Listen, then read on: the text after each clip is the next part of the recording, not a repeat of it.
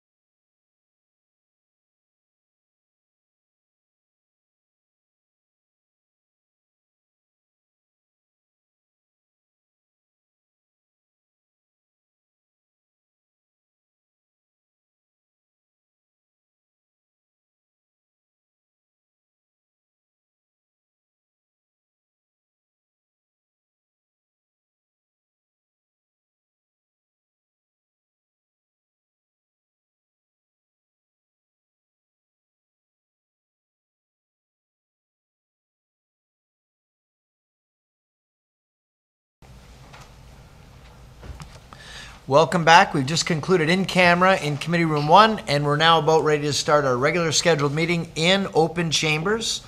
We are now going to kick off with, let me just pull out our agenda. It's a very thick agenda. We're asking everyone to be patient with us tonight. There's a lot of items as this is our last meeting of the year. So the first order is the singing of O Canada, and I will introduce the performance. Today's performance features the ensemble of a number of Niagara Falls artists. It features layering of a number of talented local performers. In order of performance in the video, the Niagara artists featured are Ashley Standish, Eve Adams, Big John T-Bone Little, Rafik Gurgis, Valerie Borghese, Steve Burnside, and Maria Vatier. So we now ask everyone to stand, please, as we play the national anthem.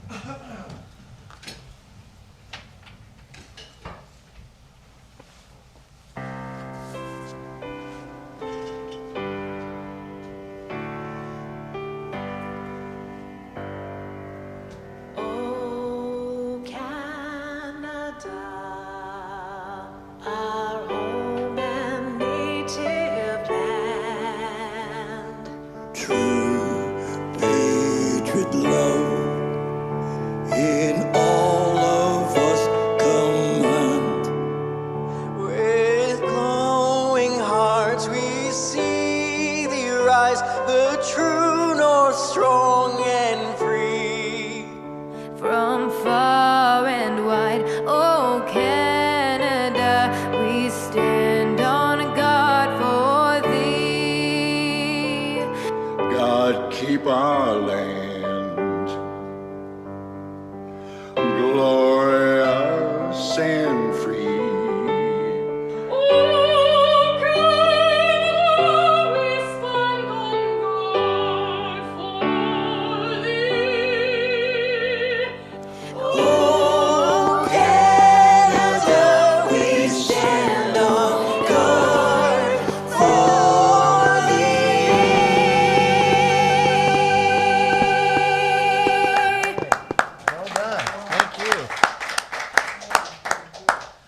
Very talented Niagara Falls artists. Thank you to all of them for the beautiful rendition of our national anthem.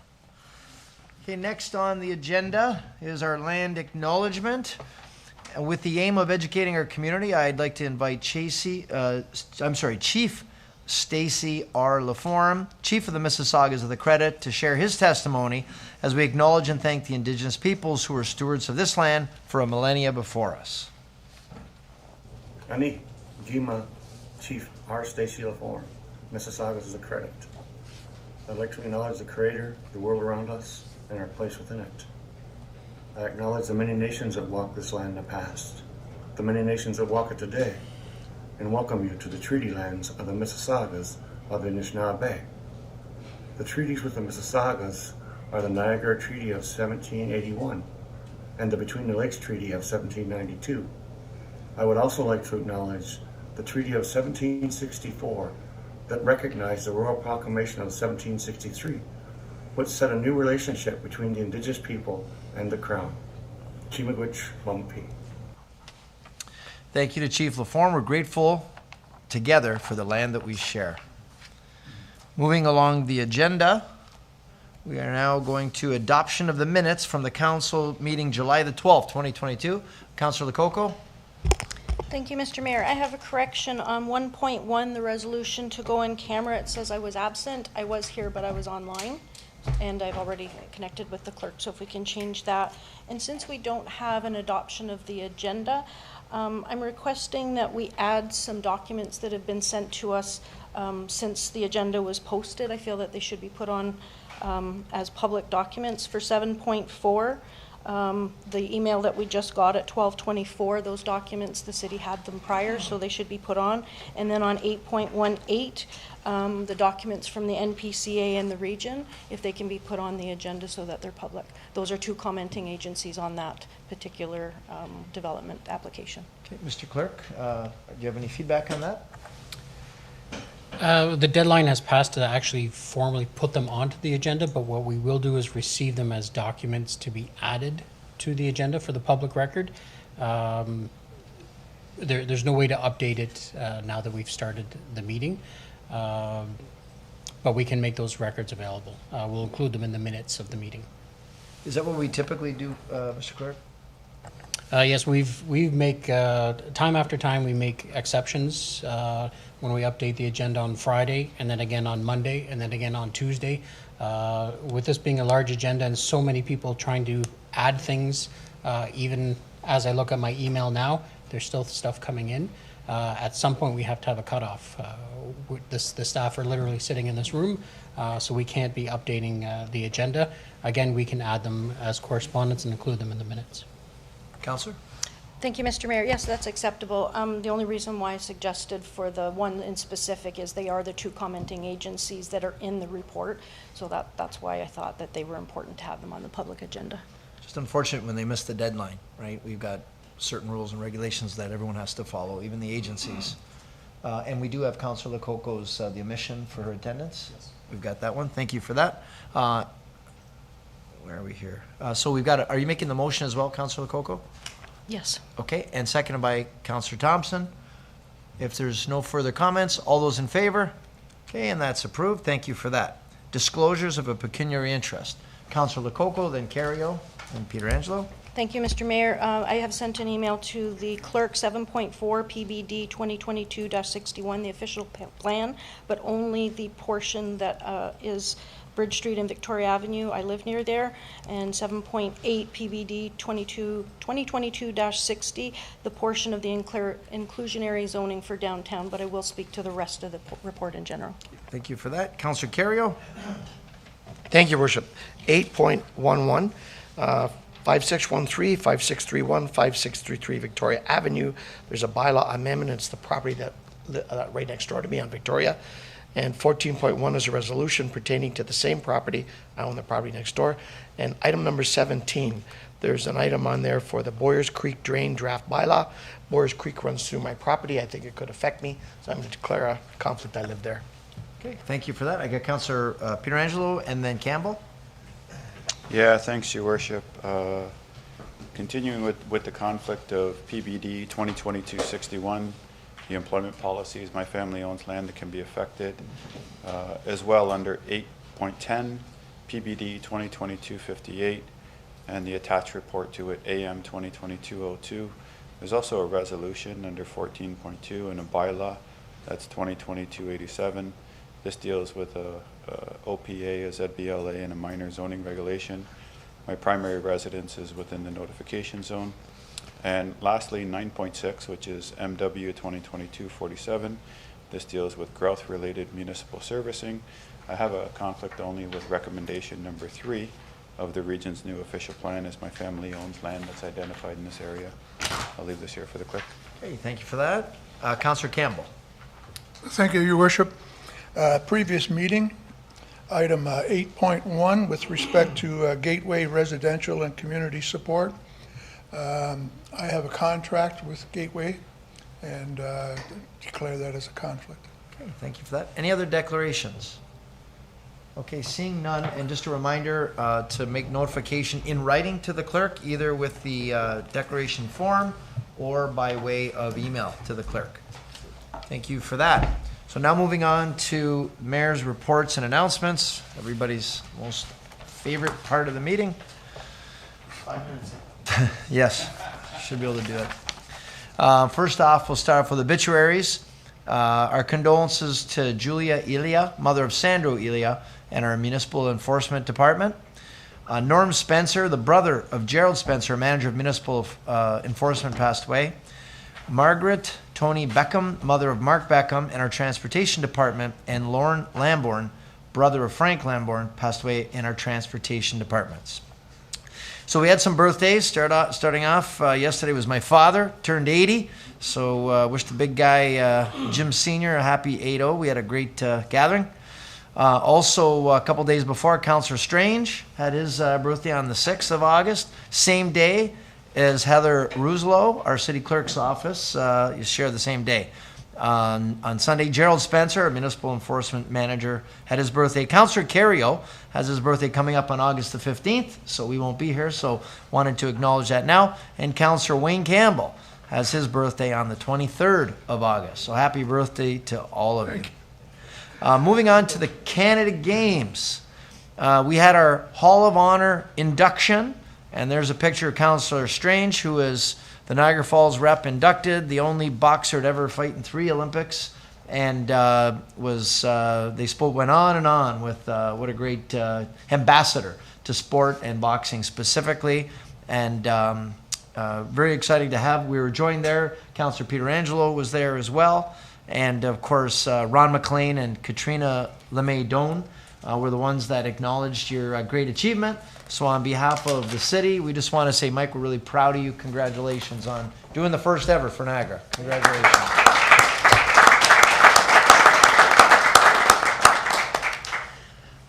We had our opening ceremonies, and it was very exciting. There we were, as athletes were getting off of a 737 jet from Newfoundland and Labrador, and as well from New Brunswick. And I was joined that day by Councillor Lococo as the athletes, hundreds of them, were getting off at our airport, which Niagara Falls is a partner in, along with St. Catharines and Niagara-on-the-Lake. And it was very exciting to see it used for its real purpose and intent, for bringing people here in bigger numbers. And also, we'd like to see it used for its proper purpose and intent for people in Niagara to be able to travel elsewhere. It'd be nice to be able to get to Ottawa, get to Florida, get to wherever we need to get to from our airport. So this was great to see. It was a great kickoff, and those were the very first athletes joining Niagara Falls. And as you can see, baseball gloves, and Niagara Falls, of course, is one of the hosts for baseball at Oaks Park, which I'll talk about in a moment. Well, no, I'll do it right now.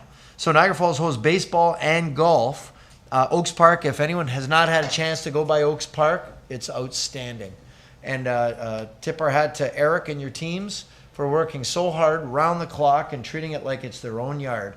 Oaks Park, really, we should be proud. And one thing that was really put to the test yesterday was the new drainage put in the outfield. And that's the big dilemma, because when it rains, you can lose a week to games, and since the games are 2 weeks, we don't have time to lose. And that downpour yesterday was torrential, and an hour later, they're playing on the field. Unheard of.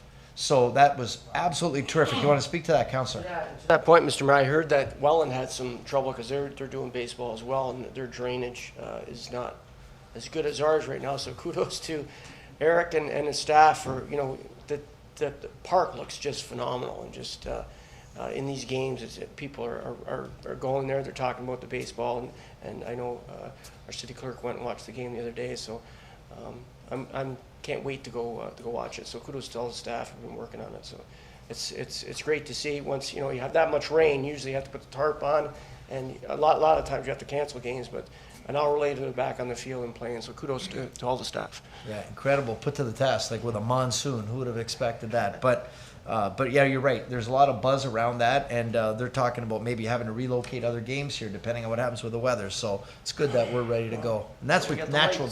Pardon me? Thank God we got the lights. Yeah, with the light, everything. The place looks. It's always been known as one of the nicest parks in all of Ontario, and it needed a little bit of a refresh. And this is a good excuse to do it. I think we should all be very, very proud. Everyone, take the time to go take in some games. Some real class ball players that you'll see from all across the country.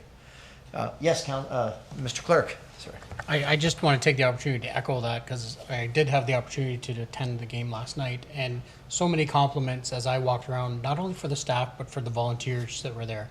They did face some of the delays due to weather, but what the delays did was it gave the fans the opportunity to watch the fireworks at 10 o'clock when sitting up high in the stands, and there was a lot of compliments that I could hear echoing around as well. So kudos to the staff, kudos to the volunteers.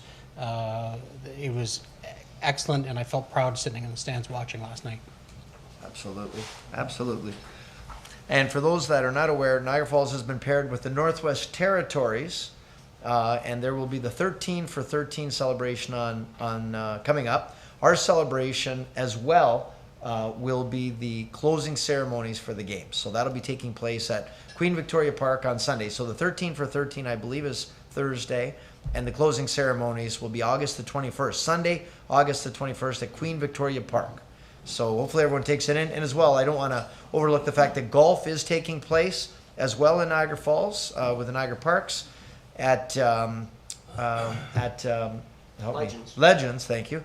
And anyone who wants tickets, you just go to Niagara2022games.ca. Niagara2022games.ca. We had a plaque unveiling for the Chippewa Docks Committee, and I was joined by Councillor Thompson, Dabrowski, and Peter Angelo as we unveiled the plaque. And this was after several years of volunteer work by our committee, and the outcome is those beautiful docks that everybody gets to use and enjoy and really participate all there is to do in Chippewa. So thank you to everybody involved in the Chippewa Docks Committee, and we're grateful that everybody stepped up. City Council representative, Step Up for Ukraine fundraiser. We'd like to thank Councillor Strange for representing the city, as well as at the Queen Street Latin Festival. Thank you, Councillor Strange, for both of those. And Councillor Thompson representing the city both at the welcome and flag raising for Ghana and welcoming the King of Ghana. The King. Yep, the King of Ghana. And as... you know what? I don't know. I guess they don't have any pictures for that, but yeah, I guess not. And nothing's coming up, so I'm guessing they don't. So, because I feel the pressure to get through this meeting, so I'm going to try to rush through. Annual commemorative service for the Battle of Lundy's Lane. Councillor Thompson, you also represented the city at that, so thank you for that. We had a number of grand openings and a lot of business happenings. First off, Lupo's Little Italy, right by across from Canadian Tire, and there you can see we're joined by Councillor Strange and Peter Angelo, some outstanding food. So if you get a chance, check out Lupo's Little Italy. We had a 25-year celebration with Stuart Berry, chiropodist. Is that how you say it? Did I get that right? Chiropodist. Thank you, chiropodist. I was also joined by Councillor Peter Angelo, so that was a big thing. 25 years just blew by, I guess, for him. We had the grand opening of Sport Check that took place here in Niagara Falls. So finally, they've returned back to the community right down by Canadian Tire. We had a hot lobster dim sum opening on Main Street, and that's been a couple of different places, but amazing. If you like dim sum, the food was just amazing, hot and delicious.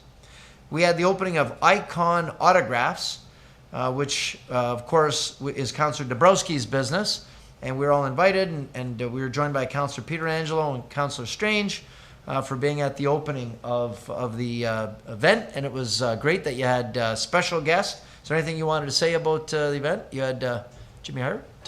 Yeah, it was great to have Jimmy Hart here. I think he's been to Canada a few times over the past 78 years that he's been in existence, but he's always traveled through Niagara Falls. And we made a point when he was here that we actually brought him to the break of the falls, and he was in awe and shared it with his family and friends, and I think he called Hulk Hogan at one point and told him where he is, so hopefully we get the Hulkster one day soon. But no, thanks for coming to help cut the ribbon, and to Councillor Strange and Councillor Peter Angelo as well. Appreciate it. Lou Ferrigno is coming. Yeah, and Lou Ferrigno, the Incredible Hulk, he's actually coming into the store on August 20th to do an autograph signing here in Niagara Falls. So we're looking forward to that. So hopefully you guys can come out as well. That'd be awesome. Awesome. Thank you for that. We had the opening of Kothu Labs. There we are. That's a new restaurant, a Sri Lankan restaurant that just opened up recently as well on Victoria Avenue, right near the 420. We had Letitia's Boutique opened up. I was joined by Councillor Peter Angelo for that on Queen Street. Some really neat fashions for the ladies. And she is going to be opening up a men's fashion place as well, so we'll be able to check that one out soon enough. We also had the opening of Goldie's Museum for doing selfies, and this is a really, really cool, rare, neat place to check out. She's also a stunt woman, so she does movies, and she does a lot of neat things. So her and her husband opened up this place, and what a cool experience. Check it out. If you get a chance, if you haven't already, get down there, Goldie's Museum. I don't know if they... No, just picture. Yeah. We noticed he has pictures of himself, right? Yeah, you're right. I don't put these pictures together, just for the record.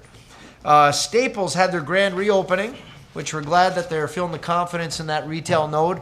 Now that Canadian Tire has come, and they brought along with them some of their other subsidiaries, which are Mark's Work Warehouse and Sport Check. Those are all part of the Canadian Tire enterprise, so we're grateful that Staples has reinvested as well. Just a note, today will be our last official council meeting. We're going to have a break for those of the fans at home that love watching and following along. The municipal elections will take place this fall, Monday, October the 24th, and we encourage everybody to exercise their right to vote.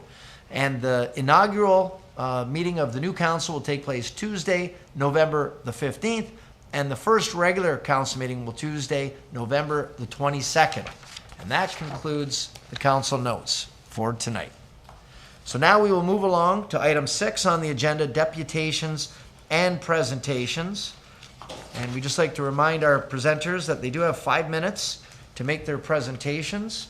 And I'll ask first off, 6.1, Parkway Fire Rescue Recipient. And I'm going to call on our Deputy Fire Chief, Ken Henry, who's going to make a presentation of the Fire Chief's coin.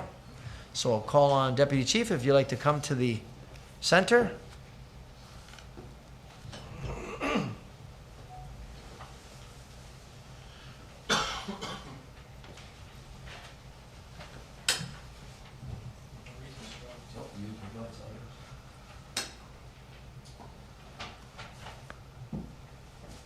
Okay, so at approximately 12:15 a.m. on Wednesday, July 13th, Maggie Letourneau, a resident of Niagara Falls, was traveling south along the Niagara Parkway with a girlfriend and happened upon a fire scene on Parkway in Sherwood.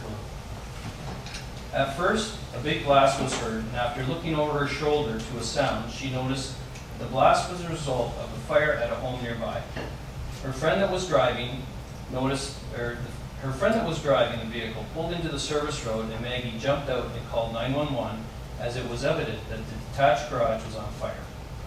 Maggie noticed that the flames from the garage were extending to both the home and the neighbor's home next door. Maggie ran over to the neighbor's home, banged on the door in order to awaken and alert them of the situation at hand. Once Maggie returned to the property in which the fire was taking place, she noticed that the female occupant was still in the home's main entrance, and Maggie was able to assist her to a safe area along the property.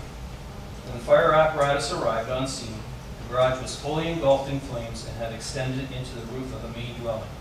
All 3 family members were safely evacuated outside, receiving patient care by EMS. It should be noted that Maggie placed multiple calls to 911 as her calls kept dropping due to cell phone coverage along the parkway. Maggie's heroic efforts to have her friend drive to the service road, call 911, alert neighbors next door to the fire approaching their home, as well as safely along the female occupant of the property on fire to the safe area. Until fire and police arrived on scene. It was a selfless act in which she is being recognized today. A fire chief's coin is presented to citizens, visitors, or staff who have demonstrated an act of bravery or an outstanding service to their community. Therefore, on behalf of Fire Chief Joe Zambito, I would like to thank Maggie for her actions at this fire with a chief's coin as a small token of appreciation from the Niagara Falls Fire Department. Thank you, Maggie, for helping keep our community safe. Maggie, would you like to come up here? There's a doorway right over there.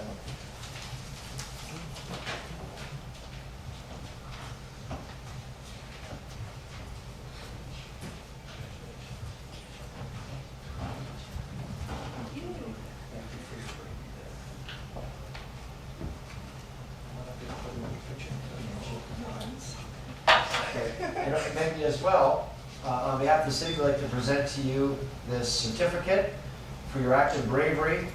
You are a hero, and we'd like to give this to you as well. And just as a reminder, and we have a little bit of Niagara Falls swag. So this is, well, just again, none of this can really say thank you enough for what you did, for your act of bravery. You are a hero, and we just want to say we're proud of you, congratulations, and this would be a great time to put our hands together.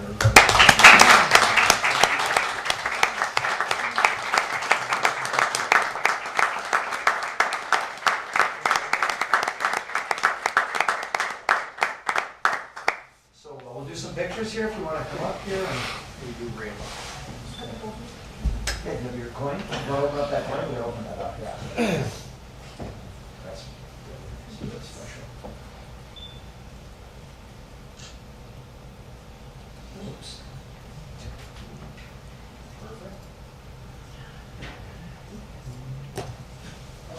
That's all right.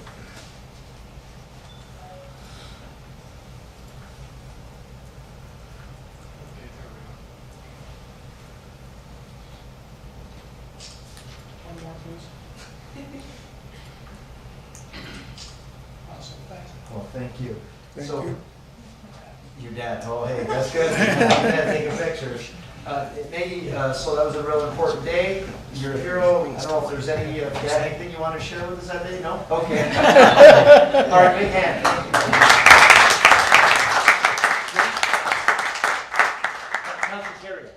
So, Your Worship, coincidentally, I didn't know this, and that fire was just 2 doors down from my home.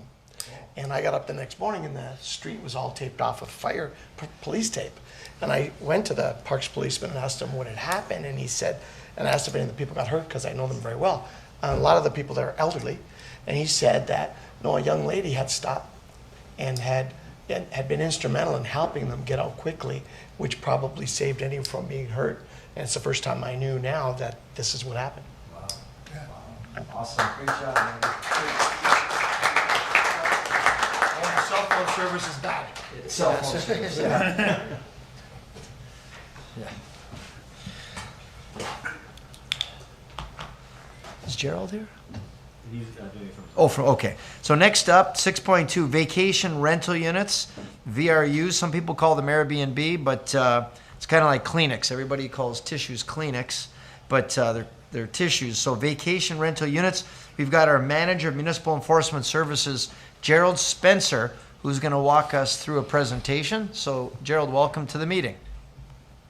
Good afternoon, Mr. Mayor and members of council. Can you see it on the screen? Yes, we do. Okay, so I'm going to do a quick overview of our strategy to enforce municipal bylaws related to our vacation rental units here in the city. So what is the City of Niagara Falls currently doing to execute enforcement of unlicensed and illegal run vacation rental units? On August the 18th, 2021, the Ontario Land Tribunal approved the official plan amendment number 127, which amends the city's official plan to add definitions and policies respecting vacation rental units and bed and breakfasts. A licensed vacation rental unit with up to 3 bedrooms is permitted in existing dwelling or a dwelling unit within the tourist commercial, general commercial, and commercial business zones subject to regulations contained in bylaw number 2018-92. How did we get here? We got here through aggressive vacation rental unit platforms. So they established a momentum of this industry with other municipalities, thus allowing an easy transition into this municipality and prior zoning bylaw language and the inability to aggressively enforce these prior bylaws through the court processes. So vacation rental units are a global trend. They're certainly not a fad, but a real industry that we need to deal with here in the city. There are more than 6 million listings worldwide. 450 million people have used vacation rental units worldwide. 23% of Americans have used vacation rental unit platforms. And the Marriott, the largest hotel company, has 60,000 vacation rental homes in addition to its traditional hotel assets. So what's the city currently doing? The city has access to software that identify approximately 1,000 current illegal vacation rental units here in the city. The rental channel of this software depicts approximately 80%, this changes, of Airbnb, and 6% from the VRBO websites and 14% from both.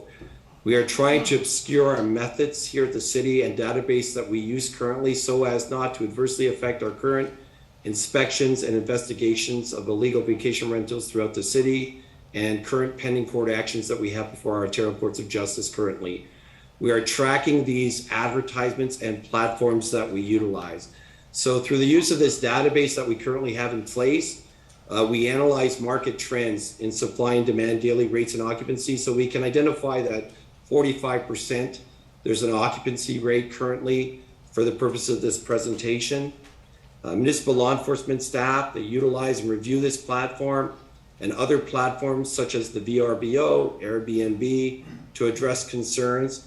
This platform that we currently utilize, it redirects to those platforms. So this is an example of the software that we're currently utilizing without mentioning what the software name is. As you can see, it fluctuates. So for the purpose of this presentation, 82% of Airbnb. So most of the listings are through the Airbnb website, 6% are through the VRBO, and 12% of both. So this is currently what you're seeing on your screen is what we have currently in the city of Niagara Falls that are operating illegally. So we do keep track and record of everything that's happening here in the city.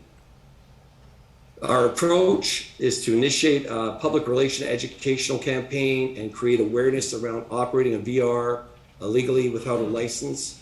This is to encourage voluntary compliance and education, continue vigilance enforcing vacation rental units using current advertising bylaw legislation that we certainly just put together that speaks to the advertising of the platforms. This is yet to be tested in courts. There are matters currently before the courts, as I sent council an email and the mayor an email to suggest that we currently have almost a dozen before the court system currently. The city currently conducts complaint-based vacation rental unit enforcement actions on all bylaw-related matters. The city has currently approached the Hotel Association with a financial subsidy to request for a municipal law enforcement officer, contractual staff member to conduct proactive enforcement methods, but we did not receive financial support currently from the industry. So proactive initiatives will require certainly more staff. Our approach here at the city is that we legal registered notices, so we send legal registered notices to both the owners and the financial institution that have a security interest in the property. Staff are currently issuing Part 3 summons to owner operators for non-compliance of the bylaw after the legal letter issuance. So once staff issue those legal letters to both the owner and to the financial institution, if we receive non-compliance, staff will then issue a Part 3 summons. And the first offense is a fine of not more than $50,000. A second offense currently with our new bylaws are a fine of not more than $100,000 as contained within our new bylaws. The Ontario Courts of Justice are apprised of the minimum maximum fine submissions through the Crown Brief legal legislative bylaw process. So staff are at the mercy of the courts for the fine allocation once courts determine the guilt. So we're at the mercies of the Justice of the Peace with respect to the fine that people receive, respecting legal vacation rental units here in the city. Number 5, we enforce the advertisement provisions of bylaw 2021-57 and also 2021-099 that speak to the listing platforms of a vacation rental unit brokerage or the public advertisement utilized by the offender. As I said, this is yet to be tested in court. However, we do have more than a dozen before the courts currently. Some of the challenges with the implementation of the new licensing bylaws, I don't really want to speak to them openly, but certainly if there's a question or concern with the challenges that we certainly have, I can receive those calls in confidence with members of council. We currently have advertising vacation rental unit matters before the courts, and we'll apprise council of our successes with enforcing those new matters that we have currently. Accountabilities. So we have key performance indicators that we keep track of on a complaint-based vacation rental unit matters and the actions that staff take against illegal operations in residential neighborhoods in the city. We have court statistical analysis of the actions that we take, any fines that we receive, and the status of the vacation rental units here currently before the city. The legal letter issuance, so we keep track of all the legal letter issuance we send to the financial institution and to the property owners. And we note any Part 3 summons issued against those owners and offenders through the prosecution and courtroom processes. We keep historic records of specific properties for increased fines and any further actions that we may take against the same individuals that own the same properties. I should note that we did do a campaign where we sent letters and comprehensive packages, both myself and the city clerk. We issued to the VRBO CEO and the executive offices of the bed and breakfast platforms. Those packages contain letters of the current legislation, the current regulation, the current OLT, not OLB, but the current OLT, it's changed its name, the case numbers, the new licensing bylaws, the application processes for the TCGC and the commercial business zones. This is an example of the statistical analysis over key performance indicators that we presented before the Hotel Association. This is how we track it. We also track it by way, obviously there's no numbers here, but we do track it also currently by way of the land manager database program that we currently have here at the city. In summary, this is a resource intensive action. So each investigation is very time consuming and there is a potential for a large number of illegal units. The platforms will not proactively enforce or monitor compliance with our bylaw. Our improved bylaw that we have with respect to the platforms will be court tested in the near future. It's currently being tested now. We have first appearances that are pending. We will be proactively on an educational campaign try to obtain voluntary compliance. Due to resource restrictions and many other priorities here at the city, this will remain a complaint-based enforcement strategy. And I can say that we are evaluating the administrative monitoring penalty system with respect to vacation rental units. So what we're doing is we have an AMP program currently that we're looking at for Q1 of 2023 that speaks to the administrative monitoring penalty, which circumvents the whole courtroom process. And that's it, Mr. Mayor, members of council. Thank you for that, Mr. Spencer. Do we have any questions of council for Gerald? Councillor Thompson. Yeah, I don't have any questions. I just want to say we're very fortunate to have Gerald here in our workplace because he is doing such a great job. I talk to him probably 3 or 4 times a week about problems. And with the vacation rentals, this job has totally changed. It's, anyway, I appreciate what you do.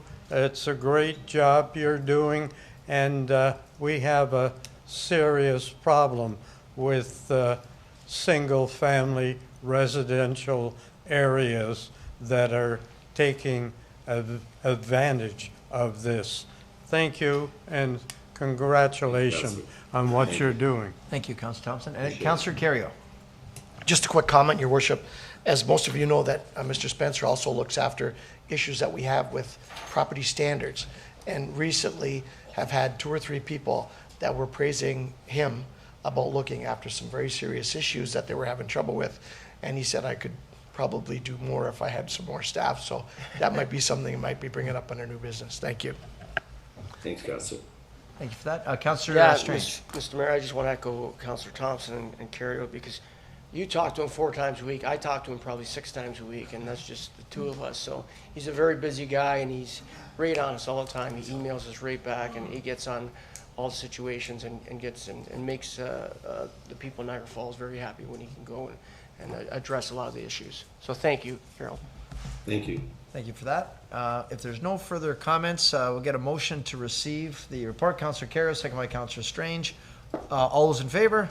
Okay, and that's unanimous. And Gerald, thanks again. Obviously, you're always available, and you get a lot of calls, and you have a lot of issues. Seems everything seems to fall at your feet. So thank you. Appreciate you always being accessible as well for all of us. Okay, good luck on the elections to all. Thank you, Mr. Mayor. Thank you very much. Okay, bye-bye. First sheet. Oh, okay. All right, so we are. Just based on the time, we are 10 minutes prior to the advertised start time for our planning public meetings. I could suggest that we skip forward to section 9 of the agenda, which is the consent agenda, and we can press on for a few items there until we reach 2:30 p.m. All right, so let's move to consent agenda. What's the will of council on the consent agenda? Councillor Pietrangelo and then Lococo. Yeah, I'll move it, but I wanted to speak just on 9.6, Your Worship. 9.6, okay, why don't we do that first? We'll deal with 9.6 and then we'll see what Councillor Lococo's got. All right, thanks, Your Worship. Yeah, I think a few weeks ago it was reported in the paper that the city is looking at, I guess, reconstructing Main Street in Chippewa and doing all the underground services. So I had touched base with Mr. Nickel at the time just on 2 issues. I think it was reported in the paper that there wasn't enough room for bike lanes. So I just wanted to let Mr. Nickel know that I supported bike lanes on any major arterial road that we have. I think there is enough room for bike lanes, so that's a good thing for cyclists and people who use those lanes as well. And then the other thing that I wanted to talk to Mr. Nickel about was the sewer main that would be going underneath the road. Because I know, Your Worship, a long time ago, I had brought up the fact that once the new sewage treatment plant gets built, I was hoping that all the flows that come from the south side of Chippewa would end up going to the new sewage treatment plant. So Mr. Nickel was nice enough to put together this report, and although I do have a conflict on recommendation number 3, I just want to talk about the items that deal with the Chippewa wastewater servicing. It says in the report, Your Worship, upon completion, the new trunk sewer would intercept all flows coming from the properties on the south side of the Welland River. So what that means is that anything on the south side of the river will flow by gravity to the new sewage treatment plant, which I think is amazing, Your Worship. It's unbelievable that we're at this point, actually, because I know you'll remember a few years ago when the region was doing their master plans, and one of them was how we flow. Here at this council, we started by making a motion that they consider, having a new south end sewage treatment plant in Niagara Falls. That then became the #1 recommendation that went to regional council. Regional council adopted that. Now, the second thought that was brought back is how do we use that to help the problems that we have in Chippewa in terms of sewage flow and get everything to flow by gravity. And I had brought forward the idea that everything that's on the south side of the creek end up going through a main line all the way down to the new plant. So it's pretty amazing to see that that's going to become reality, Your Worship. So the new sewage treatment plant will be built in 2027. I guess the only question that I would have of Mr. Nickel, I noticed that the Chippewa servicing timelines are a little bit out there. So hopefully staff can really have some discussions with the region in terms of letting those come to fruition a little bit sooner than the timelines that they have there. From a municipal perspective, Your Worship, I can't think of many things really that are more important to us than water, sewer, your roads.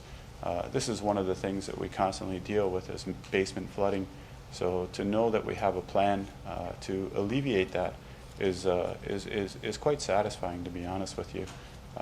We know that a lot of times pumping stations are what present a problem, and if you take a look at the report that's in front of us today, you'll see that once the new south end sewage treatment plant is built, we're actually going to be getting rid of 3 pumping stations. We're going to be getting rid of the south side of High Lift, we're going to be getting rid of the Gardner one, and the Grassy Brook one. And that means that all the people in that area, their sewage is now going to finally flow by gravity to the new sewage treatment plant, which means that they really won't have any obstructions or anything to worry about that's going to cause basement flooding. So I just want to say to Mr. Nickel, thanks very much for bringing the report back. It's really nice to know that we have a game plan that's in place and that the region was, I guess, agreeable to our suggestion to make the entire south side of Chippewa flow to the new plant. So just want to say thanks to Mr. Nickel, Your Worship. Thank you for that, Councillor, and as well for your leadership. You're the one that brought that forward and put it on the agenda, and we did get it approved at the region. It's going to be around $450 million. It'll service all of Chippewa going south as well as Thorold and a lot of other areas. So it's going to be huge. And you're right. It seemed counterintuitive that we use pumping stations to pump it uphill to Stanley Avenue. So let gravity do what it's supposed to do. It'll be a lot easier way, more efficient way of dealing with it. And as well, we're going to be able to fix up the Stanley treatment plant, which needs a number of upgrades. Because if you drive by there some days, it's pretty ripe. So definitely appreciate that. So thank you for that. And Mr. Nichols staying on that, using his engineering team to move that ball forward. And then we'll go to Councillor Lococo. Thank you, Mr. Mayor. Yes, Councillor Iononi. I'll raise my hand on that then. Okay, Councillor Lococo. Thank you, Mr. Mayor. I wanted to pull 9.6 as well. I would accept the report as is for the update of what's going on, but I'm opposed to the settlement area boundary land expansion. That was the urban boundary that we voted on, and I am opposed to the urban boundary, but I'll accept the report for the information. Okay, thank you for that. Councillor Iononi. Thank you. As people are listening and thinking, oh, we're going to have a solution sometime soon, why is it 2027? We have developments being approved in Chippewa all the time. We're hearing from residents every day, the more development we put in, the worse their sewers are. So they have 5 more years. why is it 5 more years? Mr. Nichol? Thank you, Mr. Mayor, and through you to the councillor. So this is a regionally led project that the city's been participating in quite heavily.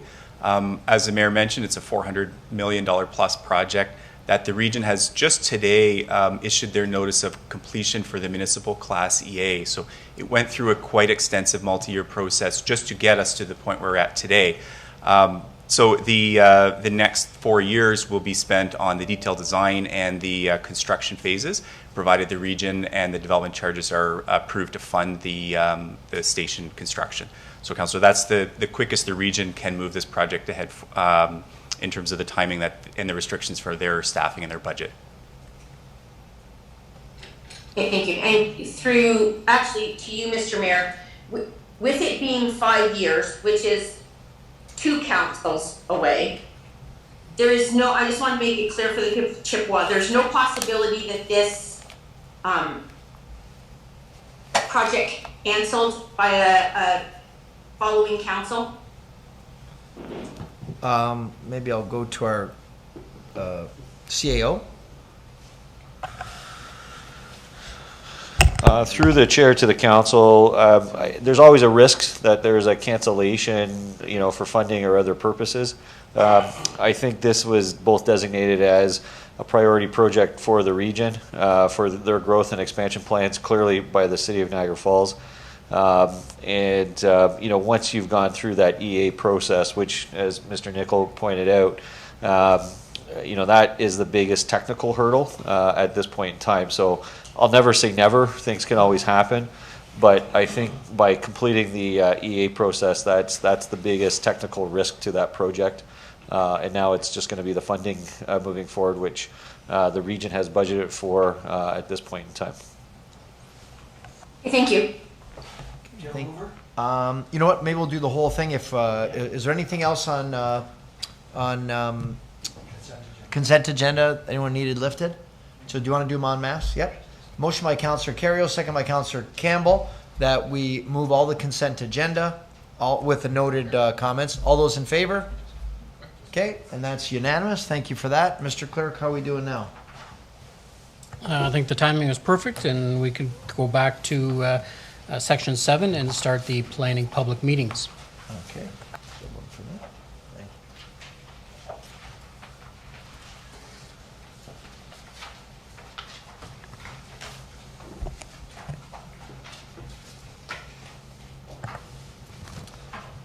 Sorry, it takes a few minutes to get through this agenda. Okay, I'd now ask our clerk if he'd be so kind as to introduce the next item on the agenda. So a public meeting is now being convened to consider a proposed amendment to the city's zoning bylaw and a draft plan of vacant land condominium to permit the development of 80 townhouse units at 5610 and 5630 Dorchester Road. Notice was given by first-class mail in accordance with the Planning Act on July 8th, 2022, and by posting a sign on the property in question. Anyone who wants notice of the passing of the draft plan of vacant land condominium and the zoning bylaw amendment to participate in any site plan process if applicable, or preserve their opportunity to appeal to the Ontario Land Tribunal, shall give notice to the city clerk immediately after today's meeting, or use of the sign-in sheets located outside the council chamber. Thank you, Mr. Clerk. I'd now ask our Planner 2, Alexa Cooper, if she'd explain the purpose and reason for the proposed draft plan and zoning bylaw amendment. Thank you, Your Worship, and good evening. Tonight's proposal, as mentioned, is for a zoning bylaw amendment and vacant land of condo at 5630, 5610 in the property immediately north on Dorchester Road. The proposal is to rezone the land to a site-specific R4 zone and to facilitate the development of 80 units through a vacant land of condo application. So here's a location map of the property and the surrounding uses for the property. Here's the draft plan that was submitted with the application that contains 80 block townhouse units. This was the landscape plan that was submitted with the application as well. And I've got a couple renderings here. So the top one is the view of the development from Dorchester Road. And the bottom is the view from the southeastern internal lane, which you can see here, looking towards Dorchester Road. So the applicant has requested approval for a zoning bylaw amendment and draft vacant land of condo. The land is currently zoned R1B and institutional under zoning bylaw 79-200. The zoning bylaw amendment requests the subject lands be rezoned to a site-specific R4 zone to facilitate the development of those 80-block townhouse units. And the draft plan of vacant land condominium application would create units of land for sale and purchase and deal with technical matters such as grading, landscaping, lighting, etc. So this contains the site-specific requested zoning regulations. So we have a minimum lot area of 248.5 square meters per unit, maximum lot coverage of 39.5%, minimum privacy yard depth between blocks of townhouses of 7.25 meters, a parking space of 1.25 per unit, a minimum privacy yard depth of 6.7 meters at the southern and northern portions of the property, and a minimum interior side yard width of 4.2 meters. An open house was held on June 8th, and density was one of the concerns raised, and in response, 75 to 100 units per hectare is permitted on along Dorchester, and proposed with this development is 40 units per hectare. There were concerns about traffic and access. In consultation with our transportation staff, there's going to be less than 50 bi-directional trips in the peak hours, and the transportation impact study concluded that no road improvements are required. Transportation staff had no issues with the conclusion of the TIS. I do want to mention that environmental assessment will be completed to evaluate solutions to forecasted traffic capacity constraints along this portion of Dorchester. This will be done through the Transportation Master Plan update that's scheduled to begin next year.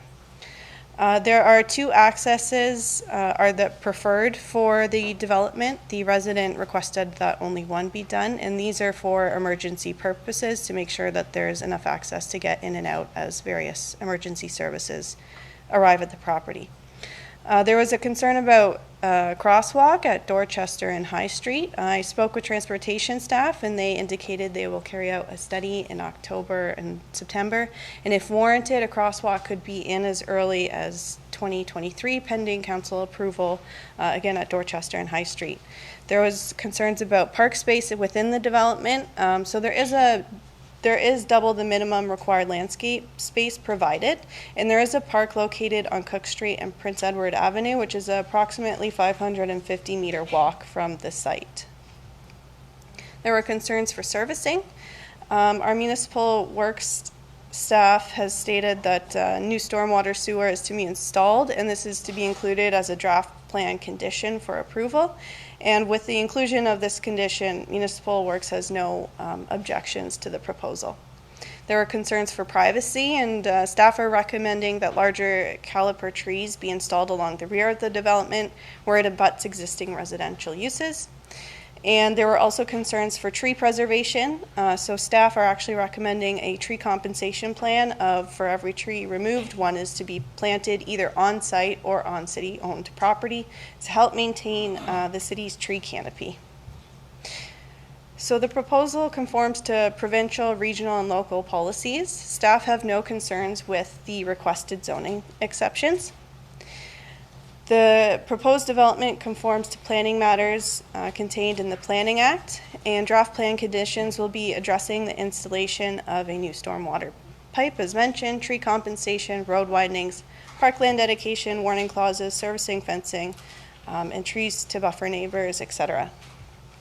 Staff's recommendation is that council approve the proposed zoning bylaw amendment and draft plan of vacant land condo as outlined in the report on the agenda today.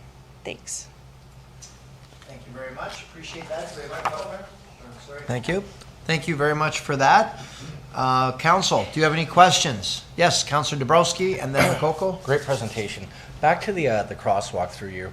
Mayor. Can you give me the timeline again? On So, when? Transportation informed that they would be doing a study in September, October, and it could be installed as early as 2023 pending council approval. And again, that's if the crosswalk is warranted and if Mr. Nickel has anything further to add. Yeah, I appreciate that. I think once the study's done, I think it is warranted, especially with that amount of homes going into that area. With Lundy's Lane a few hundred meters down the road, I can imagine a lot of those residents will be pedestrian traffic up to Lundy's Lane. But either way, thanks for the presentation. Okay. Thank you.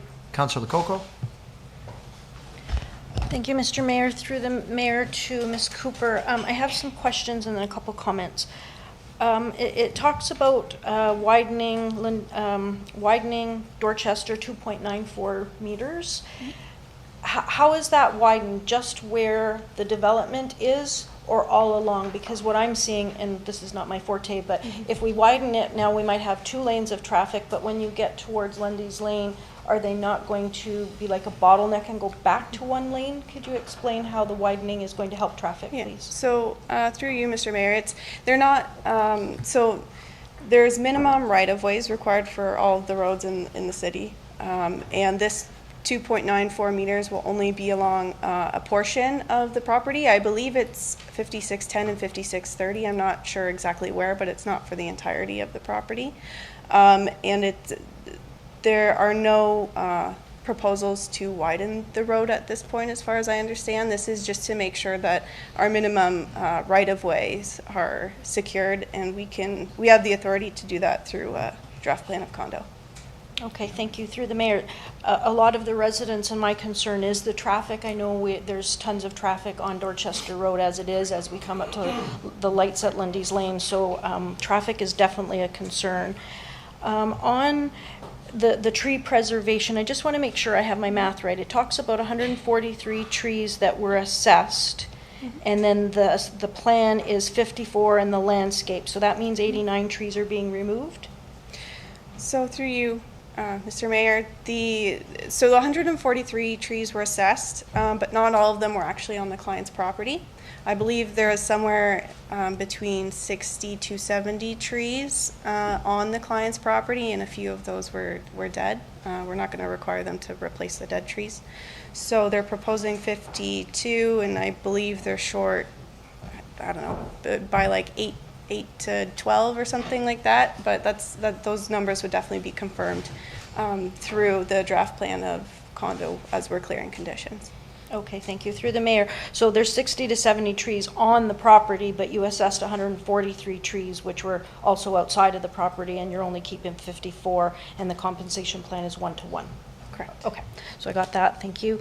I'm really happy that the trees that are going to be replaced are 75 millimeters. I actually measured it out because before we were talking very small, and now 75 millimeters is probably about this big, so that's a huge difference from the ones we were looking at before. If I can just clarify on that point, it's not every tree is going to be replaced to that side. That's just along the rear of the property where the neighbors are asking for more privacy. So not every tree has to be to that size, but we are recommending that the ones along the rear of the property be to that size. Okay, thank you. Through the mayor, another question. Some of the neighbors were concerned about the site elevation, that the elevation of the new development would be higher and their properties at the back would be lower. I know site elevation and lot grading is accordance to standard, but have we talked to the neighbors to ensure that it's not going to come into their property? Just clarification, when you mean coming into their property? Water, sorry. Drainage? Water, Okay. drainage. Yeah, so through the draft plan of condo process, you're not allowed to adversely affect your neighbors, so no water that's generated on site would be going onto neighboring properties. It would either be dealt with on site and then through the city's system. Thank you. I know that's always the intention, but that always doesn't happen. On page 13, under number 44, it's left blank. I just wanted to draw it to your attention because I don't know if something's missing or... Do you mind if I just look at your screen? I don't have it handy. Just 1 second.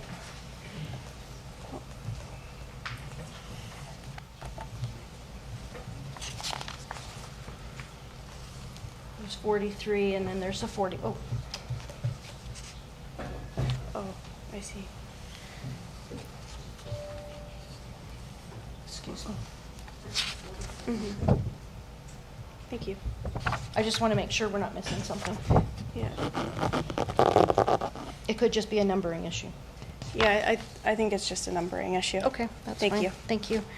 And a question regarding why are we not having an environmental assessment done before this is approved?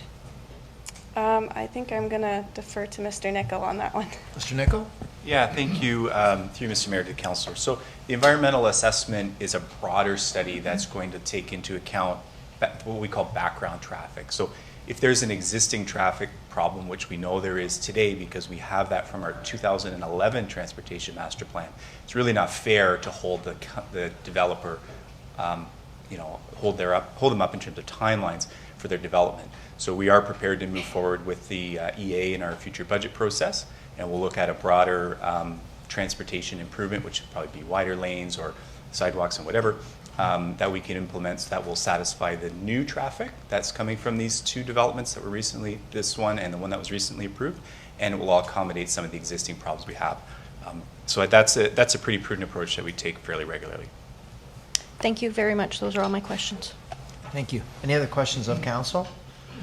Okay, thank you. Members of the public are advised that failure to make an oral or written submission at this public meeting will result in the Ontario Land Tribunal dismissing any referral that it receives. Failure to sign the sign-in sheet will result in staff rejecting an appeal as per section 3419 of the Planning Act. Council will now hear from anyone other than the applicant who wishes to speak to the proposed draft plan and bylaw amendment. Is there anyone here other than the applicant who wishes to address council? Yes, if you'd like to come forward to the microphone.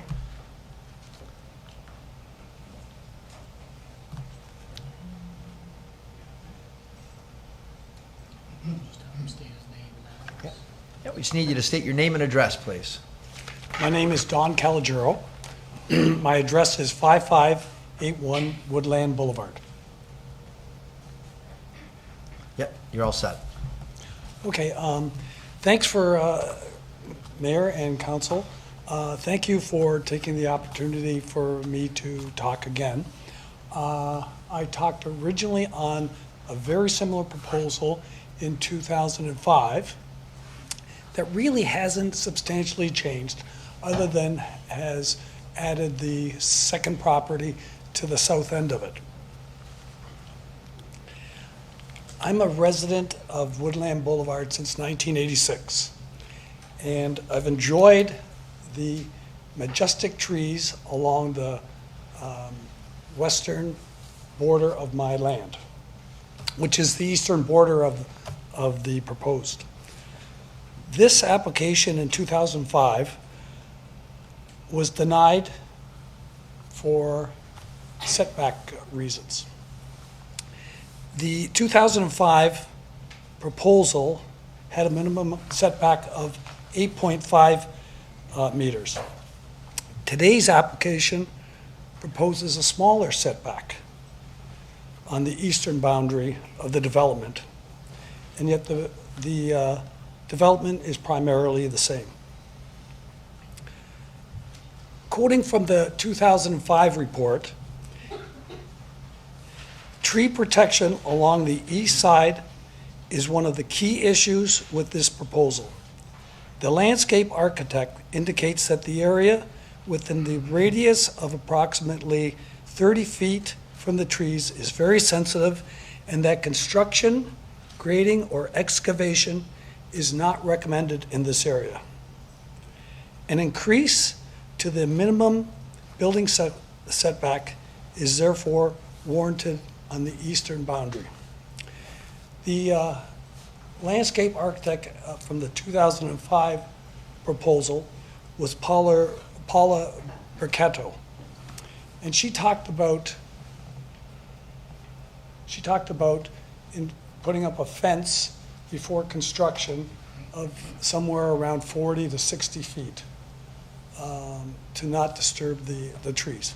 Now, to tell you about the trees there, I don't know if you've been by that area, but some of the trees, in fact, on the arborist's statement, he has one tree that's actually It's classified in his presentation as a owner tree, but it's actually on the boundary. It's actually a shared between myself and the development. And I actually ran my fence when I first purchased the property in '86. I had a dog and I had to put a pool in, so I had to run a fence. And rather than run it right along the boundary, I actually ran it inside my property, not to disturb the tree. And the tree is listed as, I think it's 135. But anyways, it's one of those trees that is literally this big. And it's the one that's actually scheduled to be demolished. And yet it says it's in good health. So I'm really concerned about the trees in the backyard along that whole eastern development side. And it's primarily on the north end that all those trees are. So I'm opposed to the setback. I'm not opposed to development. And I would request that that we increase the eastern boundary setback.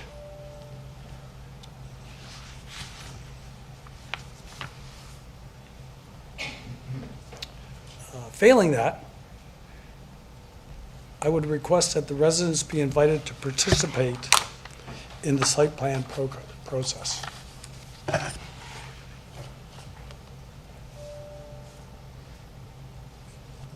Any questions at all? Okay, yeah. Any questions of council for Mr. Calogero? Okay, so we don't have any at this point, so what we'll do is we'll get these addressed when we get the applicant up here. Okay, thank you. Okay, thank you. Is there anyone else other than the applicant who wishes to address council on this matter? Okay, seeing none, council will now hear from the applicant. Is the applicant prepared to come forward? What's that? For you? 5 minutes notification. 5 minute notification.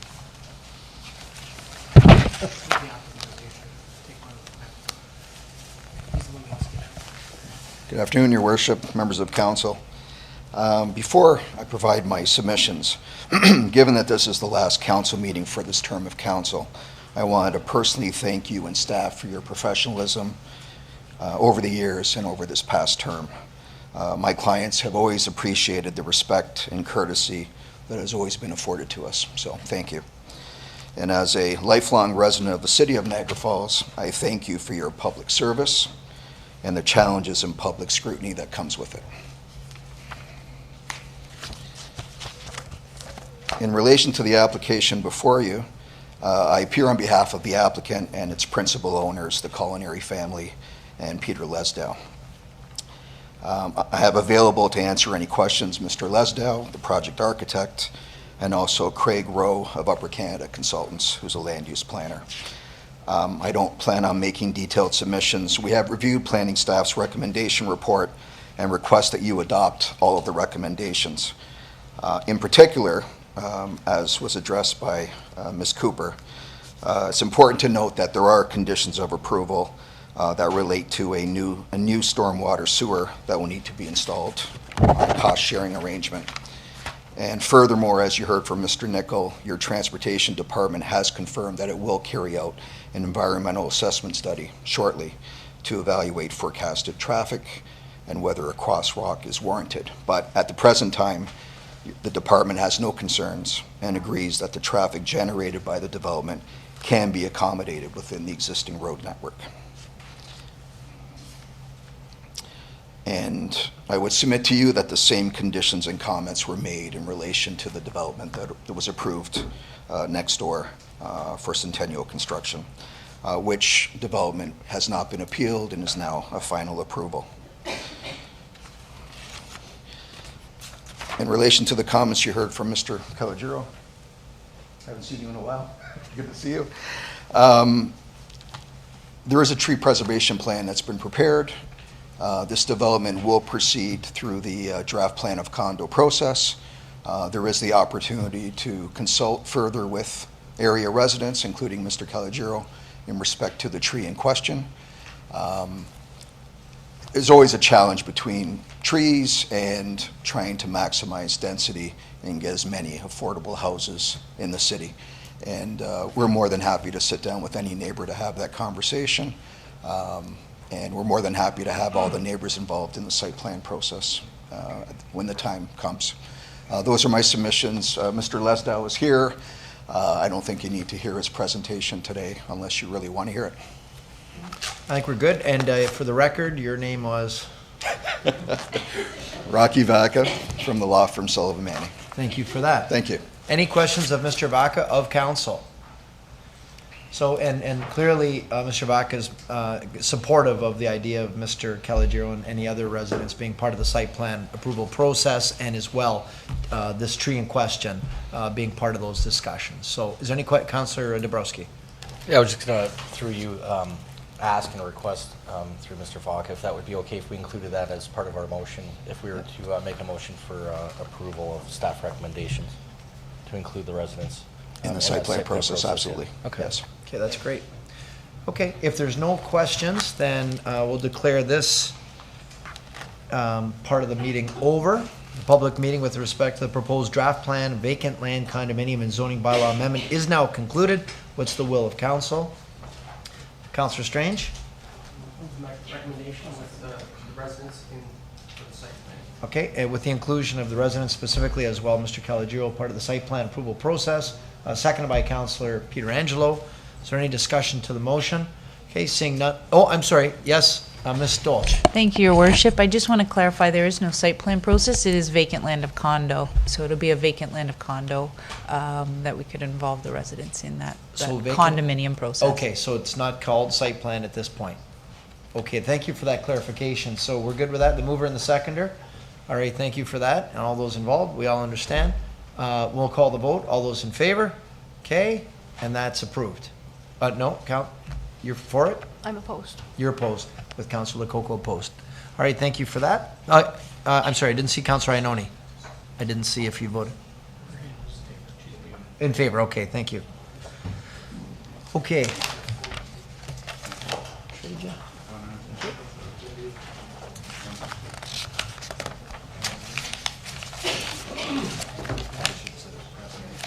What's that? Oh, yes. No, I know. No, you're right. Okay. But no one actually exceeded the 5 minutes. I'm not saying anything, but, yeah. All right, now we'd ask our city clerk to introduce the next item on the agenda. Public meeting is now being convened to consider a proposed amendment to the city's zoning bylaw to permit the mixed-use development of Building A at a height of 16 stories and 57 meters, providing 168 apartment dwelling units, and Building B at a height of 14 stories and 48 meters, providing 286 apartment dwelling units at 5528 Ferry Street. Notice was given by first-class mail in accordance with the Planning Act on July 8th, 2022, and by posting a sign on the property in question. Anyone who wants notice of the passing of the zoning bylaw amendment or would like to preserve their opportunity to appeal to the local planning appeal tribunal shall leave their name on the sign-in sheets that are located outside of council chamber or notify the clerk immediately upon the conclusion of today's public meeting. Thank you, Mr. Clerk. I now ask Julie Hanna, our planner 2, to explain the purpose and reason for the proposed bylaw amendment. Good afternoon, Mr. Mayor, Council, and members of the public. This afternoon, I will be presenting the application received for 5528 Ferry Street, which is seeking to amend Building A and Building B for height and other regulations. The location map is shown before you on the slide. The property is outlined in blue and is bordered by Stanley and Ferry Street. The site plan indicates Building C with no changes proposed, and Building A and Building B with some slight modifications to the outline of the building and the proposed changes in height.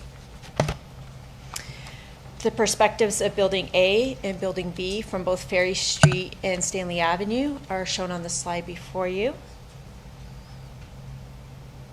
The application is for approximately 1.054 hectares of land. The zoning bylaw amendment is requesting to amend the site-specific tourist commercial zone for the permitted 6-story hotel to be developed as a 14-story mixed-use building, and that's Building B, and for the permitted 7-story mixed-use building to be developed as a 16-story mixed-use building, and that's Building A. The proposed zoning relief for the various components of the buildings and their height are shown on the slide before you and are outlined in detail within the report. Staff are supportive of the various zoning relief requested with the parking regulations being amended as noted in the report. We held an open house and no members of the public attended and no written comments have been received. The proposal conforms to provincial, regional, and local policies. We recommend the zoning amendment subject to not implementing the requested encroachment as the existing regulation is greater than what is requested. Since the time that the presentation was made, we did receive a wind study in which the findings have been deemed acceptable by the city staff, and we will be addressing all matters of mitigation at the site plan stage and will not implement the holding provision. The plan will be subject to site plan. The recommendation is that council approve the proposed official plan and zoning bylaw amendment as outlined within the staff report. Thank you. Thank you, Ms. Hannah. Do we have any questions for our planner? Yes, Councilor Coco. Thank you, Mr. Mayor. Through to Ms. Hannah. On one part of the report, it says that no off-site parking is proposed, but then in other parts, it says that there's a potential to secure off-site lands for parking. Is that for individual towers that was noted, or is there off-site parking? I guess is my question. So through you, Mr. Mayor, there is no off-site parking proposed. However, in the event that it is determined that additional parking is needed, the applicant has identified that they have the ability to secure off-site parking. Okay, thank you. Through the mayor to Ms. Hannah, we've increased, the proposal is increasing the numbers of stories, but they've decreased the number of parking spaces, and they've also included bike parking spaces and ride share and the transit passes. Is that correct? That is correct. Okay, so I guess my question is, it's great to have bike parking and that sort of thing and the sharing. I don't know how well that's going to work, but the 10 ride transit, is that a one-time? Like that could be someone going to work twice. Is that every year? What was the idea behind giving a transit pass? So the intention through you, Mr. Mayor, was to provide a 10 ride pass to every occupant or owner of the building to encourage them in the future to purchase transit passes. Okay, thank you. And then it doesn't say anything in this proposal about vacation rental units. I know in a few other ones it does talk about it, so I'm going to bring it up. When I look at this proposal, it says that there's 889 apartment units. When I'm approving a proposal, I'm thinking, great, we have 889 more units for our residents. But technically, because where it is, those units could be vacation rental units. This doesn't talk about vacation rental units. Are there any plans that they're going to be vacation rental units, because then they wouldn't be residents living, and then that wouldn't go to our housing needs? Through you, Mr. Mayor, the applicant has not identified that they will be operating any of the dwelling units as vacation rental units. In the event that they do wish to, each individual unit would need to be licensed with the city, and they would need to meet the regulations, including the parking regulations, which are 2 parking spaces per vacation rental unit. Thank you. Through the mayor to Ms. Hannah. So now we have to increase it even more. We've decreased the parking but increased the height, and if they go to VRU, now they need 1 more parking space. Okay, I just want to make sure I understand that. And then those were all my questions. Thank you. Thank you. Any other questions of council? Okay, we're good. Thank you for that. Thank you. Member, I'm sorry, what's that? I'm looking at your screen. Oh, Councillor Iononi, do you have a question? Yep. Yes, thank you. Through you to the planner. Council, and I'm sorry, you'll hear some construction behind me, I apologize. Councilor Lococo asked, I think it's an important question. In this application, it talks about the applicant would have an option to look for off-site parking later. Where really, I think they need to put in this application, or at least be forthright, that they're gonna need off-site parking anyway. We've decreased it in believing that people will ride bikes or give transit passes. I have to say that's the first application I've seen include that. That would negate the decrease of parking. That makes no sense to me whatsoever. And if VRUs, and there's no better than a prime location than this one for a VRU, has to have 2 parking.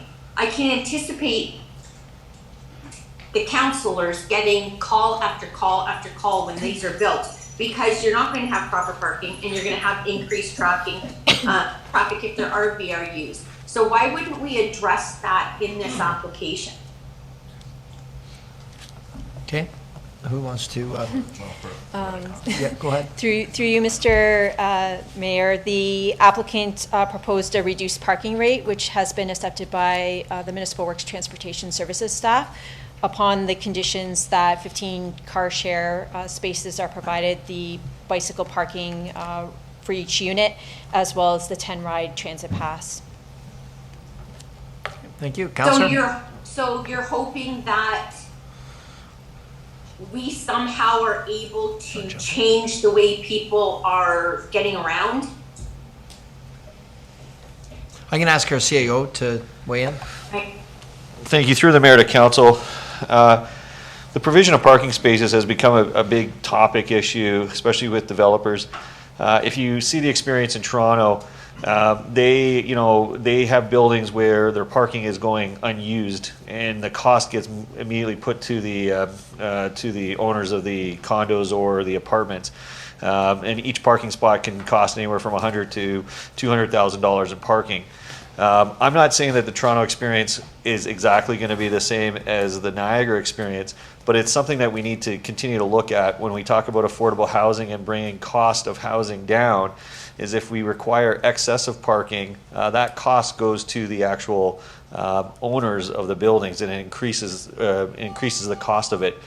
Staff will be undertaking a more updated parking study in the near future, and that's why the staff here have been creative with putting in some conditions that if the lower amount of parking is not sufficient, then there are going to be some supplemental parking provided on this proposal. But the worst thing that can happen is there's examples in Toronto where the condo buildings, they have empty floors of parking, and it just added space and negative construction costs. So Niagara isn't Toronto, I'm not going to say that. But at some point in time, we need to change behavior to become less car reliant. And as our population ages, the other thing that happens also is that you see a lot more two car homes go down to 1 car homes, and that's another trend that we're observing. So we are in that kind of flux area, and that's why I think with this proposal, with the backup of potential parking, is to provide us with some downside risk on that as we go through and do further updated analysis on parking. Yeah, Councilor. Thank you. For you to Mr. Burgess. Mr. Burgess, parking has been an issue for developers since the day I got on council. It hasn't changed in 24 years. So we've had this argument this discussion with almost every developer that came forward. I think for this application, we are losing sight of it's in a prime tourist location. There is no affordable housing spoken in this entire application. These are not going to be affordable housing units. So to use that, I think, is a misnomer. And I just want to say, I think that having an updated parking study after the fact is kind of after you've left the horse out of the barn, and the problems will already be in existence. I think the parking in this building is lacking severely. So I have an issue with that in this application. Thank you. Councilor Coco. Thank you, Mr. Mayor. I approved this development when it originally came, but the challenge I'm having is it's come back again and asked for increased numbers of stories and decreased parking. So that's where my challenge is. And I was speaking to our planner, Ms. Dolch.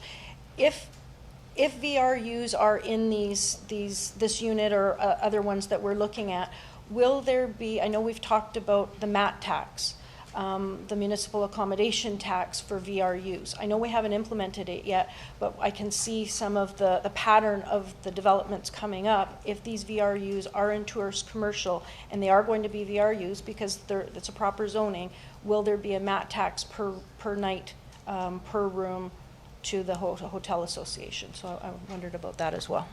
Well, I guess we'd have to ask the applicant when they get here if that happens, if that's the case. Do we have any other questions of council for our planner? Okay, so we're good for now? Oh, I'm sorry, Councilor Pietrangelo. Got to get it up high. Thanks, Your Worship. Yeah, just on the issue of parking, I guess through you to staff, I thought I heard staff say that the fallback position on this was that if it was deemed that more parking was required, that there is a piece of off-site parking that can be used to accommodate the extra cars. Through you, Mr. Mayor, we understand that the owner has approached an adjacent property owner and has an agreement that they could execute should that be the situation. Okay, so there is a fallback position that's in place, Your Worship. I wanted to ask staff as well, and I know that parking has become an issue in some of the other, I guess, neighboring municipalities. I know our CAO was talking about specifically Toronto, but some of the ones that are in the Niagara region, I believe, have severely reduced their parking requirements. I believe that Pelham is down to 1-to-1. I believe that St. Catharines is much lower than 1.4 as well. Perhaps we can get some insight from staff as to what municipalities in our area are doing right now. Yeah, Mr. Nichol? Yeah, and thank you, and through you, Mr. Mayor. This is definitely an important topic for us to discuss, and staff would love to modernize our parking rates in a future edition of the zoning bylaw. St. Catharines has approved more recently a facility with I believe it was 0.3 unit spaces per unit. That's aggressive, and that relies on transit to move those people. 0.3.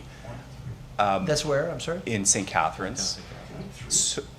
So in this proposal, the applicants here, they can talk about their strategies, and some of the things they've done to give us confidence is they've pre-sold and they've decoupled parking from their units. And so they have some experience in what they're actually, what uptake there is in people in terms of buying parking. For us as a municipality, we're seeing others move forward with higher orders of transit and higher orders of moving people. And if we want to do that, we have to make sure that our investments are into transit and moving higher orders of people and not into parking. So it's staff's opinion now that we need to start modernizing in areas of density where we don't want cars, because cars are going to relate to traffic congestion and difficulties in moving people.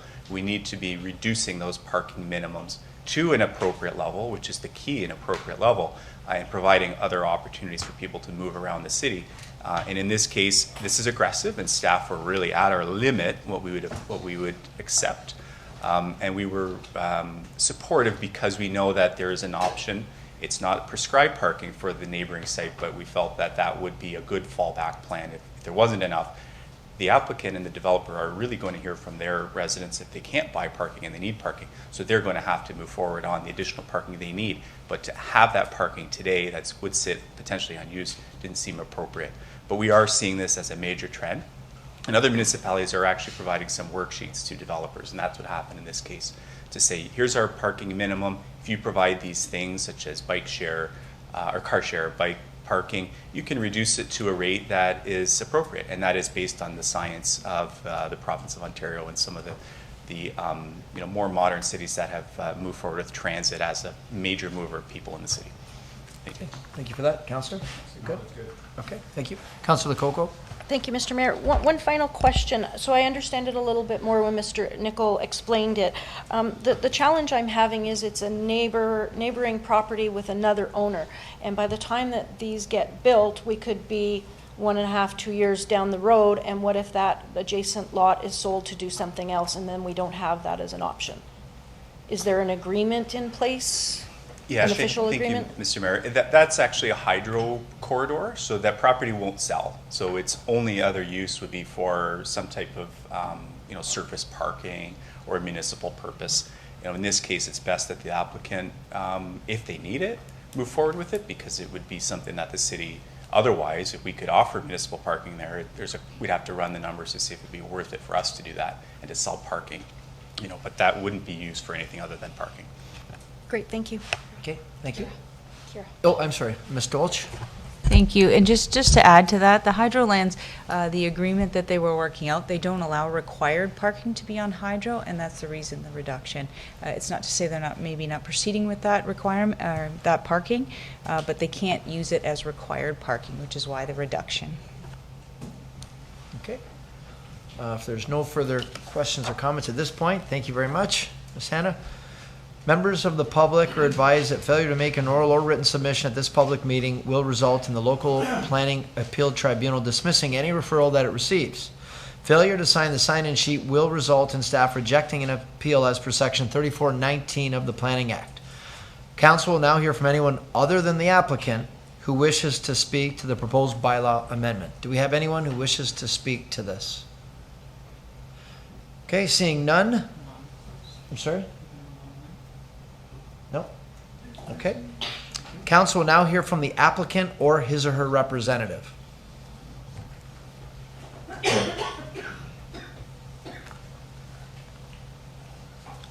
could state your names for the record, please. Yes, Your Worship. Rocky Vaca from the law firm Sullivan Manny, appearing on behalf of the applicant. I have with me Michael Allen, who's the project architect. I believe online we have Stu Wilkins, who's our traffic and parking consultant as well, if there's any questions of him. We've reviewed the planning staff recommendation report, and we agree with the recommendations, and we ask that you adopt the recommendations except deletion of recommendation number 2, which Julie mentioned is now redundant. To address some of the comments regarding VRUs, my client is building the development. He is going to be selling units, and quite frankly has pre-sold the vast majority of units, which is why he's back here looking to increase density. So what the unit owners do with those units, that's up to them. If they decide to do VRUs, then they're going to have to go through the city process and get licensed and meet the requirements. So we are completely out of that ballgame. My client has no interest in VRUs. He is simply building the towers and he's selling units. Issue of parking, through the pre-sale process, quite frankly, the majority of people buying units do not want to buy a parking space. And which was a big eye-opener for us. They don't want a parking space, which led us to conclude, and as Stu Wilkins has concluded as well in his supplementary reports, it's telling us that we're having Toronto-type development where people have no use for a parking space. So that was part of the justification for the reduction in parking. Also, pre-sales led my client to remove the hotel component of the development. He'd rather have condo units instead of the hotel, which therefore increases the number of units to 889 units and no hotel. On the issue of parking, we have worked very closely with your staff, Mr. Nickel and Ms. Dolch and other staff members. We believe we've put in safeguards and improvements that justify a reduction in parking. The car sharing provision, and Mr. Allen will go into further detail of that, but there will be 15 parking spaces for car sharing. We have indoor secured bicycle parking, 1 space for every unit, and we've offered a 10-ride transit pass for each and every unit owner for all 889 units. All these measures are aimed to encourage use of transit and other modes of travel. Other modes of travel we discussed, which are very popular, obviously, are Uber. We have the WeGo and other transit that goes through the area. And I believe the point was made that the goal should be to try and reduce congestion in this area. And what we're hearing from our buyers is they don't want to buy parking spaces. They don't want to have that included in their common area expenses. They don't want off-site parking if it's not necessary because they're going to pay for it as a common area expense in their condos. So that's what led to the change in the development. We believe that we've demonstrated to staff that we have secured a lease for off-site lands. The lease has been negotiated. All it needs is a signature and a check, but we don't want to do that unless parking is truly an issue, because the unit owners will be incurring that cost if we go down that road. Mr. Allen may have some more comments on the issue of parking. Thank you, Rocky, and thank you, Your Worship, and members of council and staff. I'm not going to get into the presentation and explain this whole thing. Questions with regards to the parking, as Rocky's alluded to, it is in the traffic report. So I do want to make it very clear that it was noted that we've reduced parking. We're not reducing parking, we're asking for a reduction in the parking ratio.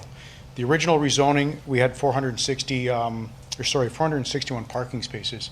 In this second round on the development, we're up to 727 parking spaces. So we've gone through an extensive redesign with adding additional parking underground that we could. We can only, under Building B, we went 3 levels. The other ones, we couldn't go any further down with respect to geotechnical, rock and so forth. In the redesign on Building A, which is facing Ferry Street, we've added 3 podiums of parking in that. So we've accommodated a 0.83 ratio as opposed to a 1-to-1 ratio. Now, saying that, this is a very unique development for our area. It's not unique from Toronto or Burlington, Oakville. And I by no means want to classify our area as Toronto, because it's not. We have something very, very unique. But the issue we do have is the infrastructure and the developments have to align. This is one of those developments that is going to get everybody working together in this area. So as Rocky's noted, has noted with respect to car share, understanding car share, for every 1 car share, that's equivalent to 10 parking spaces inside a parking unit. It works extremely well. It's actually used around the world. And I've used it in the past. If you look at some of the European cars, you can't lease a car anymore. You belong to a car club. So when you need a car, you call up and it's there for you. Life is changing in how we deal with it, and we're not dealing with just the elderly. And I know everybody wants to do these developments and say, oh, we're catering to the elderly and stay at home. This is for every demographic, but people are living at home. But when you're living at home in a development such as this nature, when you really look at this area, within 1 block you can do shopping, bakery, you can get your dry cleaning done. We want to add onto this, and it'll actually naturally take its own course.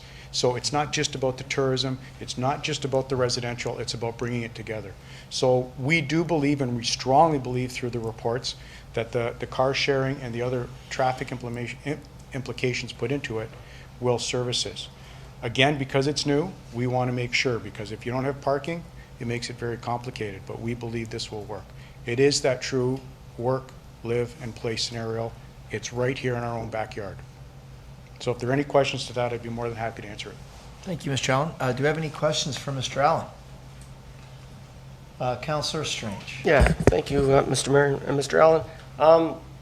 You obviously, did you say that you pre-sold a bunch of these units? And obviously you guys went up a couple stories because there was a need for units, otherwise you wouldn't do it. Is that correct? Thank you, through your worship. So I wish I was the one selling it, but I'm just the architect. But yes, I'm going to say this project is almost 75% sold out. I can confirm that Building C, which is the 30-story tower, it is sold out. He stopped selling Building A simply because we wanted to add on the additional floors.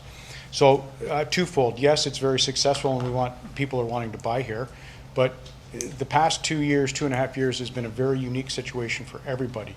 The construction industry is no different. Cost of construction has gone up at least 40%. As a developer, I have to hand it to him. He's been very smart. Instead of saying, we're losing our shirts, we're out of here, he's looked at other ways. We've sat down and we've redesigned the development to keep this thing rolling so that it'll be positive for him and it'll be positive for the city. Thank you. And you see in the new Ontario official plan that they're trying to implement is that they may go up to 10 stories with no parking at all, as long as there's public transit. So you're kind of coinciding with what they're kind of doing, and a lot of forward thinking. So thank you.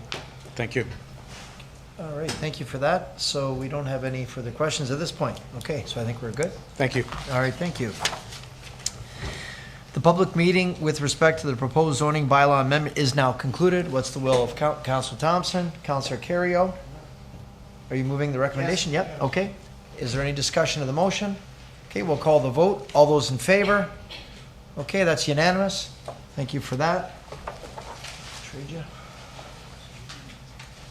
It's good you got them labeled. It's a good idea.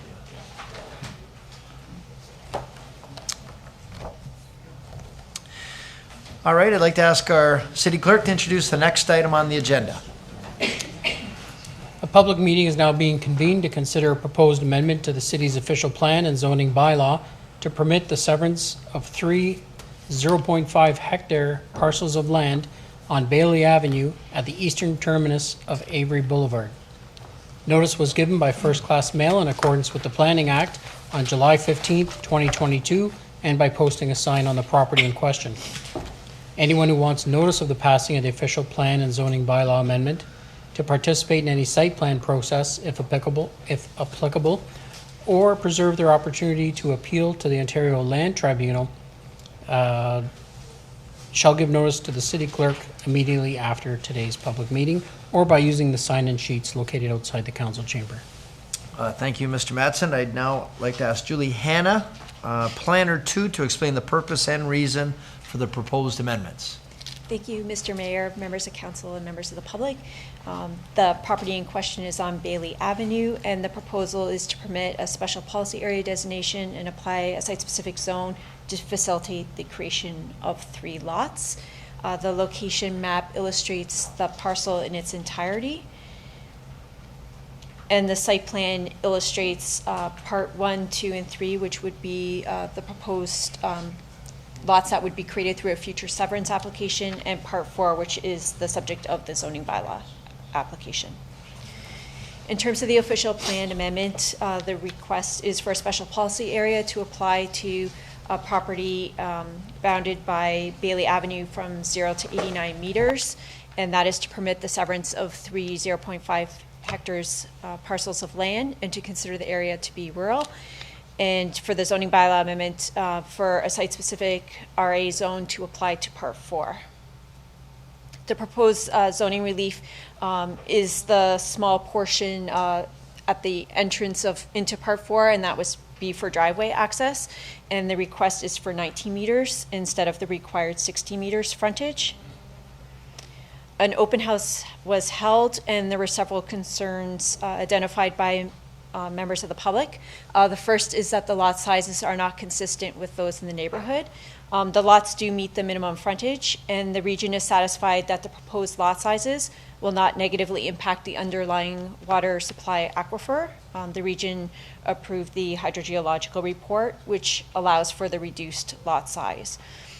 In terms of drainage, drainage and grading will be considered as part of the consent application and through the building permit stage to ensure that there'll be no drainage impacts onto adjacent parcels. And then lastly, the potential for future development on part 4. Part 4 is a retained portion, and it is fully within the good general agricultural designation, which prohibits development, and planning staff would not be able to support subdivision or condominium applications under our current policies. In terms of the planning analysis, the proposal conforms to provincial, regional, and local policies. We have no concerns with the requested official plan and zoning bylaw application, and we support the application. We recommend that council approve the proposed official plan and zoning bylaw amendment as outlined in the report. Thank you. Thank you. Any questions for Ms. Hanna? Any questions for Ms. Hanna? Yes, Councilor Lococo. Thank you, Mr. Mayor. Through the mayor to Ms. Hanna. There's obviously a lot of room. Why not go the full 1 hectare for the lots? Why go half a hectare? Through you, Mr. Mayor, the dimensions have to conform with the regional official plan, and the regional official plan's rural designation is at the 89 meter mark from Bailey Avenue, and that's why the lot configuration is the way it is. And the lot sizes, as I indicated, are supported by the hydrogeological study, which indicates that septic and water services can coincide on the lots.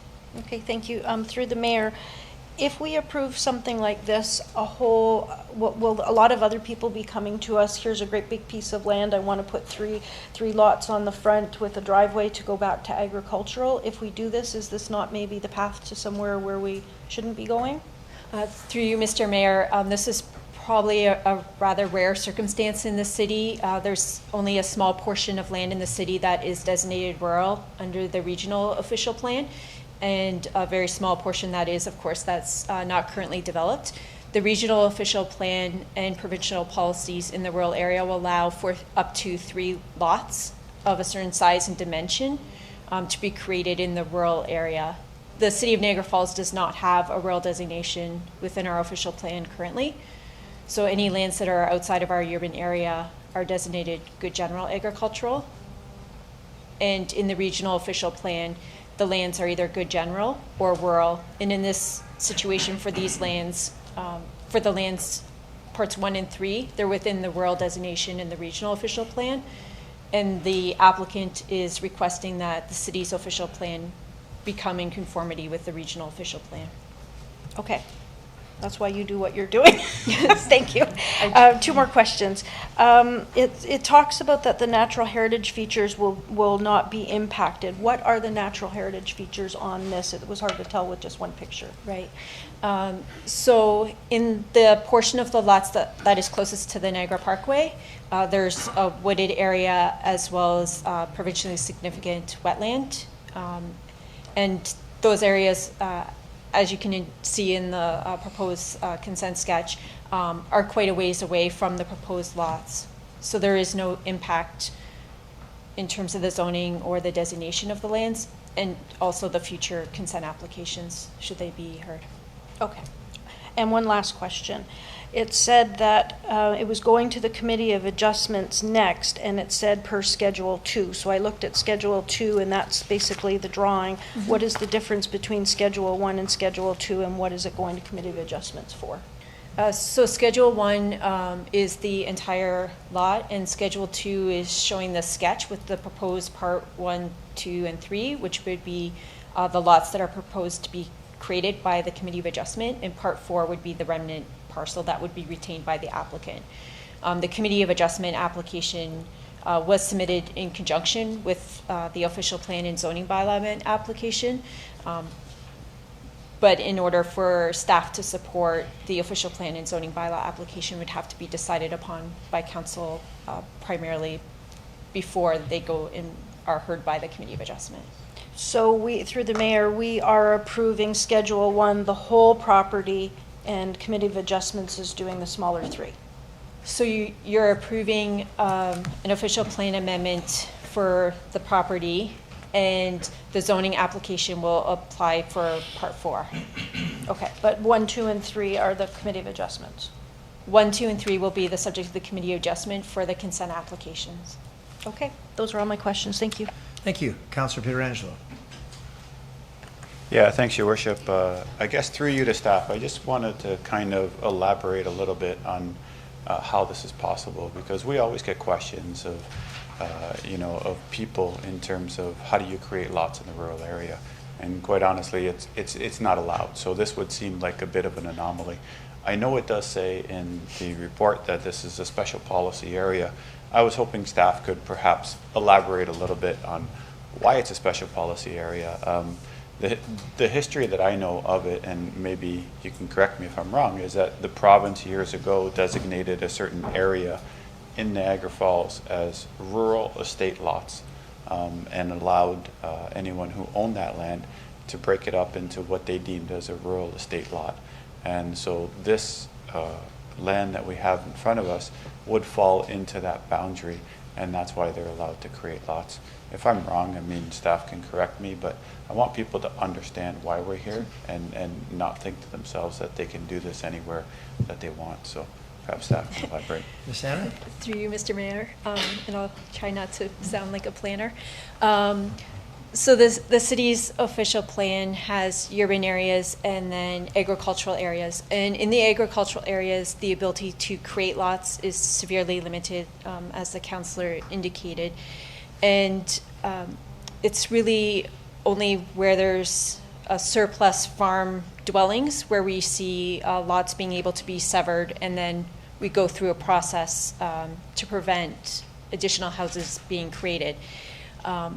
In the regional official plan, which is our upper tier municipality, they have an additional designation that the City of Niagara Falls doesn't have in our official plan, and that's the rural designation. So the region has urban areas, they have rural areas, and agricultural areas. The agricultural areas are treated the same throughout all of Niagara. In rural areas, the regional official plan will allow for some creation of lots. They have to be supported by hydrogeological studies and meet other criteria that's outlined in the regional official plan. With this application, it is designated rural in the regional official plan. The Planning Act has sections within it that discuss where there's differences between a regional official plan and a local official plan, what can be done. And so what they are doing with this application is asking that council consider these lands to have the same classification, if you will, as what's in the regional official plan, which is rural, which would then allow for the creation of the 3 lots because they meet the regional policies for the creation of the 3 lots. So it's an extremely rare situation in the City of Niagara Falls that likely is very limited in scope in terms of the ability of other property owners to utilize a similar approach. Councillor? Good? Okay, great. Any other questions for Ms. Hannah? No? Okay. Oh, I'm sorry. Oh, Councillor Ioannoni. Yep, sorry. Thank you. So basically what she's saying is if our policies echoed the region's, if we were up to date and our policies echoed the region's policy, this wouldn't even be a question. Through you, Mr. Mayor, a local municipality can be more restrictive than the region, but if our policies were the same as the region, the official plan amendment would not be required. That is correct. Okay, thank you. Okay, thank you. So if there's no further comments, members of the public are advised that failure to make an oral or written submission at this public meeting could result in the Ontario Land Tribunal dismissing any referral it receives. Failure to notify the city clerk to preserve our opportunity to appeal will result in staff rejecting an appeal as per section 3419 of the Planning Act. Council will now hear from anyone other than the applicant who wishes to address council. Is there anyone here other than, yes, if you'd like to step forward, sir, and just introduce your name and your address. As the resident is approaching the microphone, I'll just point out administratively, we do have participants online as well. And in both cases, we just ask that you keep your presentation to 5 minutes or less. Thank you. Okay. Thanks, Your Worship and council and staff. My name is Jared Hunter. I live at 3260 Avery Boulevard, Niagara Falls. So basically, I am the closest property to this subject land, and I fully support it. I wanted to start by saying that. Personally, I want to say I came to Niagara Falls in 2007 because of employment, and I fell in love with this area. And I think everyone in the GTA and everything is starting to realize that we have a gem down here. But personally, I have to selfishly say this. I kind of wanted to vent a little bit.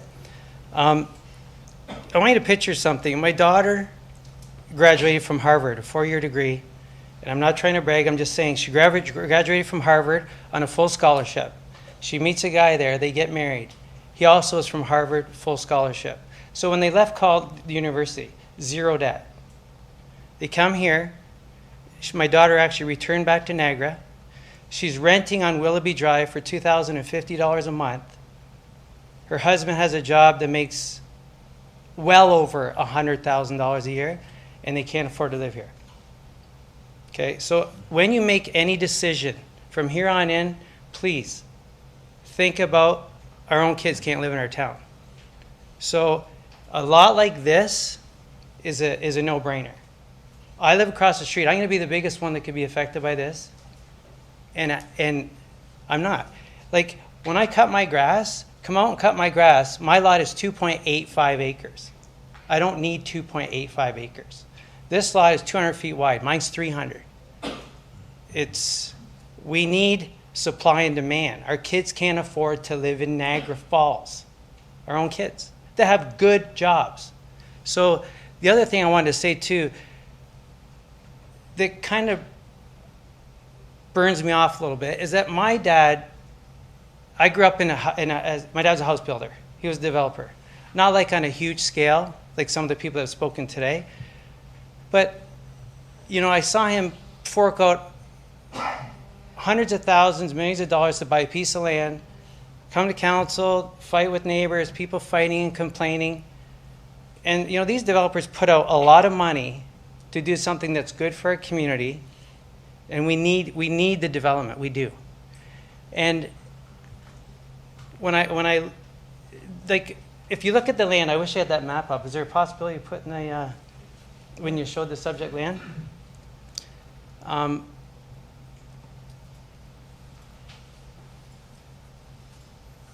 The lots across, the other closest lot to this subject, yeah, you know which one I mean probably. And what I was going to say is that, actually the one, is the other one, yeah. Okay, so if you look at the top red arrow on the left, that subject land, that first lot, that land looks really quite larger. That's a 5-acre lot. That's my neighbors directly across the street. I'm right below the bigger square lot.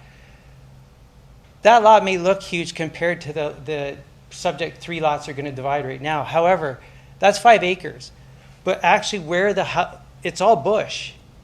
That lot that's approved, that whole side of that street, all have 5-acre lots, all my neighbors. But the actual area where their septic cistern house is way less area than those 3 lots are going to be. You know, I think that's an important part.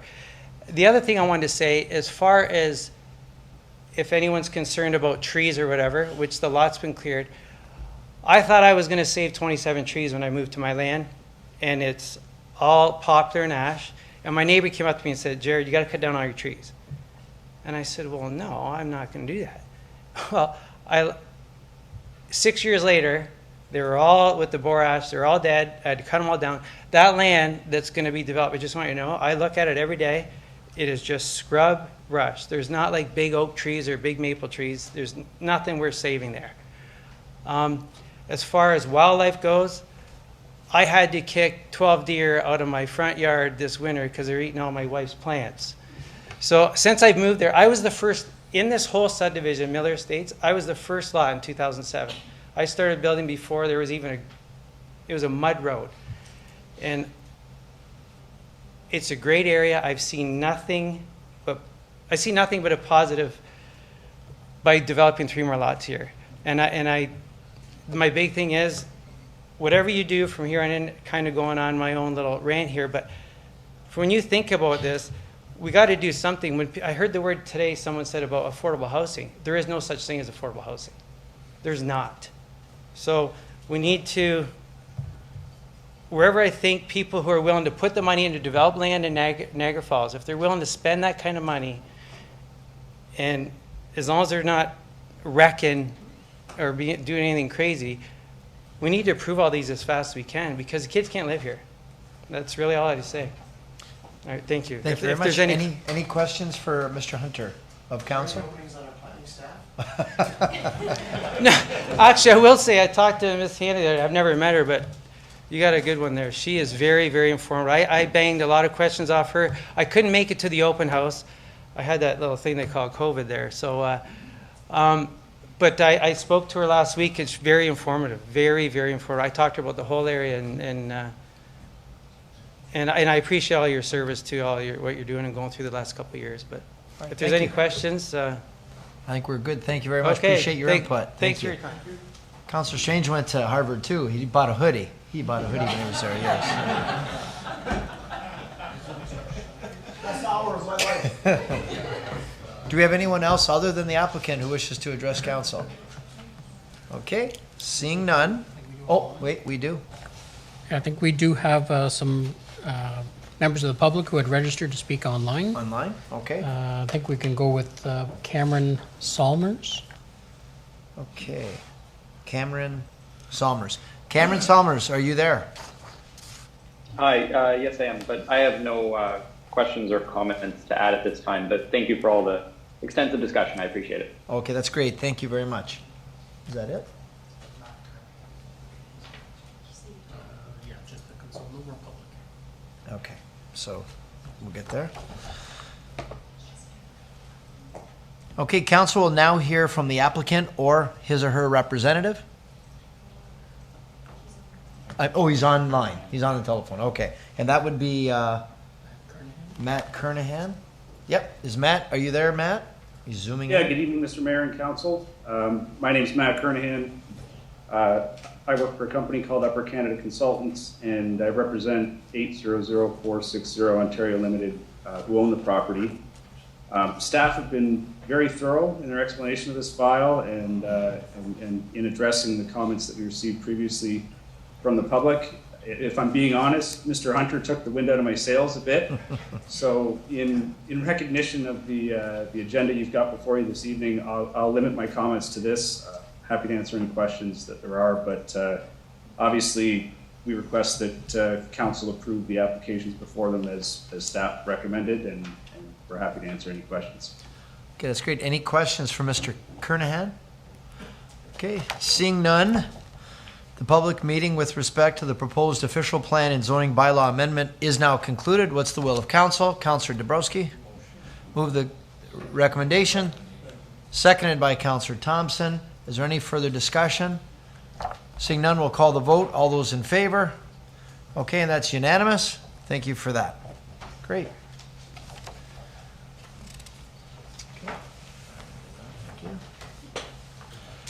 Moving along. Is it cold enough for everybody? Just want to make sure.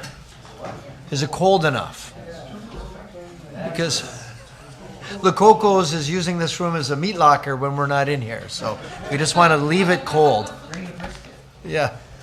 All right, Mr. Clerk, would you please introduce the next item on the agenda? A public meeting is now being convened to consider city-initiated amendments to the city's official plan and zoning bylaws. Public notice was given on July 8th, 2022.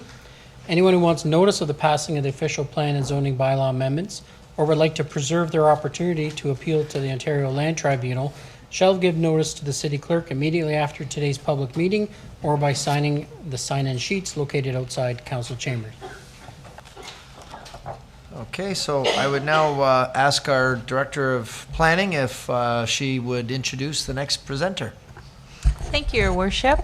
I will just start by letting you know, obviously, the employment land strategy began in May of 2020, and in December of 2021, Council did endorse an employment land strategy.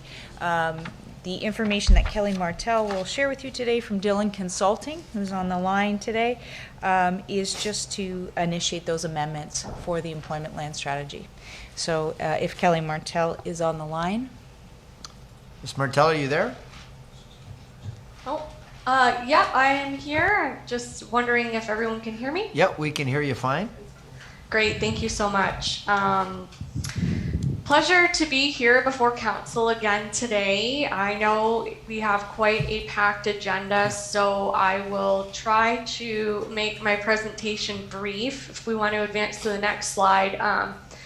Council will recall that we have been before you a number of times on this project, which, as Kira noted, began back in 2020. And really the purpose and overview of the Employment Lands Project is to support that strategic priority of ensuring an adequate supply of accessible industrial and employment lands and making sure it's available in the right locations, ultimately contributing to this long-term vision and planning framework to enhance the city's competitive position for industrial and office employment.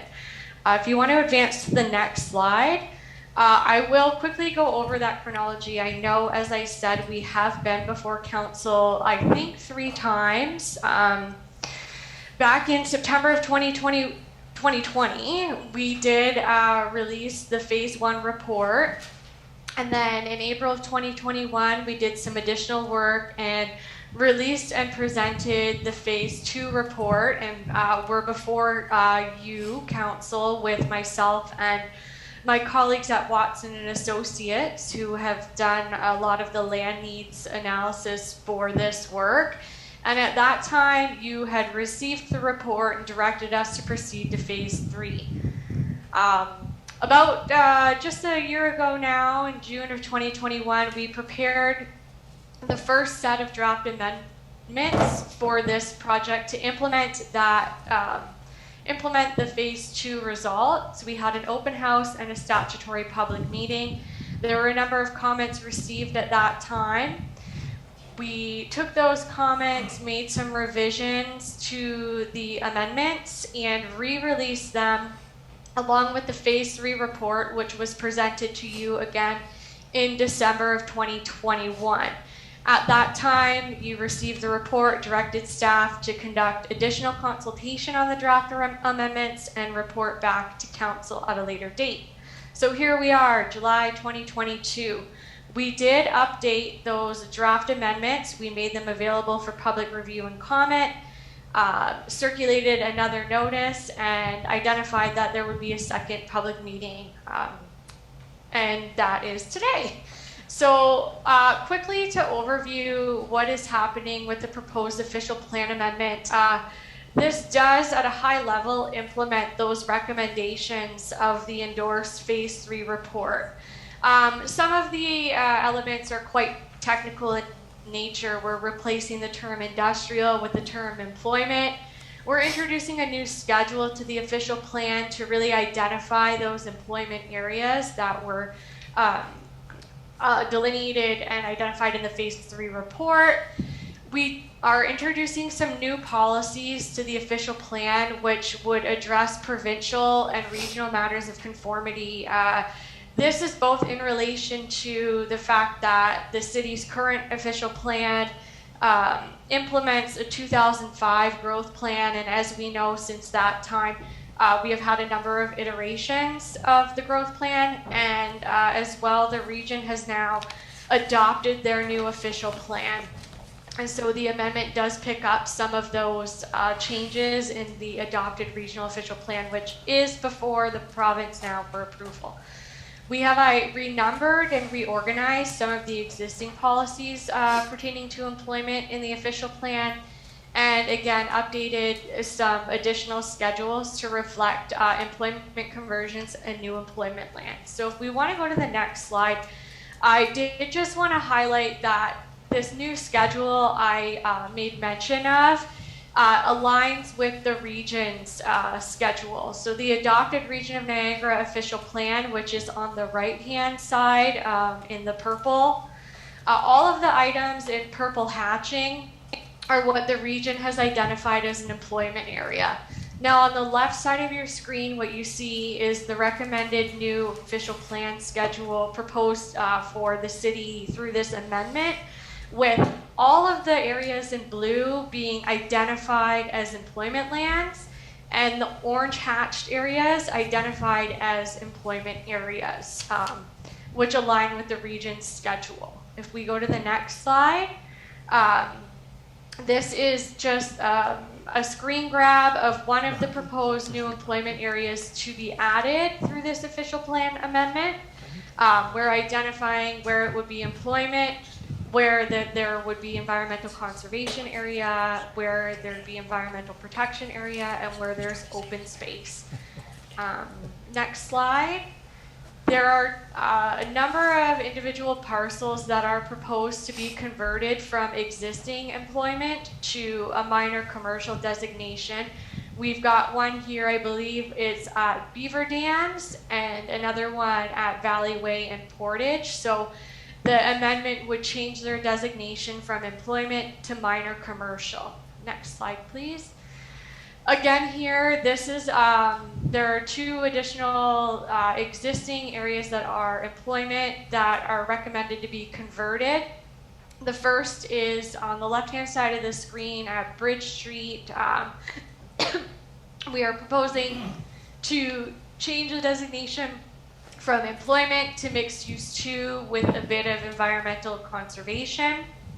And then Finally, on McLeod Road, there is a proposed conversion from employment to a special policy area to allow for consideration of uses that are not employment. We can go to the next slide. Along with the official plan amendment, there is a zoning bylaw amendment to implement some specific regulations on the sites that are changing, or in this case here, what's happening is the city has two zoning bylaws, bylaw number 395 and bylaw 79-200. So what we are doing for kind of clarity and consistency is bringing this parcel into the new zoning bylaw and applying a prestige industrial zone to portions of the land, and environmental protection to the balance of the lands, and open space in a couple of instances. Next slide.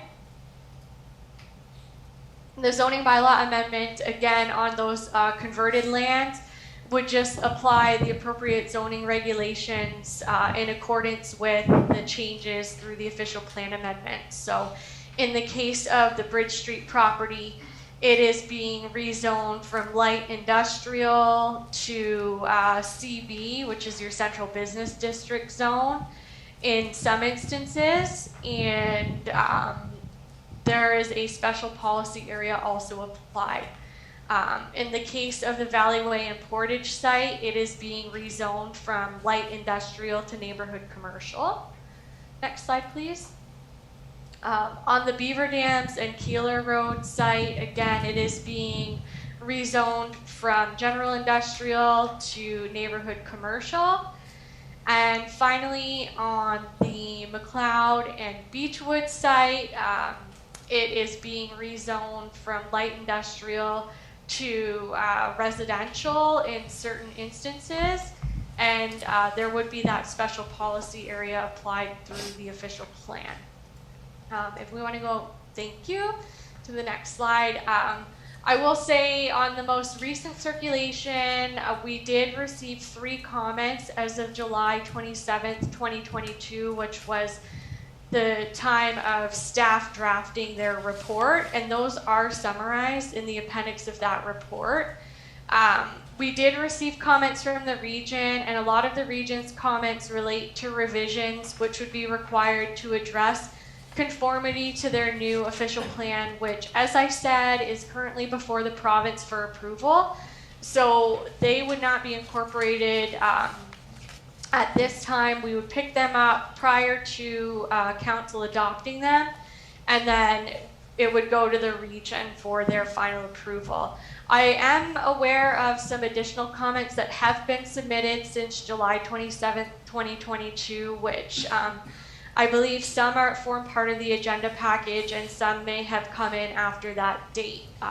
Certainly we're at the public meeting stage, so we will take all of those comments as they come.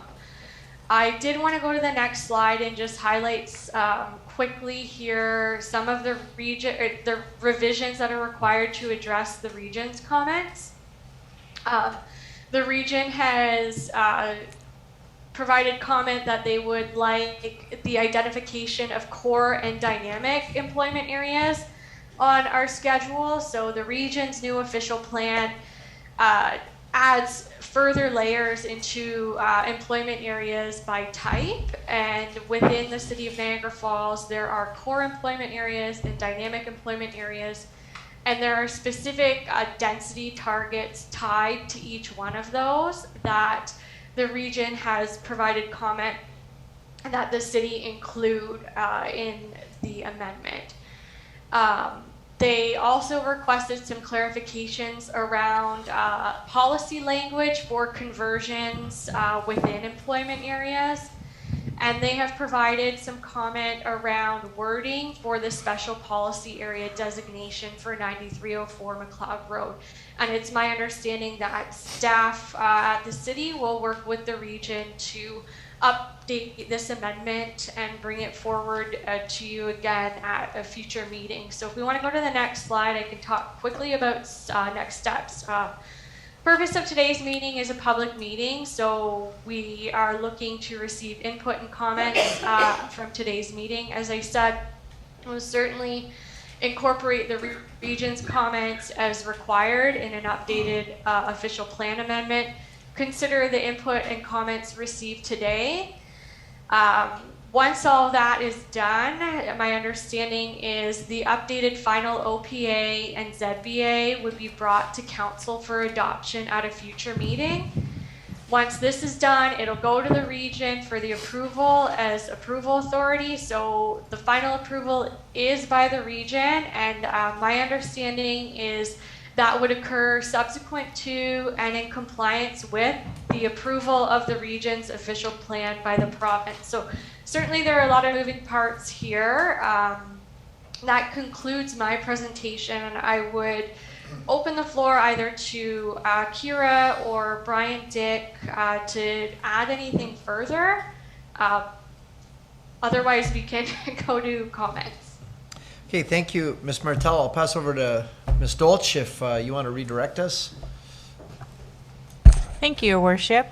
I don't have much further to add to Ms. Martel's presentation. I'm not sure if Mr. Dick is on the line, but I will just speak briefly. Obviously, you heard the history of this application. We've been working on this for some time. I do know we do have some comments that have come in late that we are working to address, and as Ms. Martel indicated, the region's comments are one of them. So we are working to address that prior to the adoption to be forwarded to Regional Council. Okay, thank you. Mr. Dick, are you there? Yes, I am here. To the mayor, I agree with Kira's comments. It was a very good presentation, and we're here to answer any questions that you may have. Okay. Any questions of council? Councilor Lococo. Thank you, Mr. Mayor. First, I want to declare my conflict on Bridge in Victoria. I'm not talking about that. I have some other specific questions.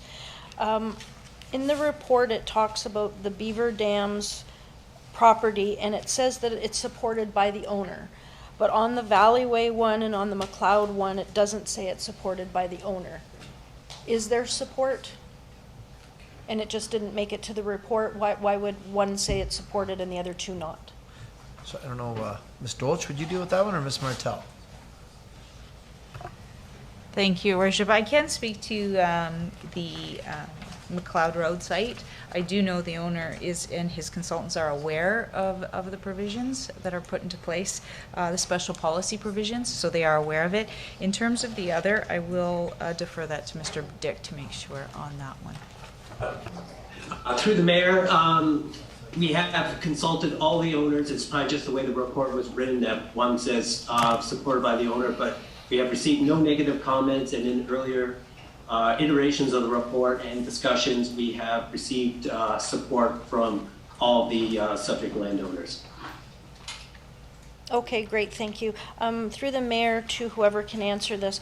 On McLeod Road, there's a statement that said it's west of residential subdivision, which is currently under construction, so it limits the potential industrial use of that property.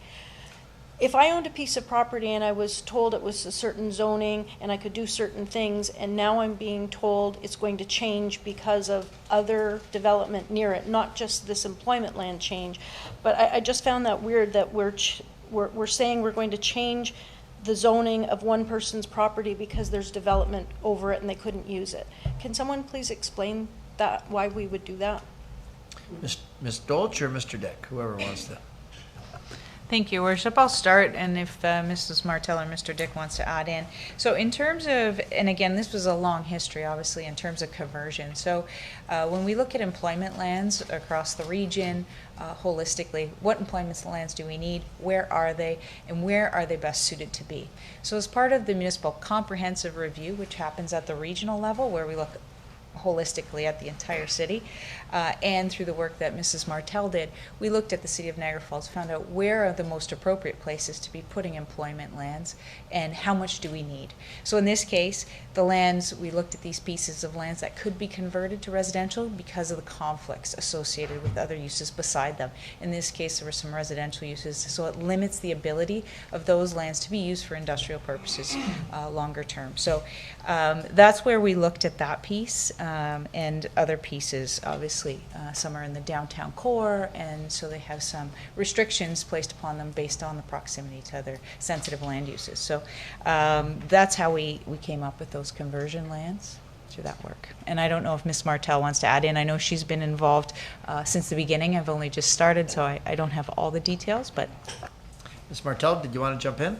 Absolutely. Through you, Mr. Mayor, I think Kira really hit it all on the head. What Watson did through their analysis was look at some of those compatibility issues. And as Kira noted, given the surrounding context of this specific area, it is on the onus of the employment use to mitigate land use compatibility conflicts. And given the proximity of the surrounding area, it was determined that there would be little opportunity for this site to really develop as an employment use. And as a result, Watson's analysis did indicate that this was one area that could be converted from an employment to a non-employment use at this time. Okay, thank you to the speakers. Thank you, Mr. Mayor. And I have some more comments and questions, but I will ask the clerk, do we have a representative for 9015 Stanley Avenue that will be talking? I will reserve my comments and questions till after they speak. And I think that there's Better Neighborhoods speaking, and I have some comments and questions after those speakers. Mr. Clerk?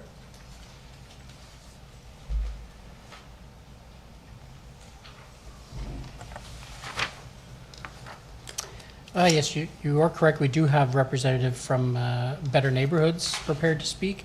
The address you gave on Stanley Avenue, I don't see that particular address.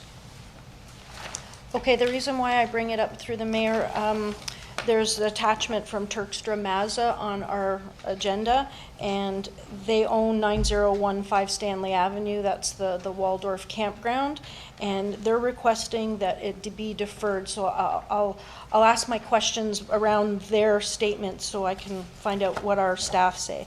They feel that we as a city should review all private applications first before we put this employment lands policy in place, because they do have an application in with us. So if I can understand why we wouldn't look at that.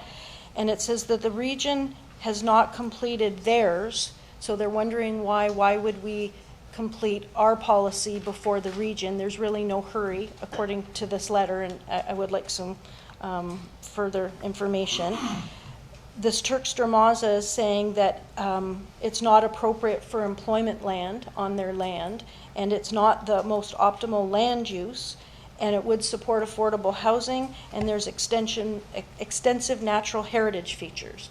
So those would be my questions of why we have that report on our agenda, and how, if our staff can answer why are they requesting it to be deferred, is the application not being looked at? Ms. Dolch? Thank you, Your Worship. So I will state that I do think, I believe Nancy Smith is on the line to speak to this matter, and she's from Turkstra Mazza. But I will answer some of your questions until we hear further from Ms. Smith. In terms of her statement about dealing with the development applications put forth before this, we deal with the employment land strategy work that we've been undertaking since 2020. So when we undertake work, obviously applications come in every day. And I know Ms. Smith has alluded to the clergy principle, which I can have Nidhi speak to as well. But in terms of the clergy principle, you deal with that through a development application. Should policies change during a development application, they have to be unfair to the development community.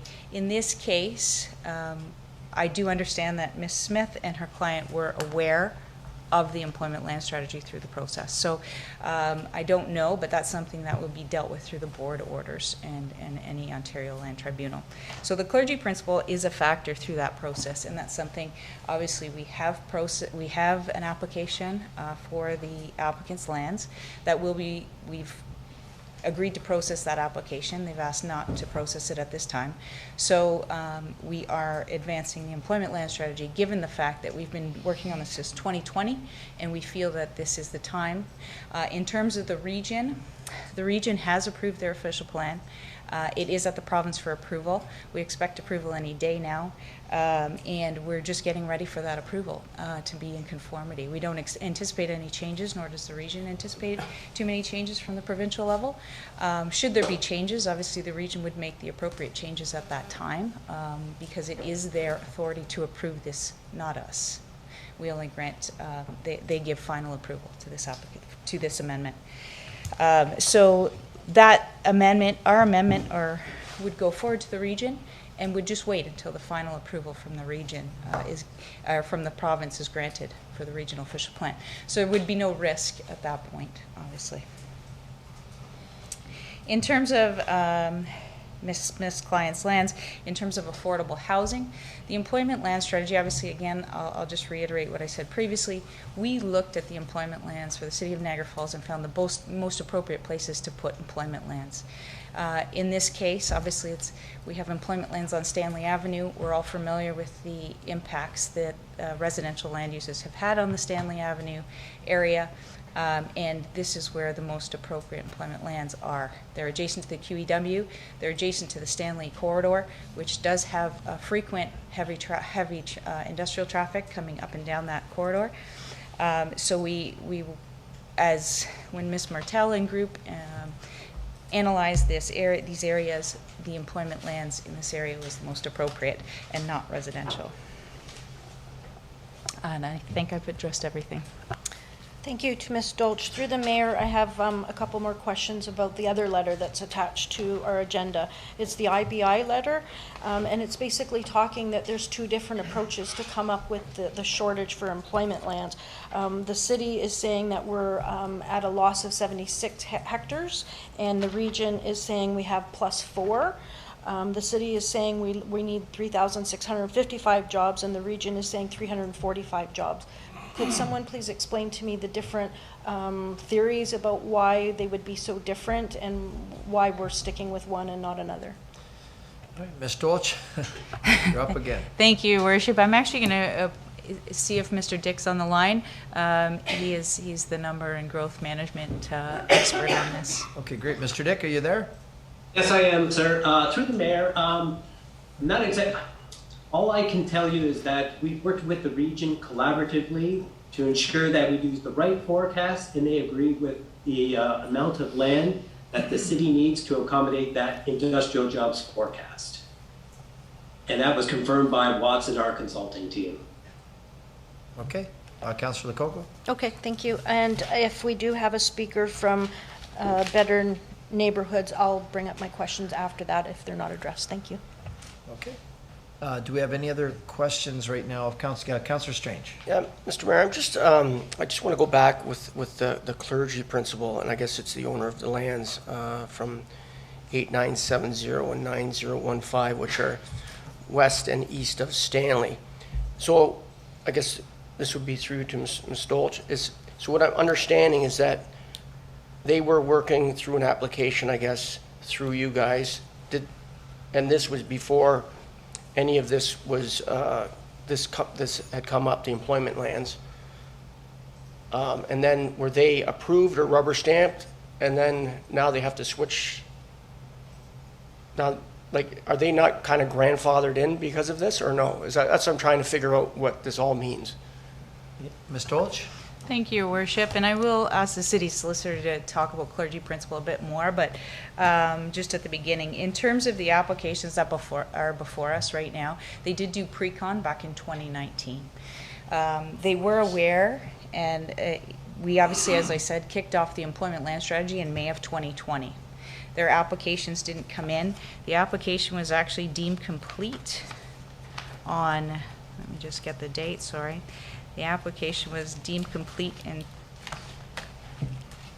August. Oh no, that was incomplete. They were declared incomplete in 2021. They were actually deemed complete December 13th, 2021. They did have representatives at open houses on the employment land strategy, so they were aware of the employment land strategy and the things moving forward in the employment land strategy. So in terms of that, what the clergy principle says is, yes, if you have an instance where you are not aware of things that are changing, but in this case, they were aware of things changing in the employment area and where our employment land strategy was taking place. So in terms of that, they did get the application deemed complete. That's just for the official plan amendment. Their zoning bylaw amendment application was just recently deemed complete, obviously after the endorsement of council's employment land strategy. So that wouldn't apply to the zoning amendment process. But again, the clergy principle is something that would be dealt with through the court of law, not through discussions here. But so that they did come in at 2019 officially, right? Before, when Yes, this was through- not even talked about. For pre-consultation, that's Yes. correct. So pre-consultation, and you'll see in their pre-consultation checklist that it is valid for 6 months. Pre-consultation is only valid for 6 months. After that, you do need to come back in for further pre-consultation. Okay, thank you. Okay. Do we, any further questions on that, Councillor? Okay, any other questions of council at this point? Yeah, Councillor Thompson. Yeah, this is, without exception, the strangest thing that I've experienced. I thought when we were elected to city council in Niagara Falls that we would be responsible for the changes of the people and the residents want to do with their properties. And the region now is telling us what would we want to employment lands for 2051. Who's going to be here? Probably nobody here. And I really think this is a strange and really not appropriate for the residents. And I had several calls. The property at Bridge and Victoria, but I think they've had people working for an apartment there, and I think that that is not employment land. Is that true? Thank you, Your Worship. Through to the councillor. I'm not aware of any discussions, but I don't know if my staff, Mr. Dick, has spoke to them about the Bridge Street and whether or not Oh, several times. Andrew, with the apartment where the old factory was burned, yeah. Please direct all comments and questions through the chair, Councillor Thompson. If you could just direct them through me and I'll direct them back. So do you want Andrew Bryce to comment? Is that what you're asking? Well, Yeah. she asked a question, and that's the discussion that we had before. Okay, Mr. Bryce, have you had discussions with said property? Through you, Mr. Mayor, I believe the property is at the northwest corner of Bridge and Victoria. Yep. And we've had some preliminary discussions with the landowner. I see it identified in the staff report as lands that are currently employment and being considered for residential. That's was my question. Yes. So, and the other one, and I don't know whether you were the Stanley Avenue, where does that stand? Used to be the campground out there, and the people have been working on residential out there, and it's a beautiful piece of property overlooking the river. They could have apartments and docks right out in front of their apartments, and they've been working on that. Is that not employment lands? So Ms. Dolch? Thank you, Thanks, Mr. Your Woods. Worship, through you to the councillor. So there's two pieces to that property. Obviously, there's lands on the west side of Stanley and on the east side of Stanley. The west side of Stanley has been identified through the region's work, through their regional official plan and through our employment land strategy to be employment. So they have an application in proposing residential. The region's plan is showing it as employment lands, as well as the city's employment land strategies as employment on the west side. On the east side, that's something that's part of our secondary plan process, the Grassy Brook secondary plan process. So we're currently working on that right now. But again, more for residential, maybe some commercial, mixed use, those kinds of things on that side. And I know they have an application in, obviously, for both. We were going to process that for the August meeting. They did ask us not to process that application, so. For the region? The applicant. The applicant? Anyway, that's a really serious situation. And so where do we go from here? Where do we go with what's the next steps?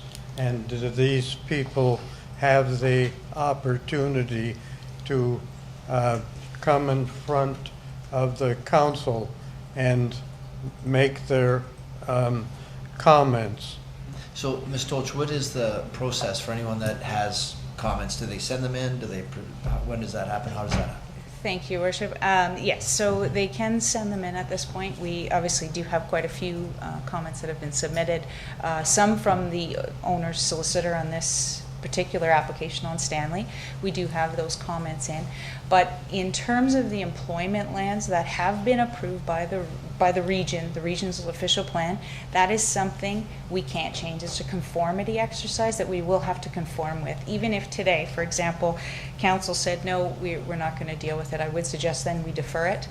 Because the regions, it's really up to the province at this point in time. Should the province remove it from employment and put it into something other than employment, then that's something they can do.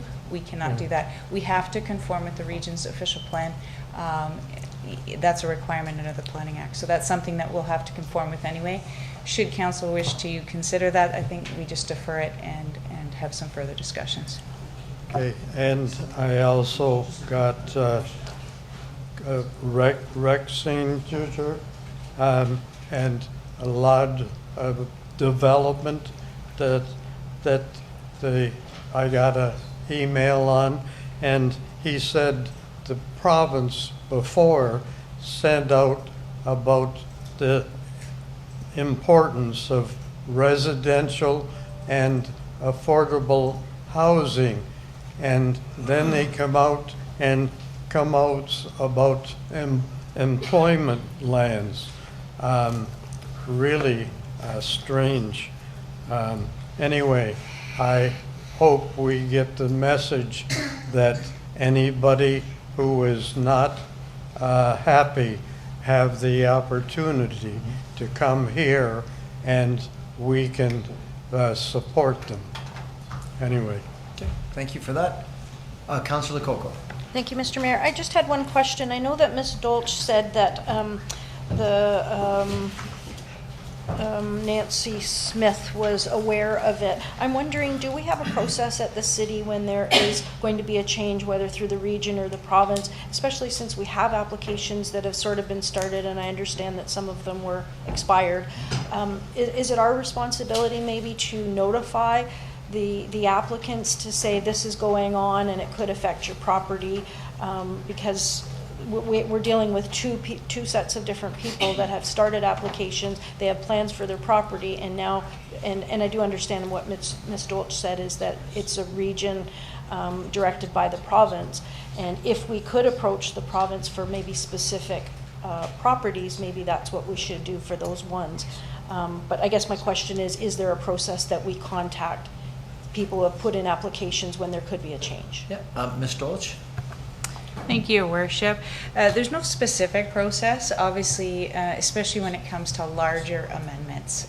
So sometimes we change, obviously, zoning bylaws. Comprehensively, we change this is a larger employment land strategy. We don't go through each development application to make sure. Obviously, unfortunately, the onus is on the development community to be aware of what's happening in the city. I'm not saying it's a perfect system, it's just the way the Planning Act works. In terms of this case, I just want to clarify, I didn't say Ms. Smith, but the applicant, only because at that time it was Mr. Rowe who spoke at the open house meeting, so he was aware of the employment land strategy at the open house session. Okay, thank you. I'll wait until we hear from the Better Neighborhoods, and then I'll bring up some questions, and I might have a motion to put forward. Thank you. Okay. All right, so, yeah, I'm sorry, Councilor Carey. Yeah, thank you. Just for clarification to Ms. Stolz. So the region obviously is driving the where they want to have the employment lands. But where did they get the idea, in this particular case on that property on Stanley? Did they pick that out, or did we have some input on where we wanted to see that? Was it regional, or was it our staff as well that decided that would be a good spot for employment land? Ms. Dolch? Thank you, Your Worship. I'm going to ask Mr. Dick to comment as well, because I wasn't involved during that point of the process. But my understanding, it was more of a collaborative. Obviously, our employment land strategy did feed into the region's work. So, you know, who recommended it first, I don't know, and perhaps Mr. Dick can provide some further clarification. Well, only because that one is going to be a bit of an issue. I know that when those people purchased that land, they spent a lot of money on that land, and they certainly did not have it in their mind to make it employment land. So and then they came in as soon as they could, 19, to try to start the process. And you can imagine spending that kind of money on that land, having invested time, money, energy, and then being told, well, now you're on the map as employment land. I don't think I'd be too happy either, so anyway. So ask Mr. Dick, are you there? Yes, I am, sir. Through the mayor, Karen is correct. So what we do from a planning department at the local level, we receive forecasts, both the population and a jobs forecast from the region, and a subset of that employment forecast is industrial type jobs. That high-level forecast was provided to our consulting team from Watson, and looking at the strategic locations of where industry wants to locate, they recommended a new employment area in the Grassy Brook area. At the same time as we're working through that, we collaboratively feed that information back to the region as they are working on their employment strategy at a high level as well as their MCR. So what we have is a collaborative, iterative process occurring. So it originated with the city and was fed into the region and encapsulated within their work. Thank you. Okay, thank you. Councilor Carey. Just one more comment. The comments that we hear is that's all fine and dandy to decide on that type of strategy at someone else's expense. Do we have any other questions or comments of council? Okay, so at this point, so this right, I'm doing this part. Yeah, okay. Members of the public are advised that failure to make an oral or written submission at this public meeting will result in the local planning appeal tribunal dismissing any referral that it receives. Failure to notify the city clerk to preserve their opportunity to appeal will result in staff rejecting an appeal as per section 3419 of the Planning Act. Council will now hear from anyone who wishes to speak to the proposed bylaw amendment. Mr. Clerk, do we have anyone that wishes to speak? I'm not sure if we have anyone here in the gallery that wishes to speak. Yes. Maybe we could start there, and then we do have a number of people registered online, including Nancy Smith. Just didn't have her address listed. So we'll start with the gallery first. Okay. Yeah, sir, if you'd like to come to the microphone, introduce your name and your address. Thank you, Mr. Mayor, members of council. My name is John Arians. I'm a planner with the IBI group from Hamilton. Sometimes you have to be at the right place at the right time, and I'm here for the MZO situation. And I'm listening to the employment strategy that you're talking about, and I have another client here in the city who is proposing to create what's called a Serenity Temple. It's a martial arts and fitness academy, it's a spa, it's a banquet hall, it's a restaurant, and he requires prestige industrial zoning. Currently, the property is at 7702 Chippewa Creek Road. It's zoned general industrial. So I need a zoning amendment application to convert it to prestige industrial and a second zoning to allow these special uses. I'm wondering, since the train is leaving the station, if we could possibly get on board and at least initiate the change to Prestige Industrial, I will still come forward with the application, adding those site-specific uses. But Prestige Industrial gets me halfway to where we need to go on this property. So I apologize. I should have been involved with this earlier. I didn't know what was going on. I'm here on another matter, and I thought I'd just take this opportunity to introduce the project and hopefully get this partly towards a good result. So those are my submissions, very brief, and I thank you. I'm sorry, John, your last name? Ariens, A-R-I-E-N-S. And you are with? IBI Group, IBI. downtown Hamilton is my Yep. officer. Okay, IBI Group. So maybe I could ask Ms. Dolch if you could help me on this one? Thank you, Worship. So in terms of Mr. Arian's client's property, obviously it's not part of a conversion piece. It's No. not part of anything like that. It's not part of the new employment conformity exercise that we're dealing with through the region. But we do understand you've been working with Mr. Bryce on the application. So it's not something we considered through the employment land strategy, but definitely something to consider through your process. So if I may, Mr. Mayor, I did see on the slide you were changing the zoning of some properties.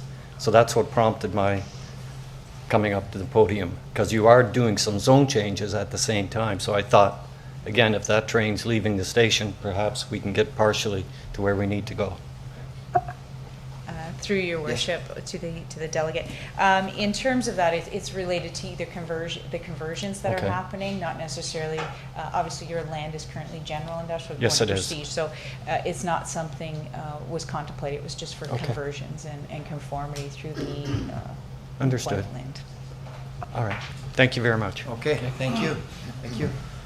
Anyone else in the gallery? Yes, Mr. Vaca. Your Worship, can I go last? It may reduce my submissions quite a bit, depending on who else is going to be speaking. Yeah, sure. Mr. Clerk, who do we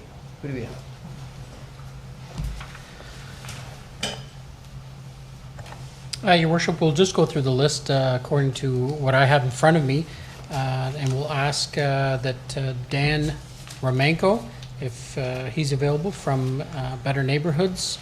And I also just remind the speakers that we are limiting the sessions to 5 minutes, please. Okay, that's great.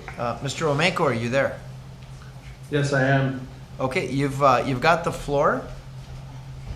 Thank you. I did have a presentation I wanted to share. Is that possible? Is that possible? Yep, they're going to give you the ability to share. And reminder that we're asking our presenters to keep their comments to 5 minutes.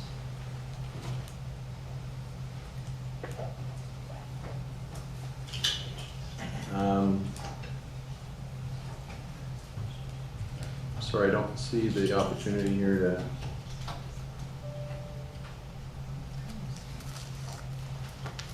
Okay, they're just working on it.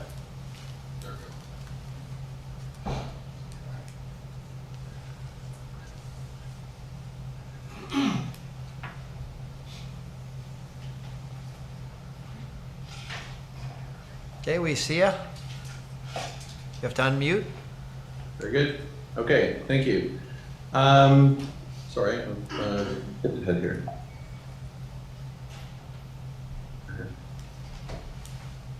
Okay. Good afternoon. My name is Dan Romanko. I'm a planner with Better Neighborhoods. I'm here on behalf of the owners of the properties highlighted here in red as part of the broader areas in blue, which are considered for employment conversion. The properties are 7047 Rexinger Road and 5789 Lions Creek Road. On the aerial here, you can see these properties are outlined. They both abut the Welland River to the north, and it's bordered by the QEW to the west, and close to Stanley on the east, and Rexinger, Lions Creek to the south. Really quite attractive properties. You can see our clients, Global Country of World Peace, own approximately 200 acres of the approximate 500-acre parcel in question. And we've reviewed the application and are offering the following planning opinion. namely that we think this is, the official plan amendment is premature to convert these lands to employment, and that, in our opinion, the lands are better suited for a higher density mixed use. We would recommend deferring this decision until consideration of all owner interests and a more comprehensive land use analysis can be completed. As per previous comments submitted and discussions at public meetings that we participated in, we've identified a number of land use constraints to the property.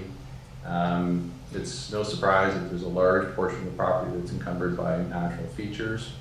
Their associated setbacks do reduce the potential. Those can be mitigated and reduced through extensive environmental studies at expense to the developer. So those are both considered constraints as far as any further development potential. You can see on our mapping here that the wastewater treatment plant, WWTP, identified here, also has an impact on the developability of those employment lands and the potential for a setback there, which too would need to be studied and analyzed in terms of its impact.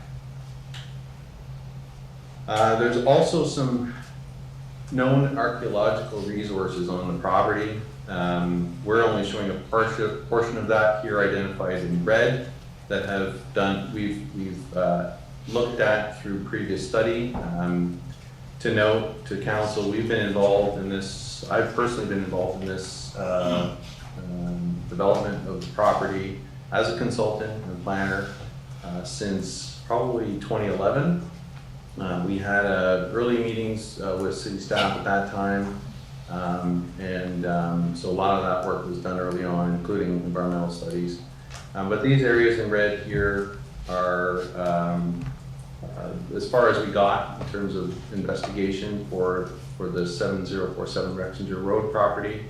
Both phase 3 and 4 studies are required beyond this phase. These are the areas in red that identify the archaeological impacts. And more recently, we got a quote for phase 3, which is only one of 2 phases. We really need to clear this, remains need to be removed. And it's quite expensive. You can see approximately $1 million and well over a year of study to do.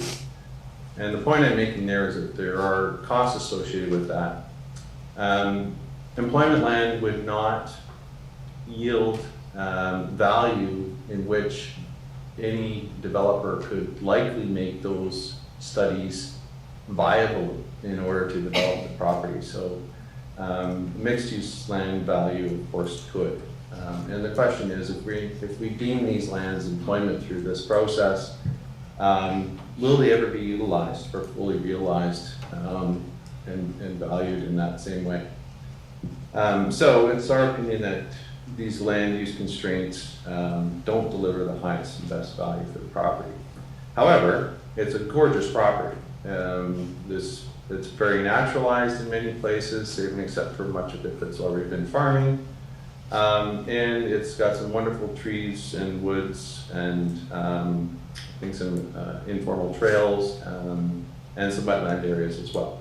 One of the nicest features, of course, is the Welland River to the north, and it's a wonderful asset for the city of Niagara Falls, and one that could certainly be leveraged in a much better way. In some of our earlier discussions with staff, there was a lot of discussion about including a recreational trail along the southern shore of the river, which is a wonderful idea for anybody if there was a future residential component to this neighborhood. But certainly it's something that the city should be considering as part of their own ecological assets. One of the reasons that the work that we did maybe 10 years ago didn't move forward was that the servicing issues for the property were a huge hurdle to overcome. And with signalized direction from the region that is now zeroed in on a wastewater treatment plant adjacent to the property, but now opened up an opportunity for these lands south of the Welland River to be developed.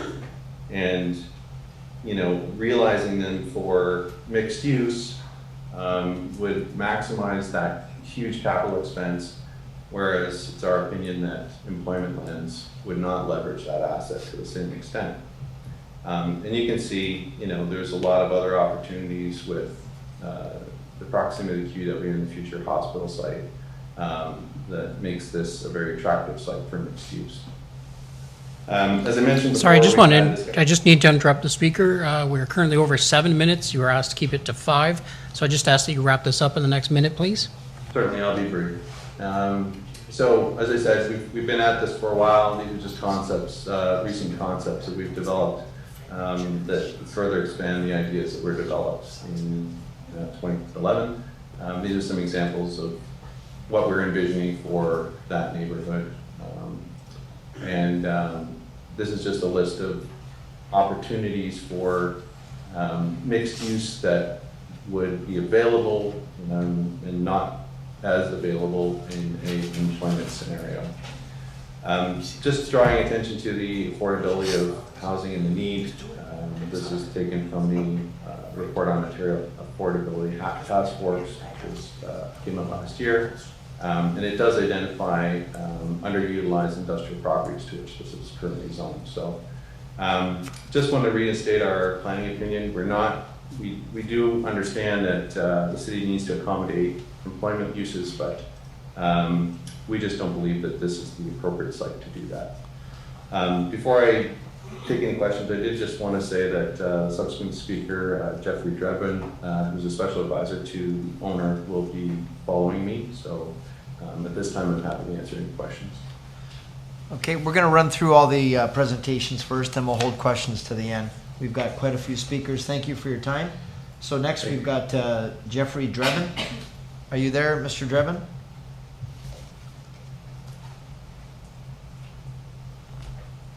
Yes, I'm here. I just saw that I got unmuted. Okay, great. Can you hear me? Yep, we hear you fine. You've got 5 minutes. Yes, oh good. Yeah. Okay, thank you. Yes, thank you, Mr. Mayor and council members, for this time to speak. I think that Mr. Romanko has done an excellent job of explaining why we believe these properties would be better served in mixed use focus with an affordable housing angle, an aspect to it to being the most important part of it. If I can just speak to the task force, the Ontario Housing Suitability Task Force document that was done in February, released in February of 2022. We have been in touch with some senior people in the Ontario government who have told us that this task force and the document itself is being taken very, very seriously by the provincial government. It clearly states policy that there's an affordability crisis in Ontario. There's one in Niagara Falls that's probably even more severe than many other cities, and it needs to be remedied. There are 3 basic features of life: food, shelter, and clothing. And right now, the shelter part of it is being affected in Niagara Falls for its citizens.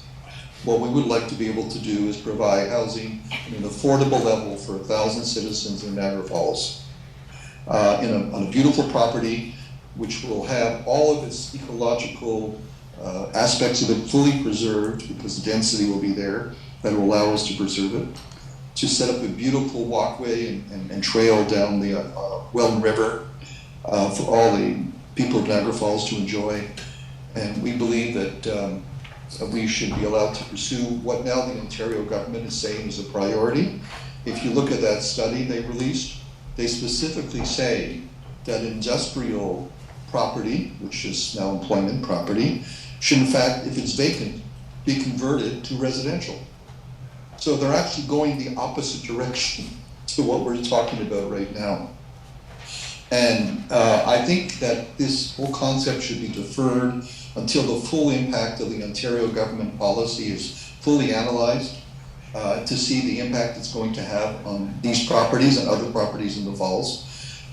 There's clearly a need for affordable housing. It's a crisis. It's a serious crisis, and we're looking to provide a solution.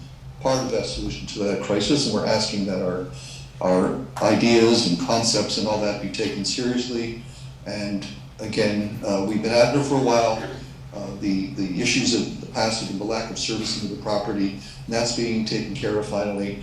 And we'd like to go forward and provide 1,000 affordable units for people to live on this property and enjoy its beautiful nature, and for the whole city to enjoy the beautiful walkways on the Welland River.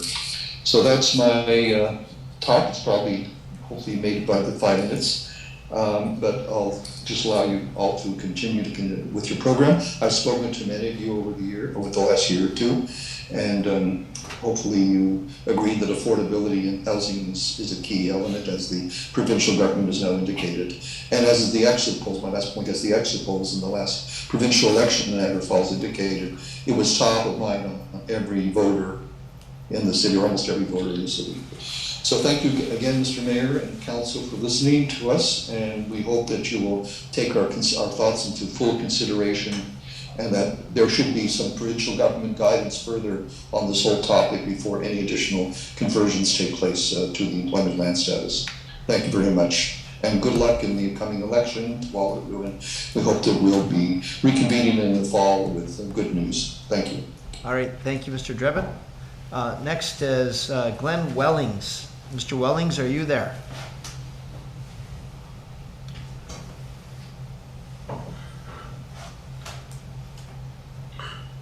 Good afternoon, Your Worship and council members. Yeah, well, welcome to the meeting. Okay? Yeah, we hear you fine. Welcome to the meeting. You've got 5 minutes, sir. Okay, thank you. I will be less than 5 minutes, Your Worship. Thank you. First of all, my name is Glenn Wellings. I am planning consultant here on behalf of SciTech. And you'll see, Your Worship and councilors, that there is a letter from the solicitor for SciTech that has been filed and forms part of today's agenda.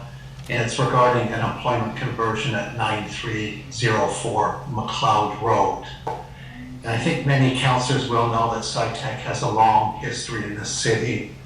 They have operated in Niagara Falls for over a century. And based on the nature of their operation, which involves the manufacture of phosphine, SciTech is concerned with its surroundings, and in particular, the introduction of sensitive land uses such as residential uses.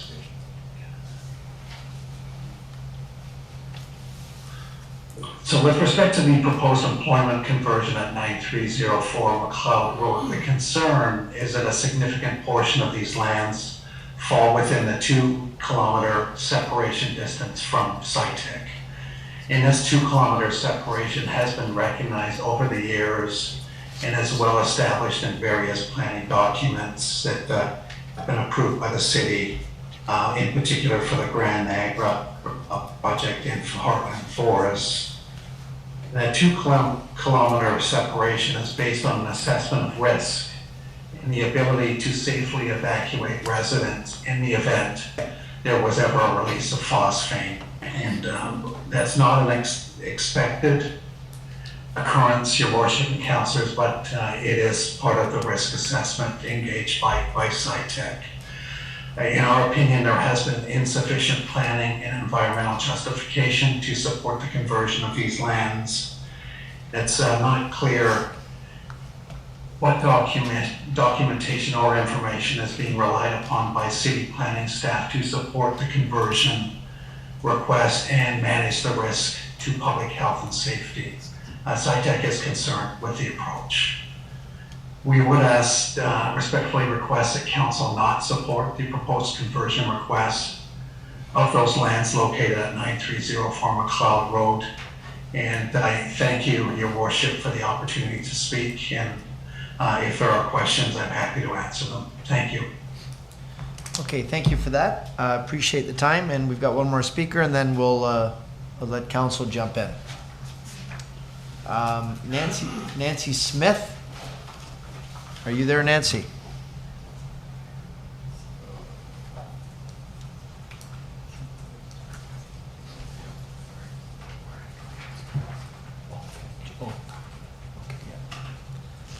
Good afternoon, Mr. Mayor and members of council. I hope you can hear me okay. Yep, we can hear you fine, Ms. Smith, and you've got 5 minutes, and the floor is yours. Thank you, and it's my pleasure to address you today. My client's lands have come up already in the discussion, and I'm not surprised. You have before you the results of a land needs assessment at the local level. As you know, my clients have private applications in before you to deal with a portion of those lands. Those private applications, the consultation started back in March in 2019, and those private applications are being processed. And you'll see from my letter that it was just at the end of July that we received circulation comments from the city on those applications. It is a work in progress. Now, Ms. Dolch mentioned or said that we requested that our applications not be processed. Maybe it's semantics, but no, we did not ask that they not be processed. We want them processed. We want you to consider our private applications. It's just, we just received comments at the end of July. So we are responding to those comments, and we will make a resubmission based on those comments. That's how the ongoing collaboration works under the Planning Act.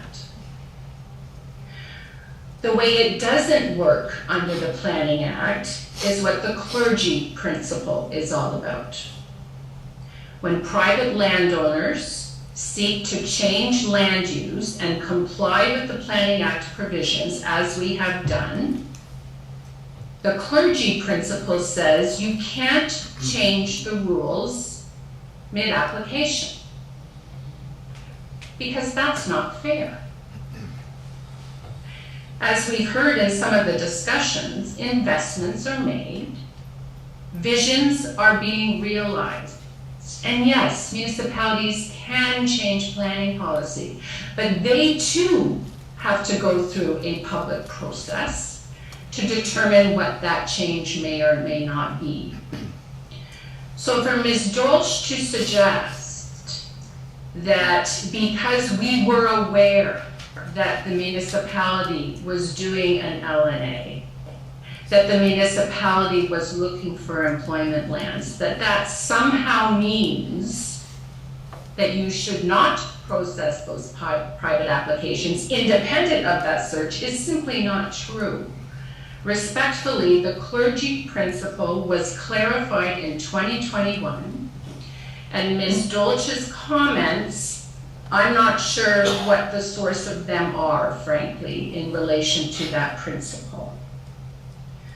We were aware. That doesn't matter.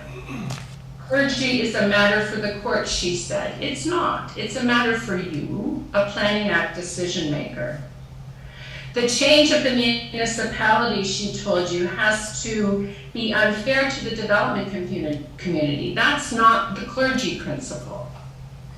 The clergy principle is a public interest doctrine that requires Planning Act decision makers to respect timing, respect the investment that landowners make in a land use change, and do not change the rules mid-game.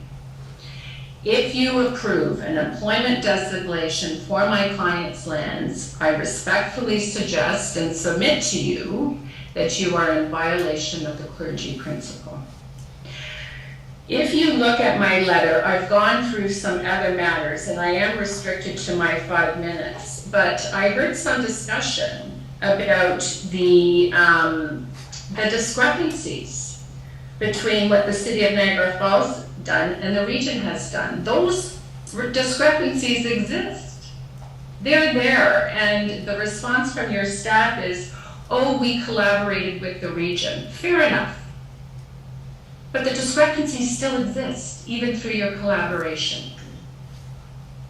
That needs to be fixed because the numbers may change independently of clergy. The result may be different. Ms. Dorch suggests that it's a conformity exercise, that the region has approved these lands for employment, therefore you must conform. I heard another comment from the floor. Who came up with the location for my client's lands as employment? It was the city. There was no independent regional analysis to determine location. That was part of the collaboration, accepting Watson's findings on location and putting it in the regional official plan. And for staff to suggest to you that that's a done deal is simply not accurate. The regional official plan is before the province for approval. There is a public process. It is not a rubber stamp. And I can assure you, as I've said in my letter, that my client will be involved in that public process. I heard another comment from the floor, and I accept the invitation. This is exactly the kind of case where the City of Niagara Falls should intervene in the province's approval of its official plan for an employment designation on a portion of my client's lands. The City of Niagara Falls should be writing to the province in my respectful submission and asking, given the clergy principle, to carve out these lands from approval in even the regional official plan. And that can be done through the public process. There's a posting under the environmental registry. There's a 30-minute window for making submissions. The City of Niagara Falls can participate in that process before the province. It is not a done deal. I'm respectfully requesting, I initially asked for deferral, but there is enough information as I listen to the day's proceedings for you to carve out my client's lands moving forward today. Direct your staff that 8970-9015 Stanley Avenue should not be considered further as a location for employment lands, and to convey that direction to the province as part of its approval process. Because that's what clergy says, that's what's in the public interest, and that's what represents good planning. And I'm probably out of time, but if I can have one more minute just to address the suitability of these lands for employment. I don't often retain a planner to talk about optimal use in these kinds of cases. I leave my submissions where I just ended, but I did in this case. I did retain Brenda Case from GSP. She's a 35-year-old planner. She looked at this and she looked at these lands and she considered independently employment versus residential. And you have her analysis in your material. I don't have time to go through it. Please look at it. PPS consistency, growth plan conformity, optimal use of lands. These are all directed by the province. And she concludes residential, but your land needs assessment says employment. That's a disconnect. You can stop that from moving forward by simply carving out the piece. I ask you to commit to the processing of my client's private applications in the public interest and in accordance with established legal principles and policy. This includes the city's commitment to ongoing collaboration and the application of the clergy principle. I thank you for your time. Thank you very much. Ms. Dolch, did you want to address this at this point because your name was mentioned, or would you rather, however you want to handle it? I'm going to give you the option. Thank you, Your Worship. I'm going to ask actually our city solicitor to comment on the clergy principle a bit more. Obviously, it's more of a legal clause, and I will comment just briefly after the fact once our solicitor's finished. Solicitor, you would weigh in?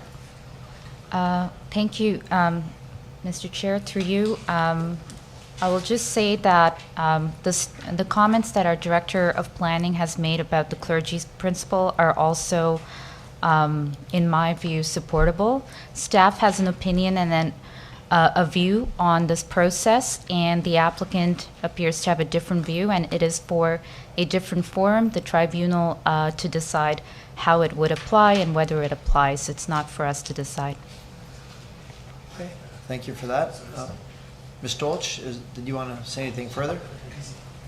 Thank you, Your Worship. So, and I just want to comment on Ms. Smith's comments with regard to the recommendation she's putting forward about carving out the lands at 8970 and obviously petitioning the province. I do want to just explain the process a little bit so that council understands, should they choose to go down this path, what that means. Obviously, going to the province, there's a numbers game we're playing here. Obviously, growth, there's numbers associated with that in terms of residential need, land needs, employment land needs. So as you remove employment lands and put it into residential, obviously there may be less need for the expansion areas of residential that the province would consider. That'll be something that obviously, should the province consider our comments, if council wishes to afford those to the province, they may have to factor those considerations in. Some may come in, some may come out if that's the case.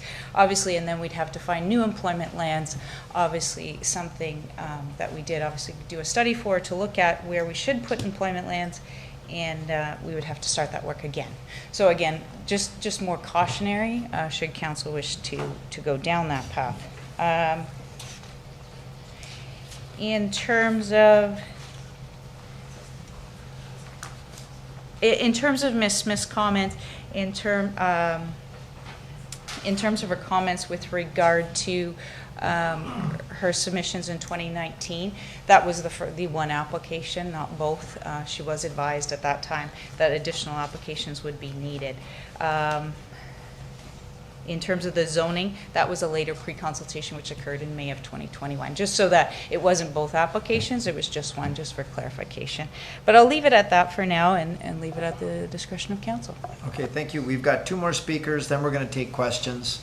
I've got, next up, I've got Kevin Jacoby, and then lastly will be Rocky Vaca. So Mr. Jacoby, are you there? Are you on, is he online? Yep. I am. Okay, great. You've got the floor and you got 5 minutes. Thank you, Mr. Mayor and Council. I appreciate the opportunity to address you on behalf of my company, Canada Logistics, which is part of the Stanley Avenue Business Park here in Niagara. Though I'm speaking for myself and my partner in our capacity of our business, I want to put into context my awareness of the situation as being the chair of the Business Development Committee for the Niagara Industrial Association, as well as being a member of the Niagara Falls Chamber of Commerce. I'd just like to speak in support of the strategy by city staff for creating the new business park in the Grassy Brook area. That's the west side of Stanley Avenue. And I don't even consider it a new business park. I see it as an extension and the protection of your existing business park, which is the largest business area here in Niagara Falls. The Stanley Avenue corridor that leads to Lions Creek is our artery to the QEW. That allows our businesses to get our goods in and out of our business park itself. We have legacy businesses in the business park, such as Seal, Washington Mills, and many others that rely on this transportation at all hours of the day to do our work. We already have some challenges from past councils where we've had encroachments of development to the business park, which is now limiting or hindering our opportunities on our sites. This includes what we're currently trying to do as businesses, as well as any future development of our properties to enhance and increase job opportunities for our community. I hear a lot about affordable housing, which is very important because we have many people that don't have the opportunity to buy houses because of them being out of reach for many families. Industrial businesses, industrial jobs offer more houses to become affordable. I find a little bit disingenuous that we talk about the idea of affordable housing, yet when we see these plans come up to council, there's very little that is affordable that's being put in there. We have to make a decision as a community as whether or not we want to have jobs in our area that are sustainable and good paying, that will allow people to live a good quality life in the community, rather than having people come to our community and not have the opportunity to work here. They're at the end of their careers and they're buying because they're downgrading from the Toronto area down here because we have an amazing quality of life here in Niagara Falls. Number 4, I believe, we just recalled. We need to look at the idea of making sure that we have the opportunity to sustain what we currently have. We also talk about the idea of people's investment. Let's remember that these properties were not designated as residential and we're converting it over industrial. These were speculation buys by the buyers, and I don't threat their opportunities that they're trying to establish. But we have to look at the overall good for our community and make sure that we make the choices that are going to sustain a well-rounded community here in Niagara Falls. Thank you very much. Thank you, Mr. Jacoby. So I would invite up our last speaker, Mr. Vaca. Your Worship, members of council, Rocky Vaca from Sullivan Manny.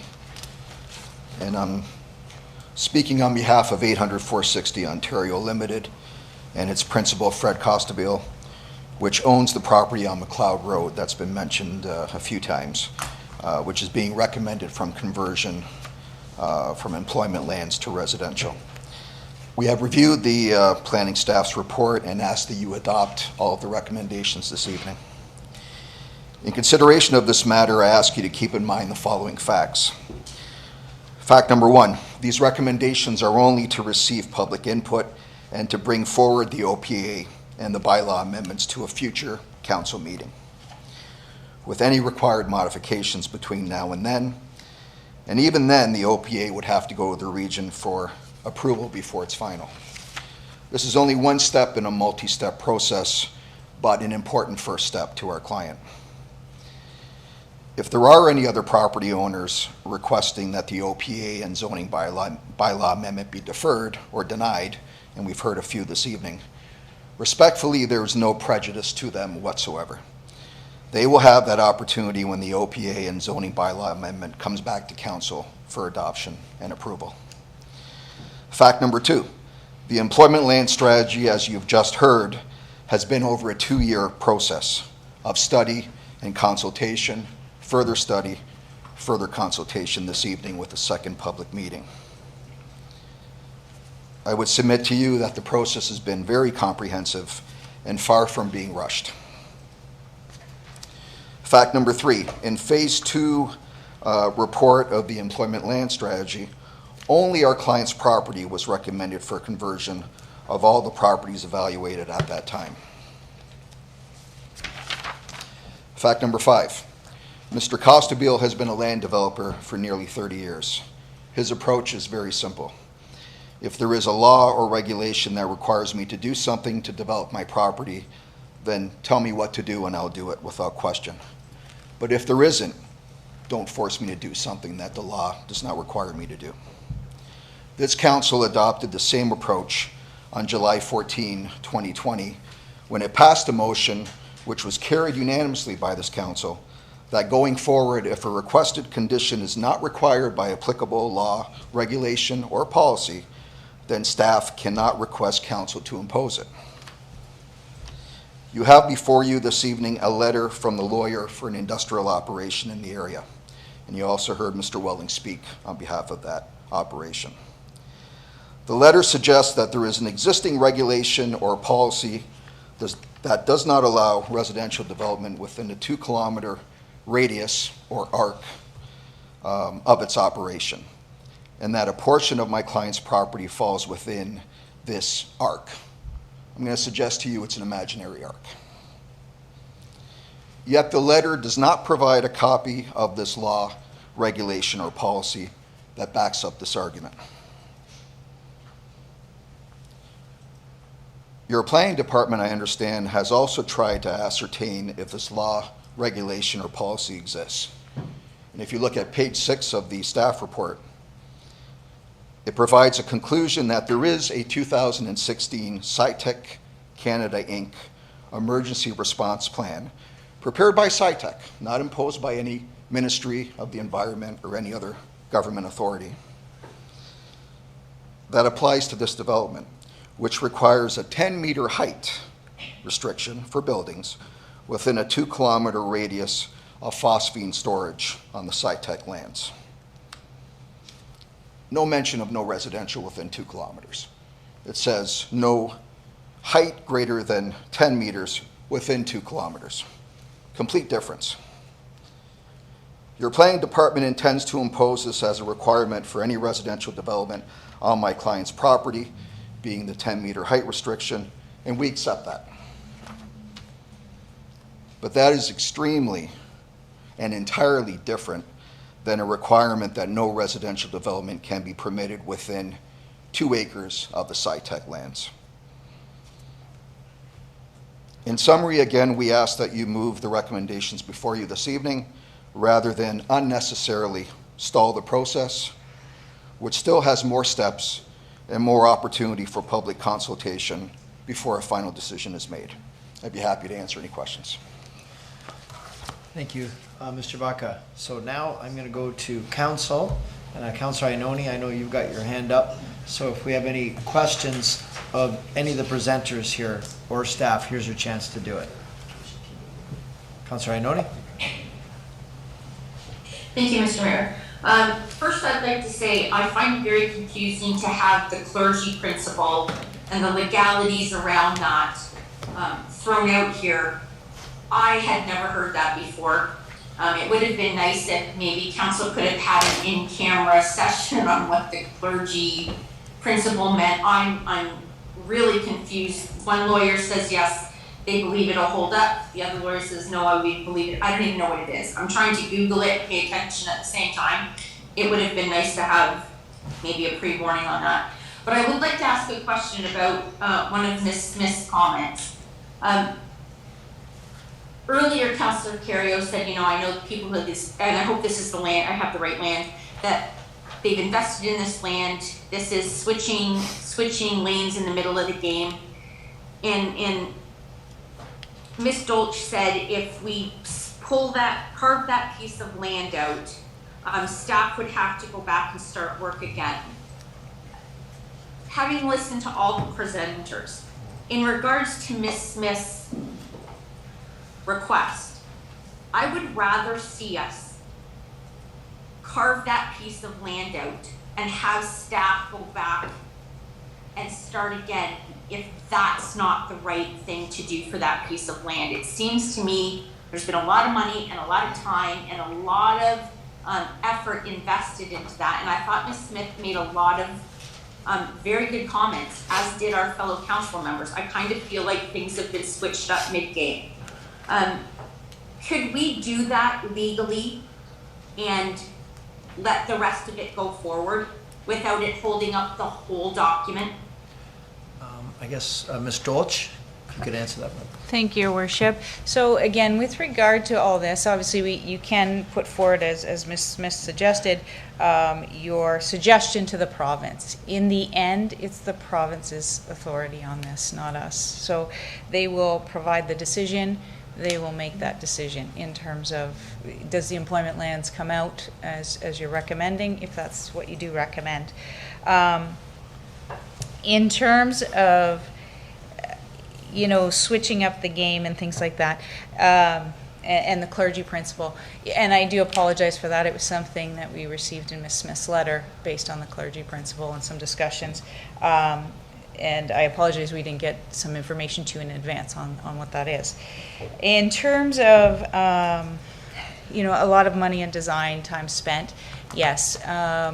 You know, I appreciate that they've spent some time and money on this, but the city has also spent time and money in determining where the employment lands should go. And in terms of long-term financial feasibility for the city, obviously if these lands are pulled out, we have no employment lands to offer, so no jobs for residents that do want to come to the city. So these are things that you do have to factor in. If you have employment providers interested in coming to the city of Niagara Falls, we have no land to direct them to at this point in time. Obviously, if we start again, we'll have to look at that. We'll have to look at master servicing strategies. This piece of land is key, obviously, because the pumping station is also to be located on it. It's close to servicing. There is a long-term game plan, hopefully in place by 2027, in order to make sure these lands are fully serviceable. So this is where we come at a bit of a crossroads. Obviously, any other lands, there are lands that have been identified by the region along the QEW corridors as potential future employment, but there is no servicing plans for those lands. So that it does create an issue long-term for the city for employment purposes.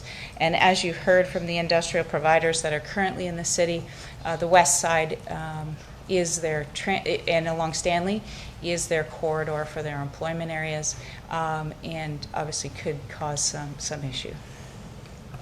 Councilor? Mr. Mayor? Yep. Yeah, yep. Thank you. Thank you, Ms. Dolce. I appreciate your explanation.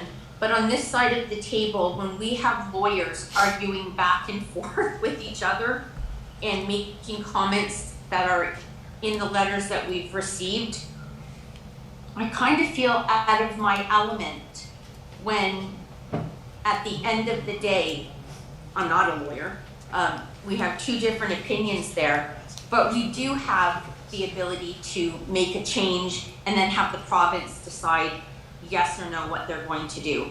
I'd hate to see us affect such a large piece if what we're doing is not correct.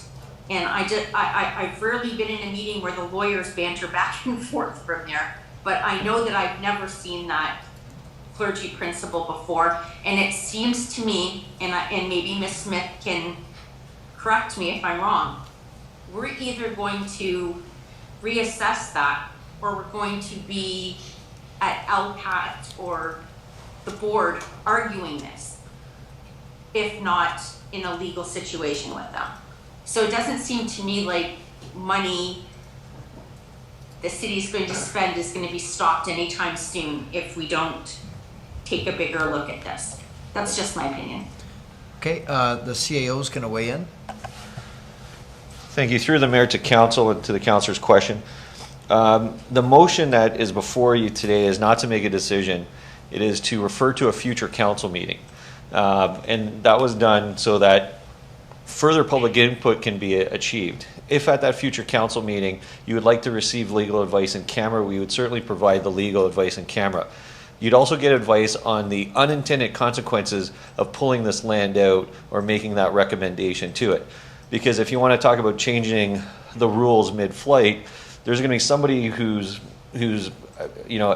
gone through all these studies, that we've gone through 2 years of study, and now we're going to be saying, well, now we don't have industrial land, we now need to convert other lands to industrial, and that will re-kick through a whole other study process, and we'll be 5 years down the road trying to get our employment land strategy down. So the purpose of this meeting was not to make a decision. It's not to take direction or staff is not asking for direction. It's asking for input to come back to a future council meeting. Ms. Smith has put her input on the table. You've heard other input. If we want to give you legal advice in camera, we'd certainly do that at the next council meeting when a decision is to be made. But hopefully, that clears it up with what the intent of this presentation before you is today. Thank you for that, Mr. Sia. Yeah, go ahead, Councillor. Thank you. I knew what the intent of the meeting was. I didn't think we'd get into the back and forth that we listened to. So if staff decides we should have a legal update for next meeting, I'd like to make a suggestion that we need a legal update for the next meeting, because having that thrown in here, not understanding what's going back and forth, and listening to Ms. Dolce, that will be decided by the clergy principal. I would have really kind of liked to know ahead of time what it was we were going to be discussing based on Ms. Smith's letter. So my suggestion, while I understood today's meeting, I'd like to suggest that you actually do, in fact, at the next meeting, give a legal update on everything that they're discussing. I'd like to know what I'm voting on, and I'd like to know the ramifications of what I'm voting on. So thanks. Okay. Thank you for that. I've got Councillor Lococo. Thank you, Mr. Mayor. It seems like we have a lot of different silos with different interests, and it's going to be very hard for us to make a decision, and we have different legal opinions. And it was said that it could go to the province for them to make the decision. Is there a way that we could have the province look at these different pieces of property and like the independent consultant looked at the employment use or the residential, the best use? Could the province look at these specific ones on Stanley Avenue, Rexinger Road, and the Lions Creek? And I'm also concerned about the 2 kilometer arc about SciTech. I don't know who would give us an opinion on that, whether that be the Minister of Environment. It's technically the province, but could we have the province give us their opinion on what would be the best use of these lands, and refer this to another meeting for us to get that information? Just receive the information now, don't make any decisions, and get an opinion from the province? Maybe we'll ask Ms. Dolch. Thank you, Your Worship. So in terms of these lands, they're not part of what's forwarded to the province because it's outside the regional employment lands. So these are lands that are just within the city's purview, the McLeod Road site and other sites. In terms of the McLeod Road site in particular, I did confirm with the Ministry of the Environment whether or not they had any information on the 2-kilometer radius, and I did get a response that they do not have any requirements for a 2-kilometer radius. So I did look into all these matters previously already. But in terms of the others, that's something that the municipality has to decide upon, and was done through our study work as we went through phases, all the phases of employment land strategy work that we undertook over the past 2 years. Thank you, Ms. Dolch. Through to the mayor, I know our staff have been working really hard on this at the region and at the city level, but it just comes back to council at sort of the end of all of that, and then we have a lot of different questions and different ideas, not from a planning perspective, from a residential perspective, and what they're going to do with their land. I think it would be nice to get an independent opinion about what the best use of that land is, whether it's in favor of this plan or residents, but I think we need sort of an independent classification of what those lands should be used for, and if they come out and say that those lands are great for employment, then we can move forward. If they say no, they should be used for housing, then maybe we should consider that opinion. So, Ms. Dolch, did you want to weigh in on that? Was that the Watson Group report, or was it a separate process for doing that? Thank you, Your Worship. Yeah, just briefly, in terms of going back, obviously council's already endorsed this employment land strategy. We've got to the endorsement, and you've asked us to bring forward the OP amendments. So now to go back and revisit everything, obviously is going against your original endorsement. And that's where I have a bit of concern, because it has been endorsed by council. We were asked to bring forward the OPAs in accordance with that endorsement. If there's things that council wants changed prior to bringing forward the OPAs, obviously that's something you can provide some discussion on today, and that's as the CAO indicated, we will be coming forward with those OPA amendments in the future. Thank you to Ms. Dolch for that. I guess from my perspective, we've just had these letters and all of this information now, so we couldn't have made a decision when we endorsed it because we didn't have all of that information. So it's a little bit hard at this point, and I know it's hard to go back. And not that we have to get an independent decision from somebody that has already been involved. Maybe it's an independent decision from somebody new moving forward.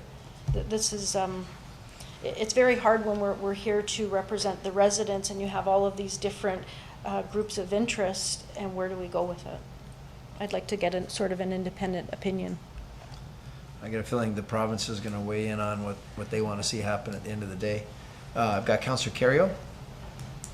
Thank you, Worship.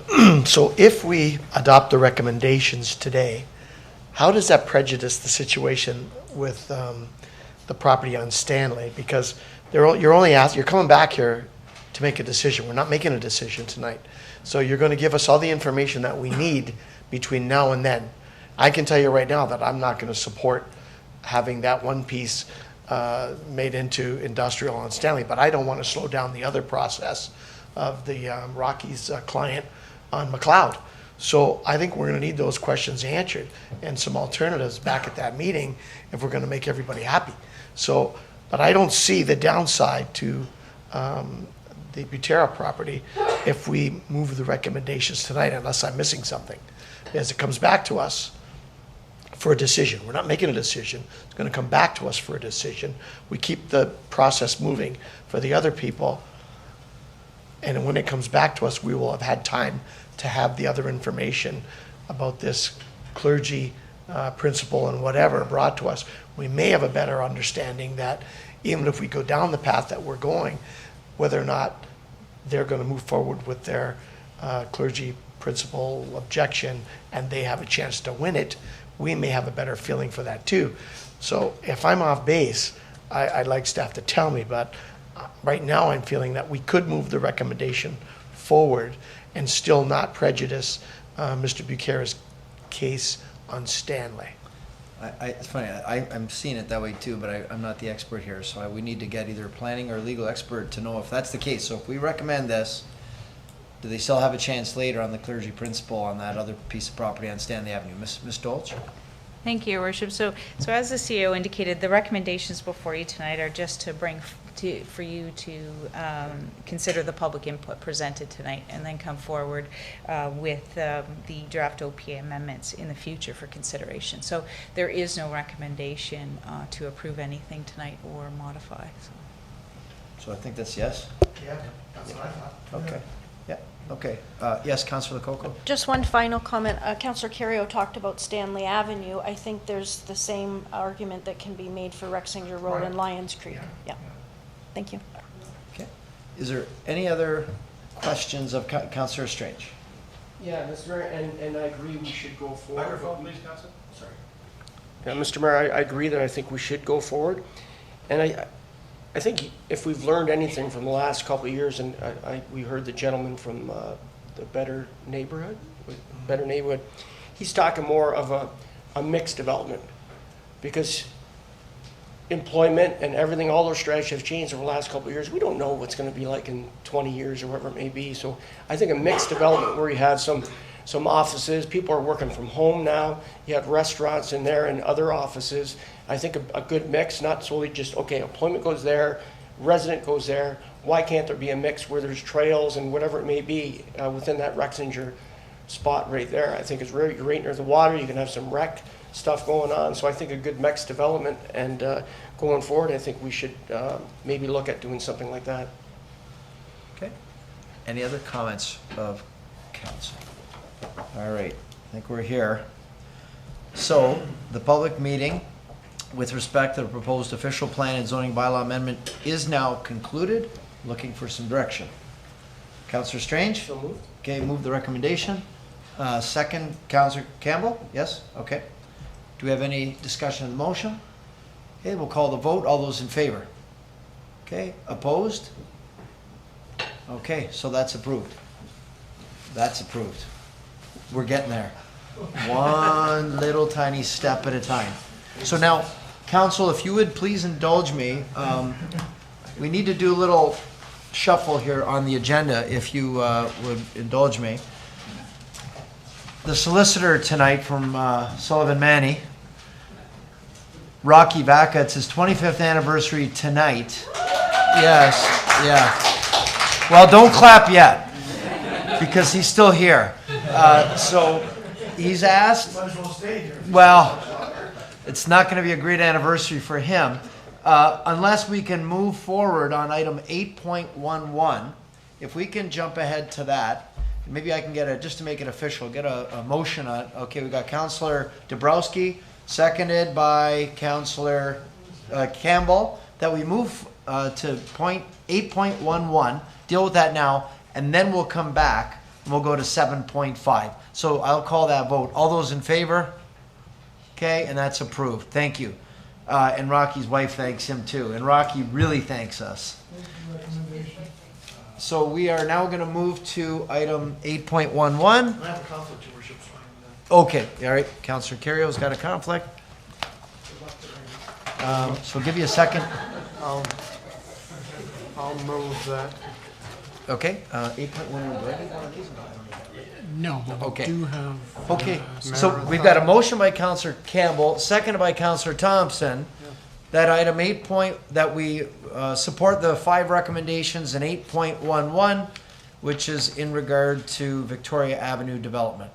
Okay? Do we have any discussion to that? Councillor Lococo. Thank you, Mr. Mayor. I just wanted to bring up VRUs again.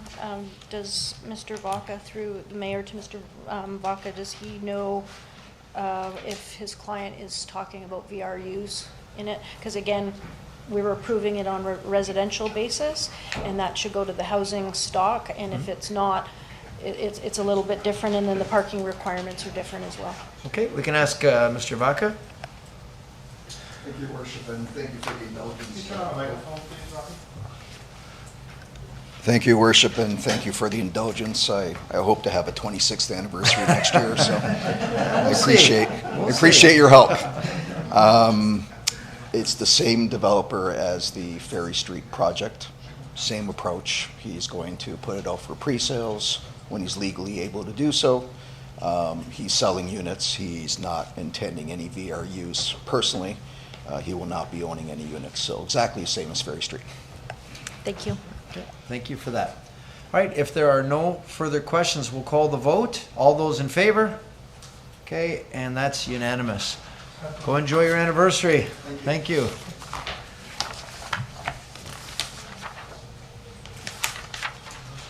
Okay, hey Vic, can you open this one up, 7.5? Sure.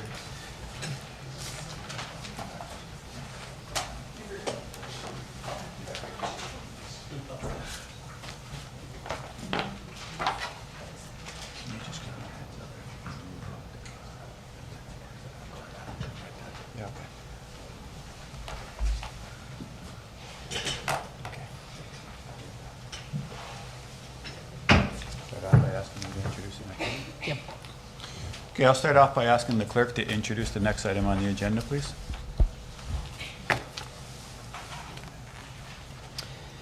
A public meeting is now being convened to consider a proposed amendment to the city's official plan and zoning bylaw to permit the development of townhouse dwellings and apartment dwellings with a maximum density of 75 units per hectare, and to permit the construction of 55 townhouse and 88 apartment dwelling units for a total of 143 units on McLeod Road, east of Alex Avenue. Notice was given by first-class mail in accordance with the Planning Act on July 11th, 2022, and by posting a sign on the property in question. Anyone who wants notice of the passing of the official plan and zoning bylaw amendment, to participate in any site plan process if applicable, or preserve their opportunity to appeal to the Ontario Land Tribunal, shall give notice to the city clerk immediately after today's public meeting or by using the sign-in sheets located outside council chamber. Thank you, Bill. I would usually ask the planning director to state the reasons and purpose behind, but I see that Alexa is ready to present, so Alexa, I'll turn it over to you. Thank you. Is it Your Worship filling in or Counselor? Sure. Okay. Good evening. Tonight's proposal, as mentioned, is to facilitate a residential development consisting of apartment buildings in the form of stacked townhouses and block townhouse dwellings with a total unit count of 143 units. So here we've got a location map of the property. You can see in blue with the surrounding existing uses of the property. So an official plan and zoning bylaw amendment have been applied for. The subject land is designated tourist commercial, minor commercial, and residential, and is part of the McLeod Road Intensification Corridor, which permits apartment dwellings ranging from 4 to 8 stories in height and 65 to 150 units per hectare. The applicant has requested approval for an official plan amendment to redesignate the lands to solely residential and to permit the development of apartment buildings, again in the form of stacked townhouses, and townhouse dwellings with a maximum density of 75 units per hectare. The subject land is currently zoned a site-specific tourist commercial, which permits the development of a nursing home. A new site-specific R4 zone is requested to permit the proposed development. So this is the original site plan that was submitted and provided at the open house. It had 158 units total. And this is the revised plan before council tonight. So I just want to highlight a few things. So the unit count has gone down to 143 units. The parking ratio has gone up to 1.25 per unit. And the privacy yard for blocks 1 to 6, which you can see in red there, has increased from 6 meters to 7.5 meters. So here are the proposed zoning regulations that apply to the site as a whole. For minimum lot area for both the townhouse and apartment unit, they're requesting 134 square meters per unit, a maximum lot coverage of 40%, a maximum height of 13.5 meters, specifically for the apartment buildings, and a parking ratio of 1.24 spaces per unit. So these are the more site-specific requests. These pertain to a certain yard. So you can see in black here at the top left, they're requesting a front yard depth of 4.14 meters, minimum privacy yard.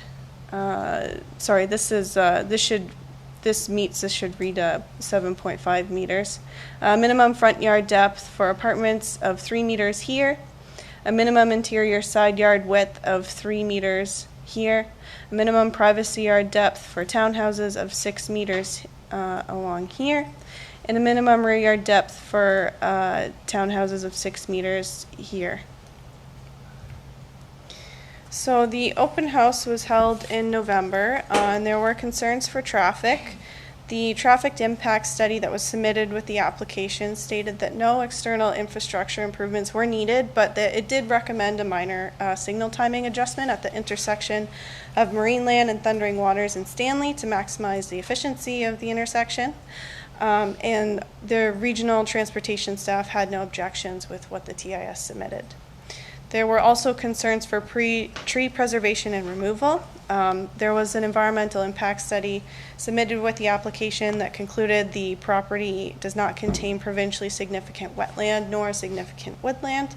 Much of the existing vegetation will have to be removed to accommodate the proposed development. To assist in attaining the city's tree covers, staff do recommend trees removed be compensated at a 2-to-1 ratio, so for every tree removed to be planted. And these plantings can take place on site or on city property elsewhere if they can't be accommodated on site. There are also concerns for privacy and separation, and as mentioned, blocks 1 to 6, where there is existing residential development, increased from a 6-meter setback to a 7.5-meter setback. So the proposal conforms to provincial, regional, and it meets the intent of local planning policies. Staff have no concerns with the requested zoning exceptions.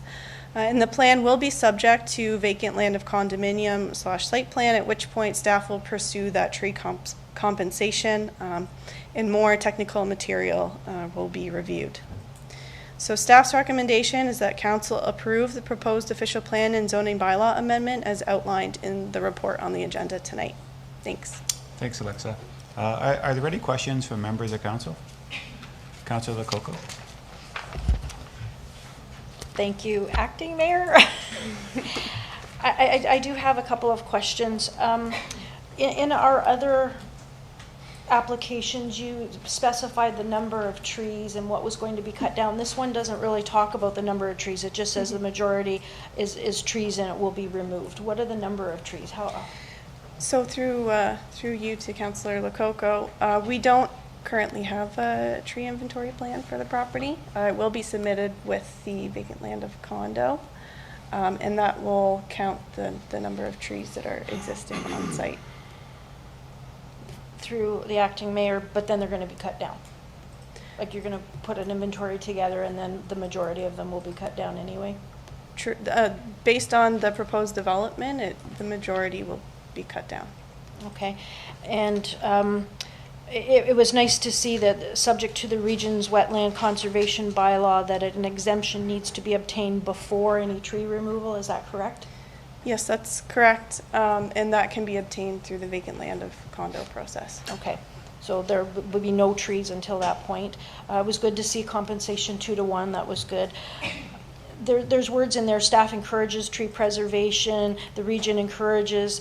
They're nice words, and once the trees are cut down, they're gone. So we need to have something a little bit stronger for tree preservation, not just encourage. And can you tell me approximately how many trees are we talking about? Like, I know it doesn't fit under significant woodland, but are they 100-year-old trees? Are they little sticks? Like, what are we talking about? Based on what's on site from what I've seen, the trees, I mean, I'm not an expert by any means. There's shrubs, there's larger trees, there's some aerial imagery, historic imagery that was submitted with the EIS that showed, maybe 50 trees, but then there was another image that was, some 10, 15 years later, and there were more trees because, of course, they're going to propagate on the property, and then some were cut down. So unfortunately, I can't give a firm number or their age. I don't know. Okay, thank you. I do understand. I would like to see that information in the reports when we're making the decision, so we know what kind of decision we're making. Thank you. Thanks. Any other questions from members of council? Okay, members of the public are advised that failure to make an oral or written submission at this public meeting could result in the Ontario Land Tribunal dismissing any referral it receives. Failure to notify the city clerk to preserve their opportunity to appeal will result in staff rejecting an appeal as per section 3419 of the Planning Act. Council will hear from anyone other than the applicant who wishes to speak to the proposed amendments. Mr. Clerk, do you have anything? Through you, the chair, we don't have anyone registered to speak online from the public. Not sure that we have anyone here. Is there in the anyone in the gallery. public who is here and wishes to speak on this application? Okay, we don't see anyone. So I guess council will now hear from the applicant or his or her representative. Okay, I do see that we do have a few representatives from NPG, both online, and Mary Lou is here, I believe, from NPG as well in chambers. I'm not sure who's going to be speaking on this one. John Henry? Okay. Do you have John online? Is online. Yes, Chair, I assume you can hear me now. We can hear you loud and clear. Great, thank you, Chair and all members of council and to staff. My name is John Henricks. I'm with NPG Planning Solutions. Mary Lou made the long trip in. I decided to stay at home. My item, I hope, is relatively brief. Our client supports the staff report as presented and the recommendations. I'm certainly available to answer any questions at this point. And I'll leave it at that. Thank you. Okay, I'll just check and see. Members of council, any questions of Mr. Hendricks?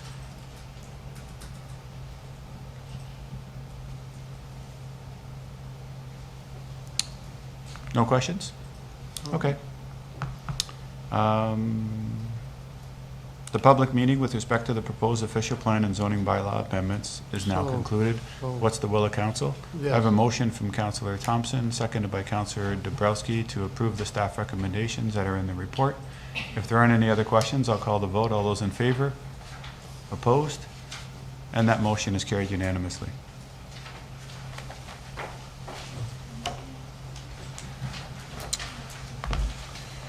Okay, moving along.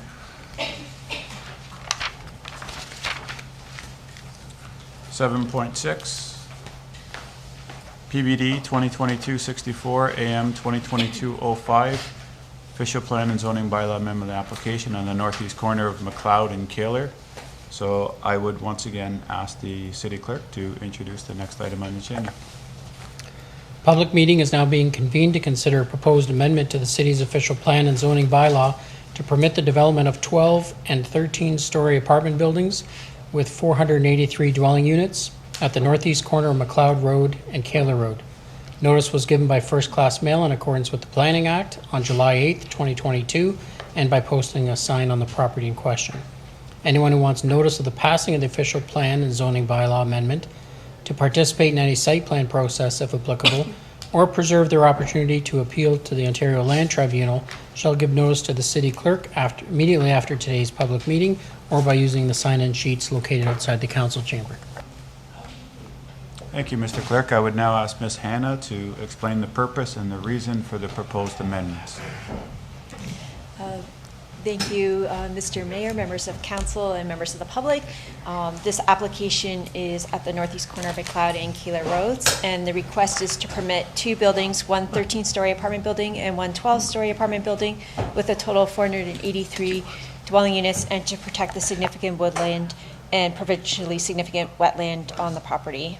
The location is outlined in blue at the corners of Kaler and McLeod.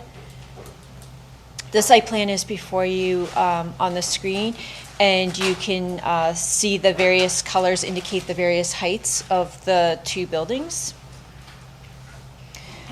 There's a southeast and northwest perspective shown on the slide.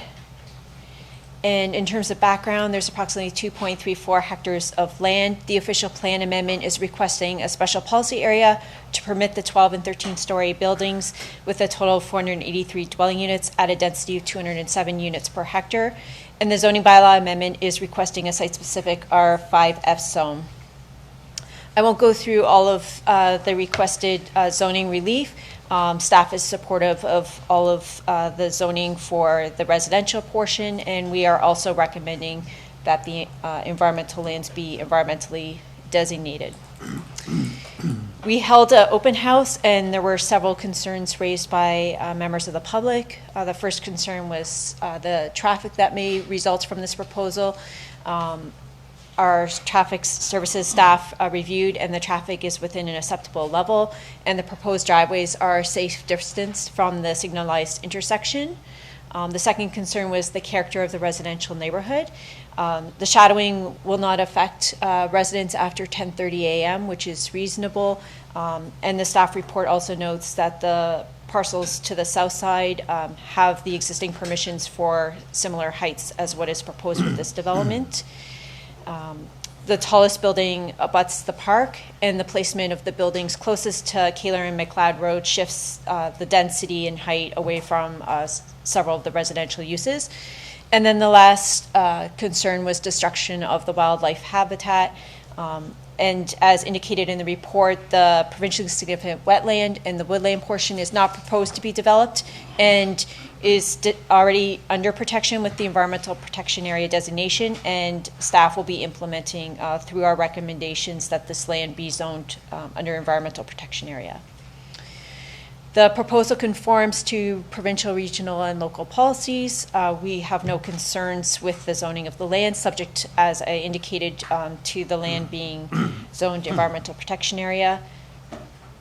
And we recommend that that council approve the proposed official plan and zoning bylaw amendment as indicated in the staff report. And that's it. Thank you for that. Any questions? Sorry. Any questions of council for Ms. Hannah? Councilor Lococo. Thank you, Mr. Mayor. It's great that the significant wetlands and the PSWs are going to be protected. There's no objection from the region or the NPCA, but it didn't specify the buffers, the buffer amount. In other reports, there was specific number of meters. What are the buffers on this one? It's 15 meters. 15 meters. And where does that number come? Is that a standard, or? It's through the IS report that the buffer is established. Okay, thank you. And they talked about rental rates at market rate. That was great. Some of the units were going to be affordable. That was good. One of my challenges was that the maximum density was 100 units per hectare, and the request is for 207 per hectare. Why the double increase? It's a result of the height that's being proposed and the number of units. And so that's resulting in a higher density value. Okay, and when do we put Section 37 into play? There, I didn't see any Section 37. Should this have Section 37? It's not applicable in this area of the city. Okay, so it's only specific areas. Okay, thank you. And I was concerned that a couple of residents did not receive some notification, specifically the Brookside right beside it. Is there a reason why they didn't receive it? So we did circulate notice to Brookside, and we also confirmed with our finance department, and the address that we have on file in both departments is what we have as their current address. And we indicated to the resident that if the office has moved, that they need to provide updated addressing. Okay, and one of the concerns from Brookside was would there be an inspection prior to the build, because they were concerned about their foundation? Typically, when there is development of this scale, there will be a site survey done of the existing and surrounding conditions for that purpose, but that's a private matter that's done between the developer and his subcontractors. Could we get the developer and the subcontractors to speak to make sure that it's done? We can definitely reach out to them, and I know Matt's on the line tonight, Okay, so great. he'll likely be able to speak to his client's practices. Okay, thank you. Thank you. Any other questions of council for Ms. Hannah? Okay, thank you for that. Members of the public are advised that a failure to make an oral or written submission at this public meeting could result in the Ontario Land Tribunal dismissing any referral that it receives. Failure to notify the city clerk to preserve their opportunity to appeal will result in staff rejecting an appeal as per section 3419 of the Planning Act. Council will now hear from anyone other than the applicant who wishes to speak to the proposed amendment. Mr. Clerk, do we have anyone other than the presenter? We did have one gentleman that had registered to speak virtually. He is not currently online, so no members of the public online, and I don't think we have any members of the public in the chambers for this one. You could give one last call, and then we can move on to the applicant or their representatives. Okay. Anyone here other than the applicant who wishes to address council on this matter? Okay, seeing none, council will now hear from the applicant or his or her representative. Do we have somebody?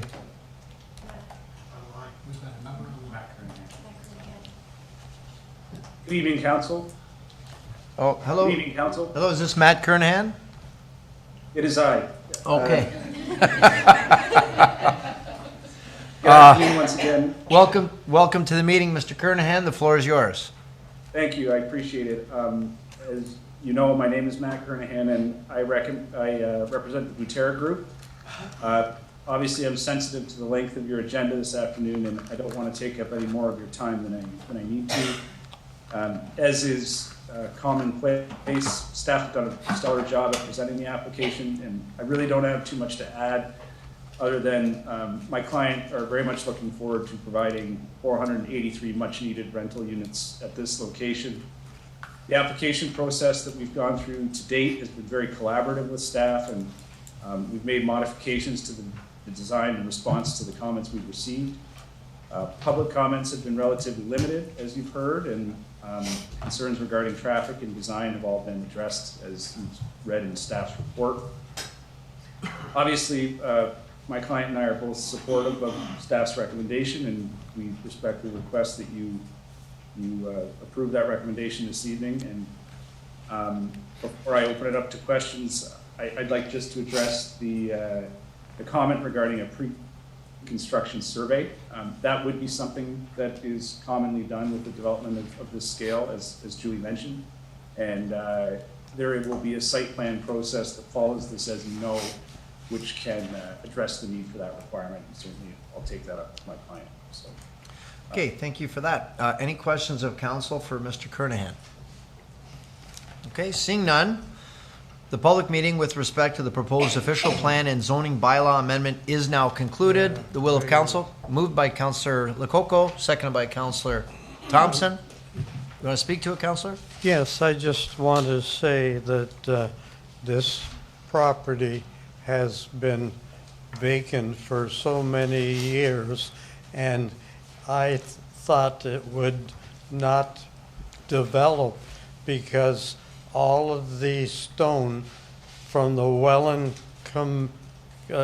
Canal was all dumped on this, and the developer did a great job of moving all of that over the years. And I would just really second the motion and for this going ahead for Mr. Butera, and thank him for his support for $2 million for the hospital. That was great. Thank you. Okay, thank you for that. All right, if there's no further comments, we'll call the vote. All those in favor? Okay, and that's unanimous. All right, thank you for that. And if you could indulge me again, we just got a couple more shuffles because of the time constraints. We've been asked if we could do 7.8 next because family matter with one of the people involved. So if I could just get a motion to next do 7.8. Moved by Councillor Pietrangelo, second by Councillor Strange. All those in favor? Okay, and that is approved. Thank you. So we'll go to 7.8. And do you have it?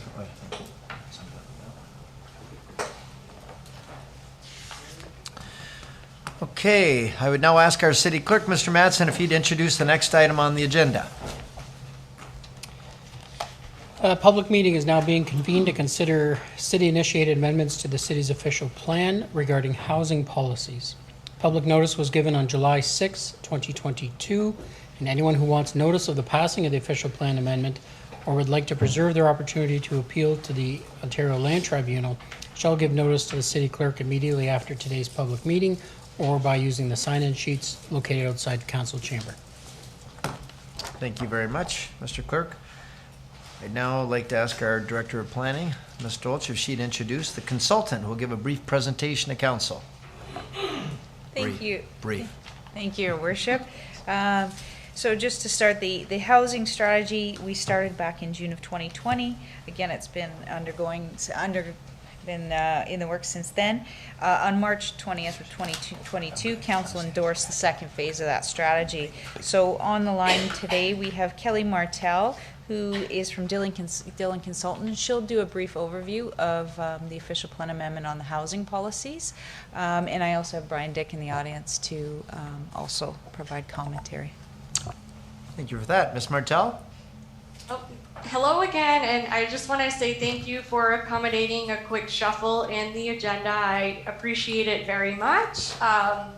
Without further ado, let's talk quickly about where we've been with the housing strategy. And I know that we have been before you 2 or 3 times now on this throughout the project. So I know we are all very familiar with it, so I don't want to belabor any points. But at the outset, what we are asked to do is prepare a housing strategy that provides a range of affordable housing options throughout the city. And what we did was a need and supply analysis, develop some strategies, and recommend some policies to support strategic actions. So the first time we were before you was about June of last year with the Housing Needs and Supply Report, and that really set the foundation and provided insight into the local housing realities in the city and identified some high-level actions that the city can take into the next phase, which was the strategy development. Just for a quick reminder, housing and the definition of affordable is sometimes a bit of a nebulous concept, and there are definitely a number of different ways that affordable can be defined, and for some people it's a very personal thing. And so there is this continuum, a housing continuum that we look at, and each community really should be filling all the gaps on the continuum from housing and emergency, shelters, transitional and social, affordable, both rental and homeownership, and market. And when all of these things are in balance, we consider that a healthy continuum.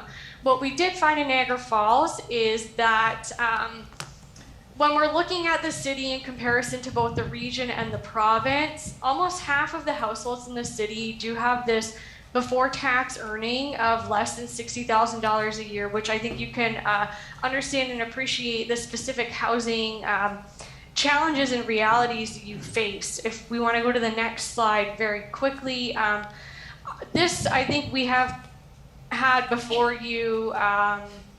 Essentially, the rents in the city continue to rise. They're not affordable to many households, especially those earning less than $45,000 annually. So what we can see here on this slide is that really you're in a situation where market rents are only affordable to people who earn $60,000 and above. And this is compounded by the fact there is this lack of vacant rental supply in the primary purpose-built rental market. And we know that the vacancy rate has been below 3% for many years. Next slide. For homeownership, and I think one of the delegates earlier spoke about this, the situation is not much different. The average selling market price for dwellings is increasing year over year, and there are little to no options for households that earn less than $85,000 annually. What you see here on this slide is all of the max affordable house prices, which have been indexed to the 2021 rate of inflation. And really what we can see is that once you get to this income threshold of just over 100,000, more options become available, but there are fewer options for people who earn even moderate incomes. Next slide. So what we did find at the beginning was we recommended that a housing strategy be prepared to address a number of gaps, really supporting and permitting higher density housing types, which I would posit based on the meetings today, that you guys are actively doing this. You're approving developments that would increase that density and increase options. So you're on the way there. Supporting and permitting alternate forms of housing, whether that's second suites or other forms, that was something we found should be an area of focus. Strengthening the second suite policy framework as well. Looking to strengthen rental demolition and conversion policies to protect what rental you already have as you go through this transition of redevelopment into intensification. We don't want to exacerbate that vacancy rate any further. We did recommend establishing targets for affordability at the city level as well to help you benchmark and achieve that balance and range of housing options throughout the city. And then finally, we did suggest that there should be a focus on aligning local housing policies with regional housing policies as they're set out in the newly adopted Region of Niagara official plan. We did have those preliminary recommendations, those filtered into the housing strategy. In the housing strategy, we introduced a vision, goals, and roadmap to addressing those gaps. And what I will say is, this is not going to be solved in one day, but certainly there are short, medium, and long-term objectives that the city can meet. And what our focus is right now is on those immediate short-term objectives.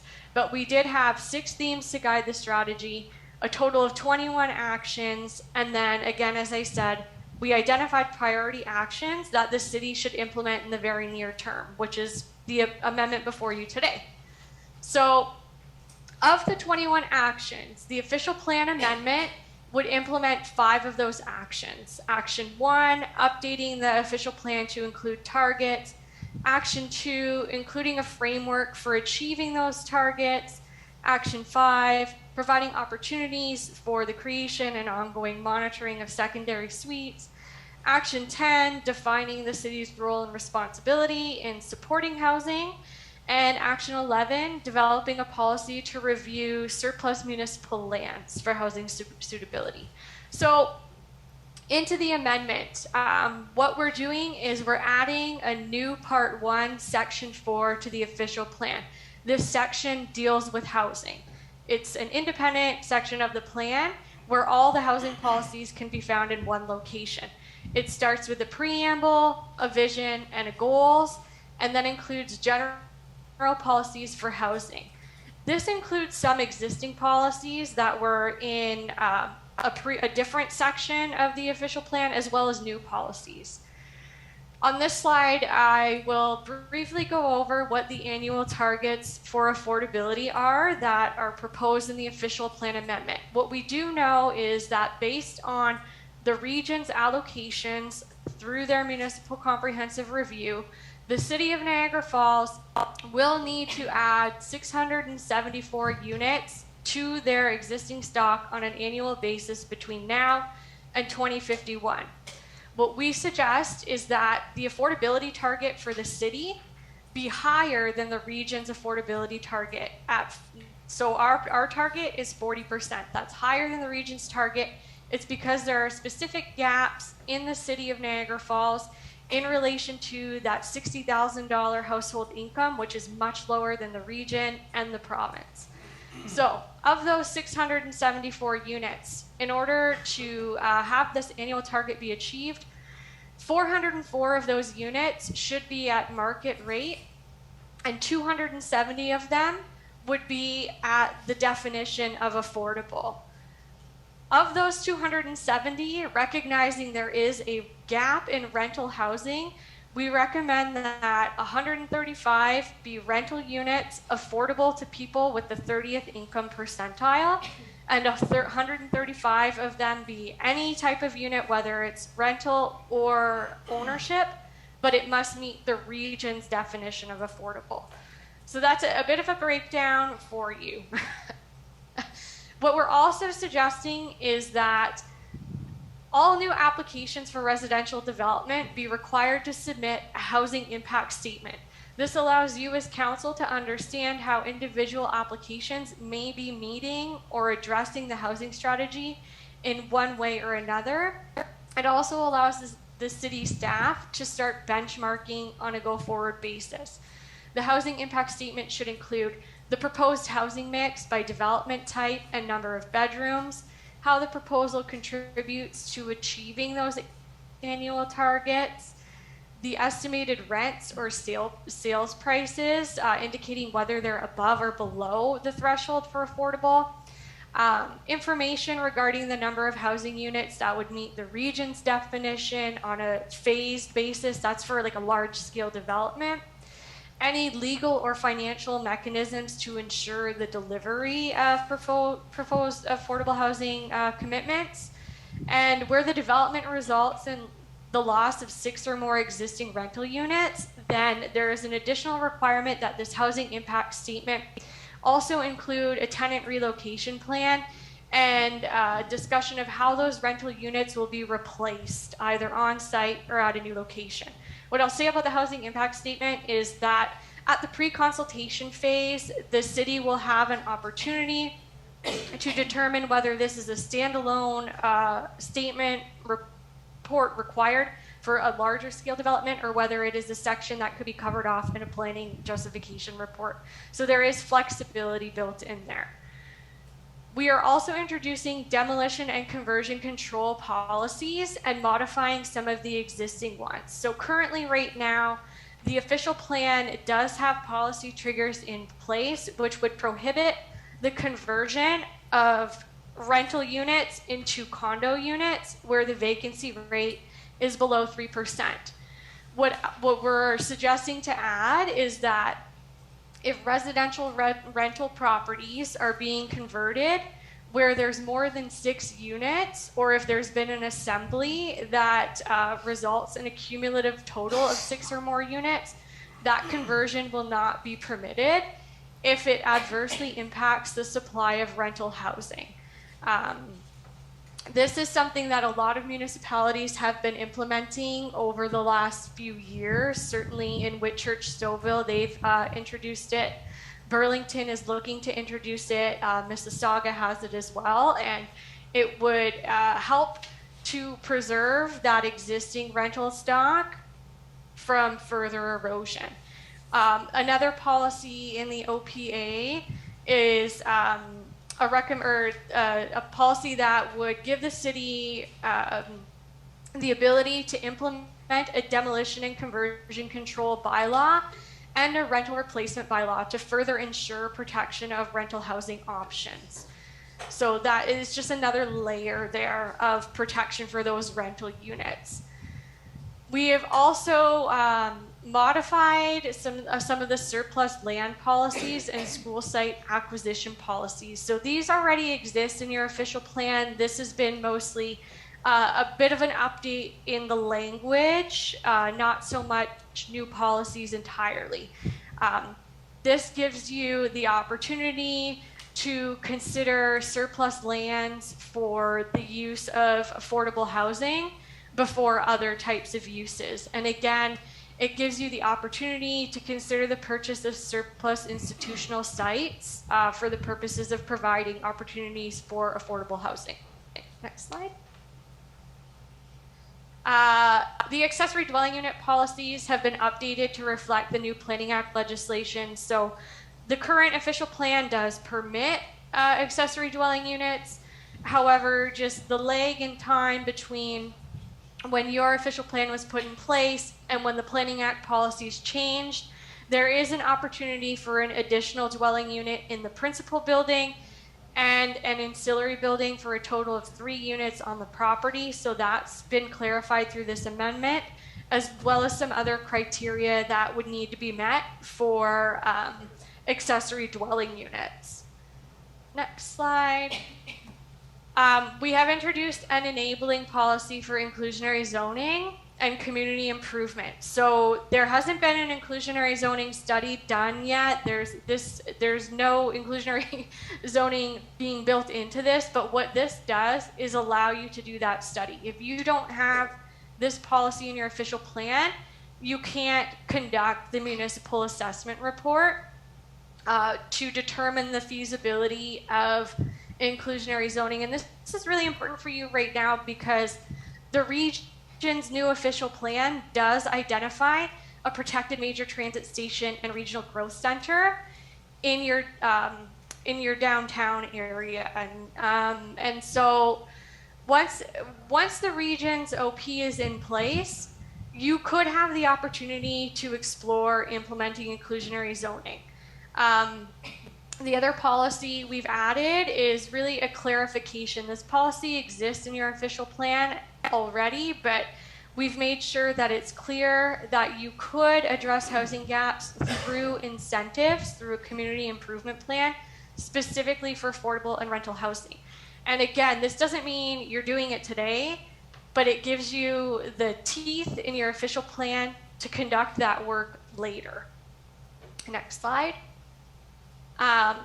Again, monitoring is super important and benchmarking just to make sure we're achieving our target, or if we're not achieving our target, we know how far off we are and what we might need to do to correct on a go-forward basis. So the policy recommends that the city monitor the housing market on an annual basis and report to council on the residential land supply, the range of housing forms built in new developments, new housing prices relative to household incomes, intensification performance analysis, and accessory dwelling units, including the number of units registered and incentives uptakes, if applicable, if you decide to incentivize accessory dwelling units in the future.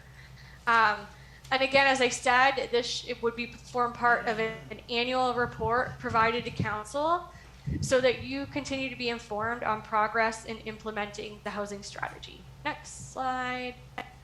So that's kind of the high-level goals notes of the official plan amendment.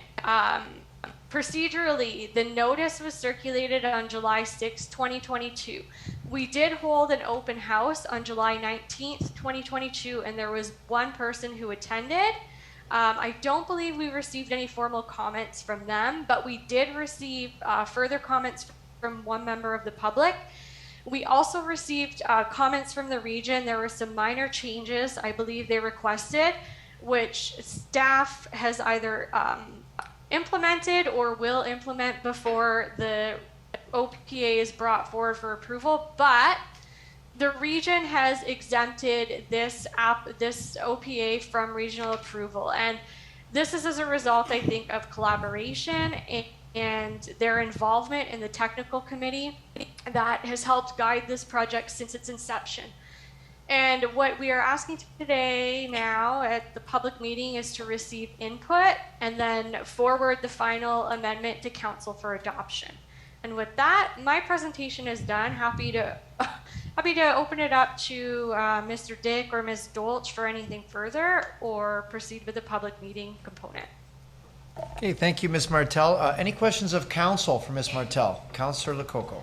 Thank you, Mr. Mayor. This is where I have the conflict for the downtown inclusionary zoning, but I'm speaking on the rest of the report. I just want to thank Ms. Martel and the rest of the team for putting this together. This is absolutely amazing. It's what we've needed. I was part of some of this process, and I'm really excited to see this move forward. Thank you. Okay, and I'll be great. happy to put a motion forward when Okay. we're finished. Any other questions or comments of council? Councillor Pietrangelo. Thanks, Your Worship.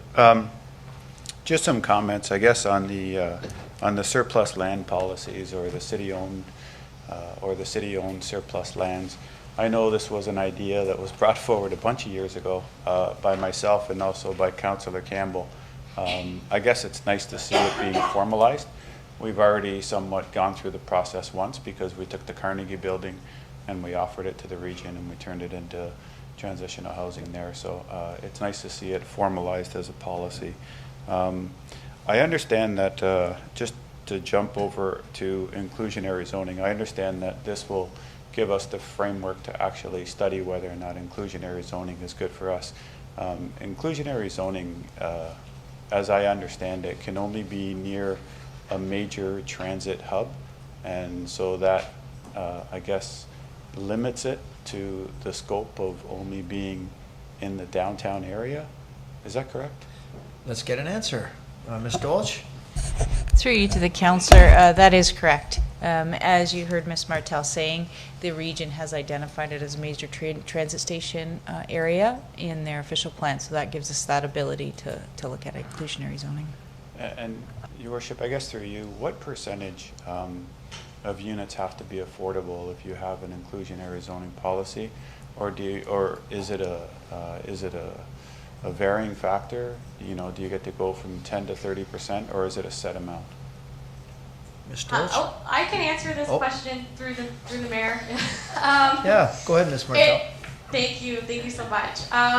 What the inclusionary zoning municipal assessment report would do is look at a variety of scenarios. It could test 5%, it could test 10%, it could test 20%, and understand the point at which that is not feasible for a development. And then that gives you as a council an opportunity to consider a variety of options or ways to implement it without impacting the overall development pro forma and without having the undue consequence of layering additional costs for those market units onto those purchasers. So the study would look at that, and you can see, I think in Toronto, they've done a certain approach where it could be phased in, or based on different locations, or where the 5% might stand. So it's really an outcome of the study and the pro forma analysis to determine feasibility. Okay. Thank you for that.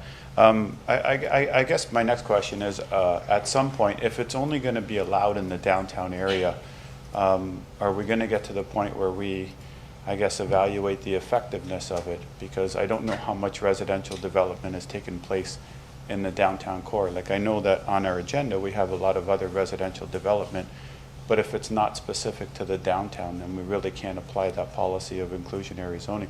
For instance, we just approved 483 units at the corner of McLeod and Kaler. If we had an inclusionary zoning policy throughout the city, that would work out to, on a 20% basis, like 96.6, so 97 units would have, then been affordable. But if we're not allowed to put that inclusionary zoning policy anywhere but the downtown, do we know the effectiveness of that policy? I guess that would be something that I would want to consider before enacting it, Your Worship. Ms. Martel, did you want to weigh in on that? Yes, through you, Mr. Mayor, I can weigh in on that. I think certainly, yes, the inclusionary zoning is scoped to a very specific location, and the outcome of any future study would determine that for that area. But that's not to say you don't have options elsewhere to start building affordability, and that's really where a housing community improvement plan can come in place.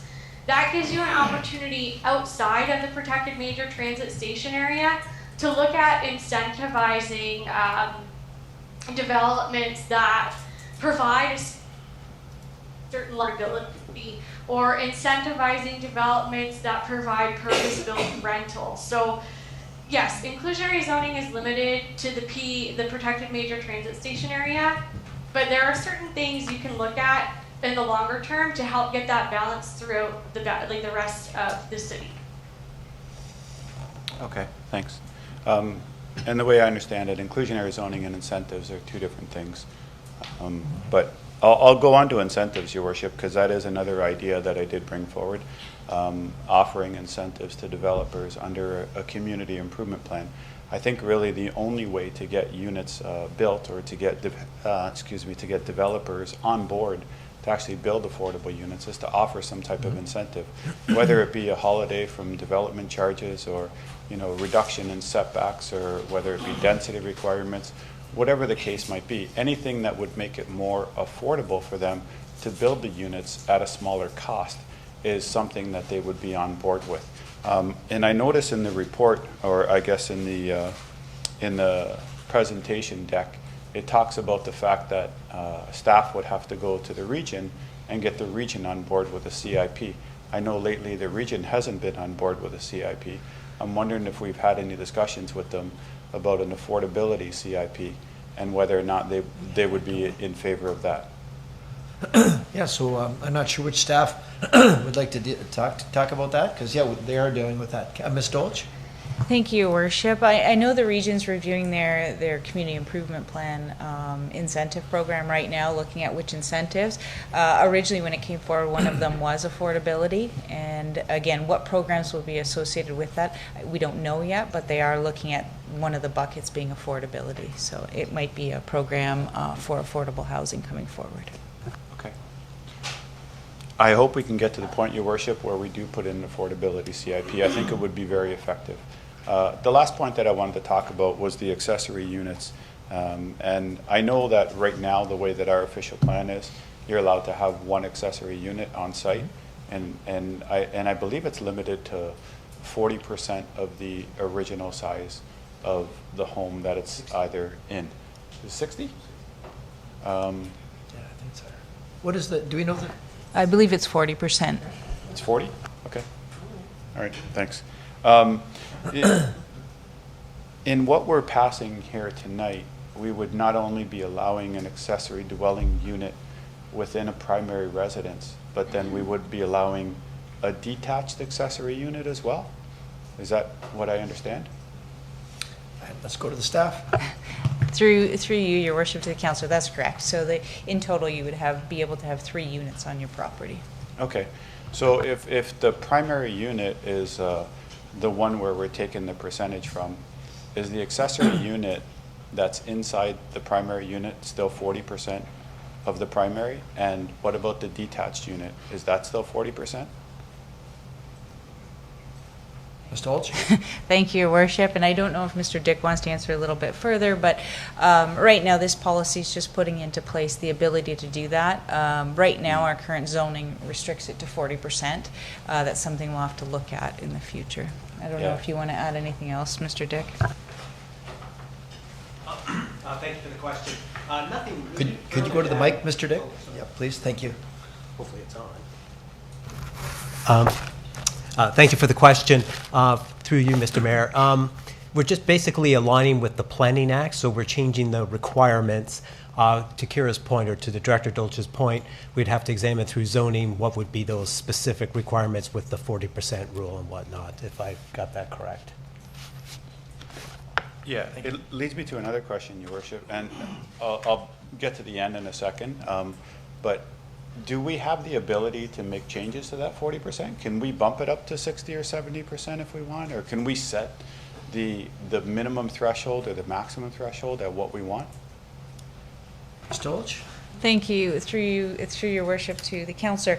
In terms of, and when you talk about 40%, I just want to be clear, you're talking about the accessory dwelling coverage percentage, or requirement percentage. Yes, that's something through the zoning we will look at, what's appropriate. You know, obviously if we have 3 units on a property, 40% probably isn't feasible at this point. Obviously we'd need a bit larger coverage requirement. Yeah, and what I was going to suggest, just because I've seen a couple applications come through Committee of Adjustment, so you have a 1,200 square foot home and someone wants to put an accessory dwelling unit in it. Accessory dwelling unit isn't even allowed to be 500 square feet without being over the 40% threshold. I don't know that I find that reasonable. I think we should have a minimum that the unit can be, or perhaps a maximum before you have to ask for a variance, as opposed to just saying 40%. I know just again, I'll go back to the development we just approved over on McLeod and Kaler.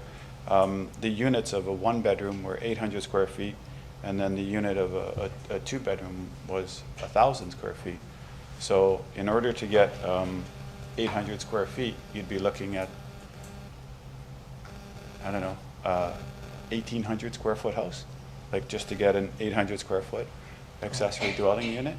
I just think that we can work with those figures so that we don't have to make people get special exceptions, because right now it's almost onerous for them to apply to go through Committee of Adjustments to get a variance just to increase the size of an accessory dwelling unit. Whereas I don't know that I find 500 square feet acceptable. I'd like to see someone be able to build an accessory unit that would be 700 or 800 square feet and not have to ask for a variance to do that, you know, based on the original size of the home. So those are just some comments, Your Worship, that I can send back to staff. So, Good comments. All right. Did anyone else have any? Yes, Councillor Coco. Councillor Oh, Iononi yep. put up her hand Oh, yeah. first, and then I'd like to go after her. Okay, Councillor Iononi? Thank you, Mr. Mayor. Sorry about that. When we're talking about square footage of where people will live, I'm going to refer back to, I'm going to call them compact houses now, because when we talk tiny houses, people seem to get all upset and think that it's just for homeless. Councillor Pope and I attended the tiny house show last week in Ancaster, and we attended on what was called Municipalities Day. And it was builders of tiny homes, and I'm sorry, I have the card of one of the people we spoke to, but they said, we have been trying to get the city of Niagara Falls to listen to us, and we can't seem to get them to wrap their head around the concept of smaller homes. So some were called tiny, some were called compact. But we went through them, and we were able, I personally could not live in one. I found 400, 300, 200 square feet, really small. But the reality is, in a lot of communities that have already improved it, that's how home ownership is starting. That's how, we're long past our starter homes. But people who are starting now are thinking minimally. They're living minimalist. I know most of us don't. Living minimalist, smaller is better. Smaller is more affordable. And looking at a tiny home, they could actually buy a house outright, not have a mortgage, and have money to spend anywhere they want. And I just want us to make sure that we look at, as we're going through this, we look at the fact that 500 square feet, and Councilor Cope can talk on it if she wants also, but 500 square feet wasn't bad. And it was remarkable what they could do in it. And they were posing it to us as a secondary standalone unit on a property, because this is where municipalities are going. So I brought home the municipalities package. I will provide it to staff. And I just want us not to think that this is not an option for us. We have not really been open-minded on tiny houses, compact houses, whatever you want to call it.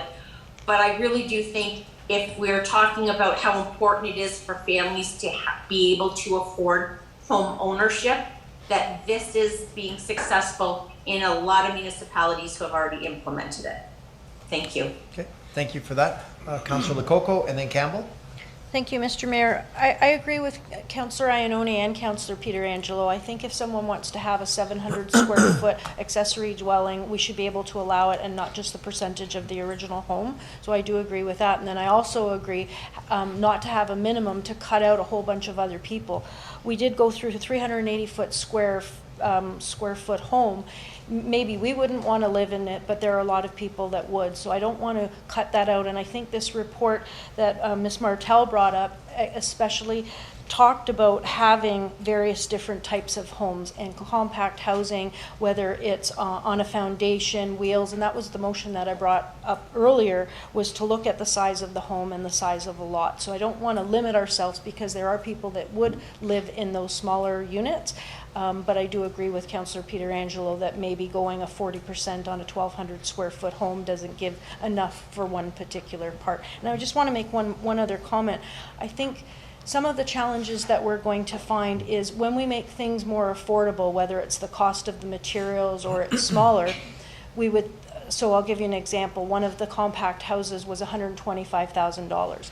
If someone took out financing or paid for it for cash, the rental amount on what you paid could be very low. If that person decided to do that, it would be very low. But if another landlord was doing it, they might say, oh, I'm going to charge market value because the house down the street is the same size, or I can charge that. So I think we have to look at that being, yes, we're making things more affordable, but will the landlords and the owners pass on that savings to the people? And I think that's what Ms. Martell was talking about in some of her report. But I think we need to be prepared for that because it is going to happen. Thank you. Okay. Yep, I agree. Councillor Campbell. Thank you, Your Worship. I'm a landlord. Bought the house, excuse me, next door to me because the owner was a slum landlord, and my wife and I made the decision, and the decision was to help less fortunate. And we have not put the rent up for the last 10 years. My wife got a letter from Revenue Canada that we no longer can declare any expenses or losses for the house next door because we're not charging the going rental rate in Niagara Falls. Wow. So I just point out to you. And I can't go to the Rent Review Board because there are so many different rules and regulations that I can't put the rent up. So now it's costing me money to have these people living there. Just throwing that out just to give an example of being a landlord, how difficult sometimes it can be. Wow. Councillor Strange.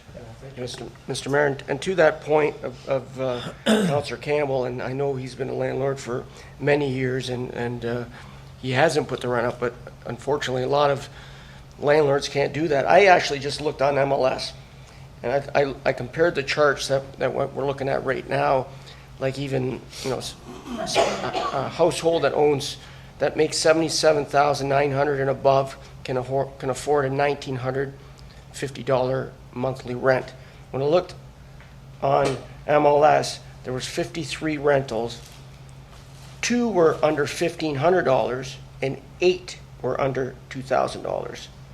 So there's not a lot of places out there in rent. And when I looked at to buy properties, and I believe it was here, $95,900 if your household was, you can afford a $499,500 house. So with 376 properties in Niagara Falls right now, 17 are under $500,000. So it's going to be very tough, especially with everything going up with supply, Home Depot, everything to build these rentals like Angelo Butera builds them. And he has rentals, but I don't think you're going to get anything under $2,000 a month, unfortunately. And it's not going to stop. You see gas and food, and they're trying to, slow down the housing market by raising interest rates, the Bank of Canada, but nobody can afford anything right now. So we're in a tough bind because landlords probably can't justify or do a monthly of their own bills and stuff. If they have $1,500 or more, they might be able to break even, but anything under that, and we're fortunate enough to have people like Councillor Campbell who can do that, but there's not a lot of landlords that can do that. And the government is not helping, obviously. They're not even letting you write off stuffed expenses because you don't have market rent now. So something has to be done at the provincial level, and maybe at AMO when you're there, you can address this, because we're in a tough spot for, what is affordable housing anymore? You look at that, and that's October 2021, and that's not even close to where we are right now. Councillor Ioannoni, do you have your hand up again, or is that from before? No, I do. Thank you. I just want to say, with all the comments we just heard around the table, I really hope that we support the fact that for a second unit also on the property, as opposed to just something within the property, because we've all just sat here and said exactly why we need to pass something that allows us to do that. So thanks. Pardon me? Yeah, I think that's what you mean. Councillor, I know you mean, your hand is still up, by the way, but you need, you mean a third. Yeah. Okay. Members of the public are advised that failure to make an oral or written submission at this public meeting will result in the local planning appeal tribunal dismissing any referral it receives. Failure to notify the city clerk to preserve their opportunity to appeal will result in staff rejecting an appeal as per section 17 of the Planning Act. Council will hear from anyone who wishes to speak to the proposed amendment. So, Mr. Clerk, do we have anyone who wishes to speak? Through you, Mayor, Your Worship, there was nobody registered online. You may want to just make sure there's no one in the gallery that wants to speak. Otherwise, that's all we have. Anyone here wishing to speak to this matter? Okay, seeing none, the public meeting with respect to the proposed official plan and zoning bylaw amendment is now concluded. The will of council. Councillor Lococo, Councillor Campbell, yes? I'd like to move it, thank you. Okay, move the two recommendations, second by Councillor Campbell. If there's no discussion to that, we'll call the vote. All those in favor? Okay, and that's unanimous. Thank you for that. Okay, so now we're going to go back to 7.7. That'll be the last planning item, and then we're going to go into reports, immediately into reports. So, Mr. Clerk, can you please introduce the next item on the agenda? A public meeting is now being convened to consider a proposed amendment to the city's official plan and zoning bylaw to permit the development of a podium with a height of 3 to 5 stories and a 24 meters for tourist commercial uses, a building with a height of 45 stories and 190 meters with 254 dwelling units and 250 hotel rooms, and a building with a height of 60 stories and 225 meters with 362 dwelling units and 258 hotel rooms, and a building with a height of 39 stories and 145 meters with 404 apartment dwelling units, and all apartment dwelling units may permit vacation rental units on the subject lands. This is at the subject property of 6880 Stanley Avenue. Notice was given by first class mail in accordance with the Planning Act on July 8th, 2022, and by posting a sign on the property in question. Anyone who wants notice of the passing of the official plan and zoning bylaw amendment, to participate in any site plan process, if applicable, or preserve their opportunity to appeal to the Ontario Land Tribunal, shall give notice to the city clerk immediately after today's public meeting or by using the sign-in sheets located outside council chamber. Thank you, Mr. Mattson. I'd now ask Julie Hanna, Planner 2, to explain the purpose and reason for the proposed amendments. Good evening, Mr. Mayor, members of council, and members of the public who are watching. The application is in regard to 3 parcels that are at 6880 Stanley, and as the clerk indicated, is to permit a 60-story hotel residential building, a 45-story hotel residential building, and a 39-story residential building. The location is the existing Loretto building, as well as the 2 parcels on either side, on the side of east side of Stanley and south of Livingston. There are current permissions that exist on the land that are outlined on the chart before you. In terms of the increases proposed, the north tower would be 3 stories, the central tower 3 stories, and the south tower 7 stories. The proposal is for 1,030 residential apartments in 1 to 4 bedroom units, 588 hotel rooms, and that's in the north and central towers, and over 17,000 meters square of retail, commercial, restaurant, and assembly space within the former Loretto Academy and within the podium. The site plan is on this slide before you, and the height of the 3 towers is indicated. The podium extends throughout, with the existing Loretto building being maintained, and you can see it's outlined on the north or eastern portion of the slide. The elevations for the east lawn are on the slide currently, and the elevations for the west elevation, which is Stanley Avenue, are on the slide currently. In terms of background, they have requested approval for an official plan and zoning bylaw amendment for approximately 3 hectares that's spread across 3 parcels of land. The land is designated tourist commercial in our official plan. The application requests to amend the site-specific policy in regard to the height of the podium and the towers, to remove some specific policies, and to revise the parking text to permit parking at grade and in the parking structures. The land is currently zoned 3 site specifics that correspond to each of the parcels. And so this slide indicates the land and the various locations of the site-specific zoning. I'm not going to go through all of the zoning. I'm just going to flip through it, but we can discuss it further. But the details are within the report. This slide illustrates and indicates the zoning that is going to be asked for and is supported across all 3 parcels. The requested zoning relief for Building A is specific largely in terms of the height. And Building B, the same, its height, the canopies, roof feature. And for C, again, is the height and the roof feature. With this parcel, as well as mentioned in the report, we are establishing a 5-meter setback from the most southerly property line for a portion of the land measuring 85 meters from the rear lot line going towards Stanley, and that is for the protection and preservation of the adjacent cemetery. There was an open house held, and we had several public members who attended, and the questions were in regards to the hotel operator, which have not been finalized, the timing of the proposal, which we've been told is going to commence as soon as possible, and what the process is if there is undocumented graves. There has been extensive archaeological studies. A stage 4 has been done. No concerns have been identified.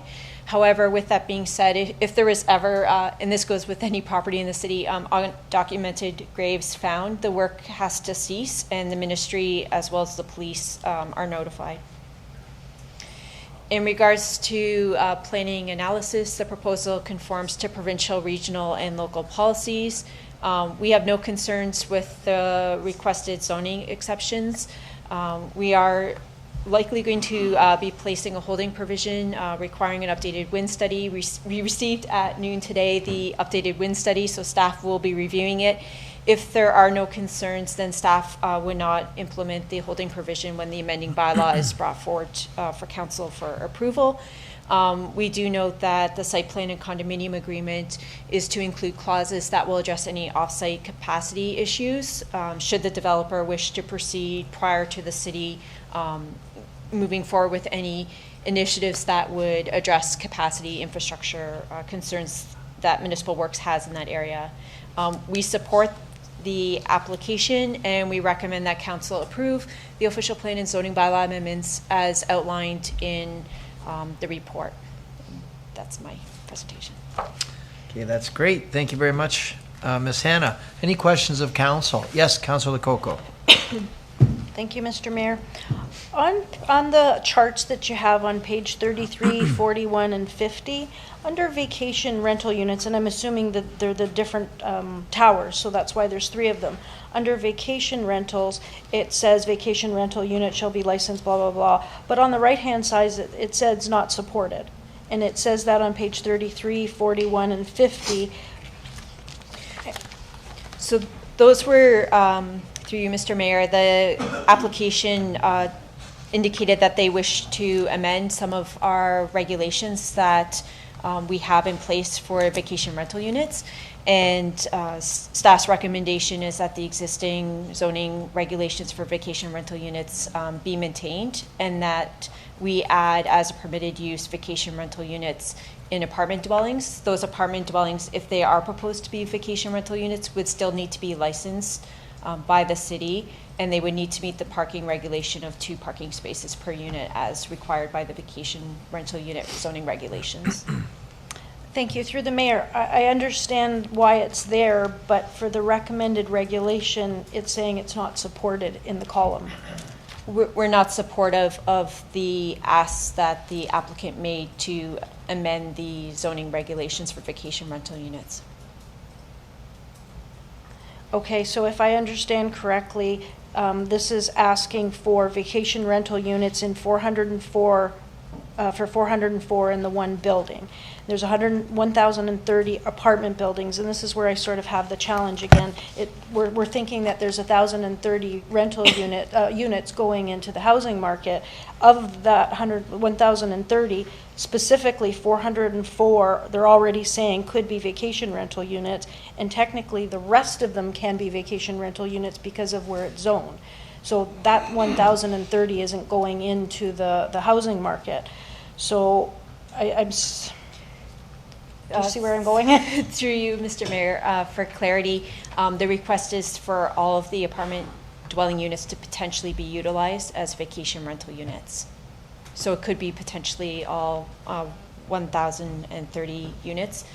The applicant has not specified a specific number. They want to make that opportunity, is my understanding, available to potential purchasers. Thank you. I did read the 39-story one would be 404 and all may be VRUs, but the other two didn't say that. But because of where they are, they could be. Right. Right. Okay, and then my other question is, it talked about a proposed bus terminal through the mayor? I'm not sure where you're seeing it bus said terminal. bus terminal somewhere. Usually I write the page number down. There isn't a bus terminal proposed for the site. That's what I didn't understand. It said proposed bus terminal in here somewhere. It talks about capital fund contributions to be Portage, Prospect, Livingston, Outlook, Millennium Trail, West End Fire, proposed bus terminal, Stanley Avenue. Sorry. Okay, it's not part of the proposal, it's part of this Section 37 agreement. So there's specific funds that are allocated by council to specific projects. And of the funds that would be received through the Section 37, staff are recommending those areas, specifically the Portage Prospect Affordable Housing Initiatives, provision for public art, heritage and culture, active transportation, public parking, and urban amenities with the updated Section 37 agreements. There were previous Section 37 agreements that are in effect that were executed, and those Section 37 agreements have some projects that have been completed by the city or are no longer items of importance to council. So staff is recommending that the updated agreements reflect the current priorities of council. Thank you, through the mayor, but I still don't understand a bus terminal on Stanley Avenue. It's under the Section 37. I didn't write the page down, but it said that the Section 37 would be for those things. That was in the existing Section 37 agreements, and that is something that we are proposing to remove and update with the list that I just read off in the updated Section 37 agreements. So there's no bus terminal? There's no bus terminal being Thank you. proposed for the proposed development. Okay, thank you. So again, I'm going to go back to my whole concern about VRUs in residential zoned. We think we're getting 1,000 units for residential, and they could all be vacation rental units. So I'm sort of having a challenge with that. Thank you. Thank you for that. Any other questions? Sorry about that. Any other questions or comments of council? I need a big bright red light in front of me, so I'll remember. Okay, seeing none, council will hear. So we've already done this part. Council here from anyone other than the applicant. So, so council's talk now. Is anyone here that would like to speak to this other than council? Or online, or on the phones? Do we have anybody? Nothing public, no?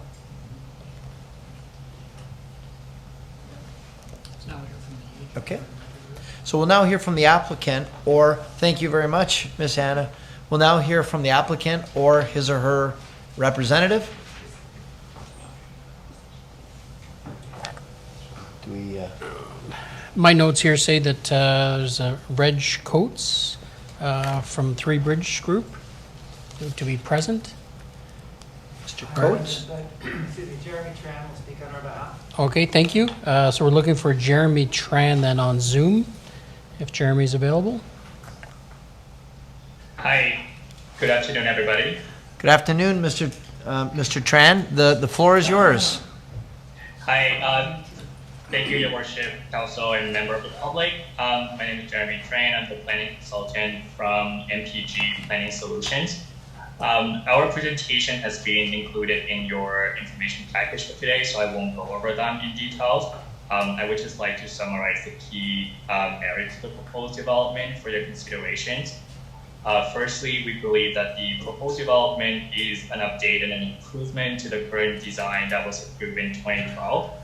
And secondly, the proposed development will not only strengthen the tourism sector in the city by adding more jobs and more high-quality hotel rooms, but it will also create housing in the Fallsview sub-district.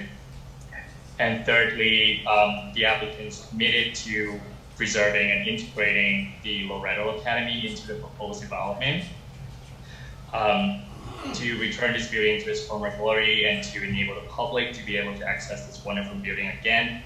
And lastly, we just like to express our gratitude to staff for their guidance. The applicants, the consultant team have been working collaboratively with staff as well as neighbor to address all comments and refine the application to where we are today. And we'll continue to do so in the next phase of the planning process. In addition to myself, Ms. Mary Letourneau and the applicant representative, Mr. Recipient, are in attendance in the gallery today. And I believe we also have the project architect, Mr. Maggie Letourneau, online, so we will be able to answer any questions that council have regarding the development. Thanks. Okay, that's great. Do we have any questions of council? Okay, seeing none. All right, thank you for that. The public meeting with respect to the proposed official plan and zoning bylaw amendment is now concluded. What's the will of council? Councilor Dabrowski?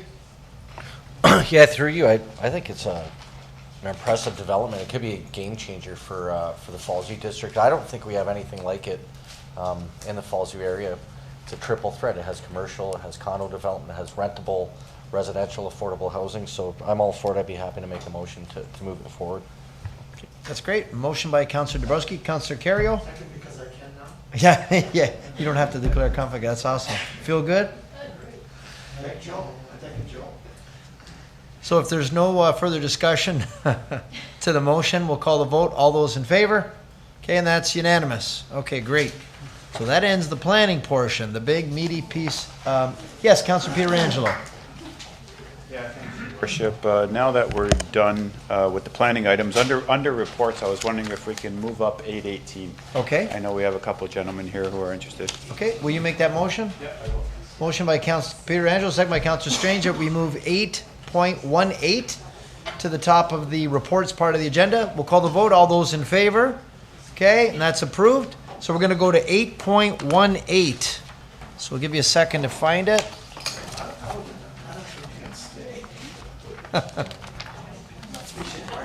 Oh, you got to be kind now. Okay, 8.18. Can everyone find that on the reports?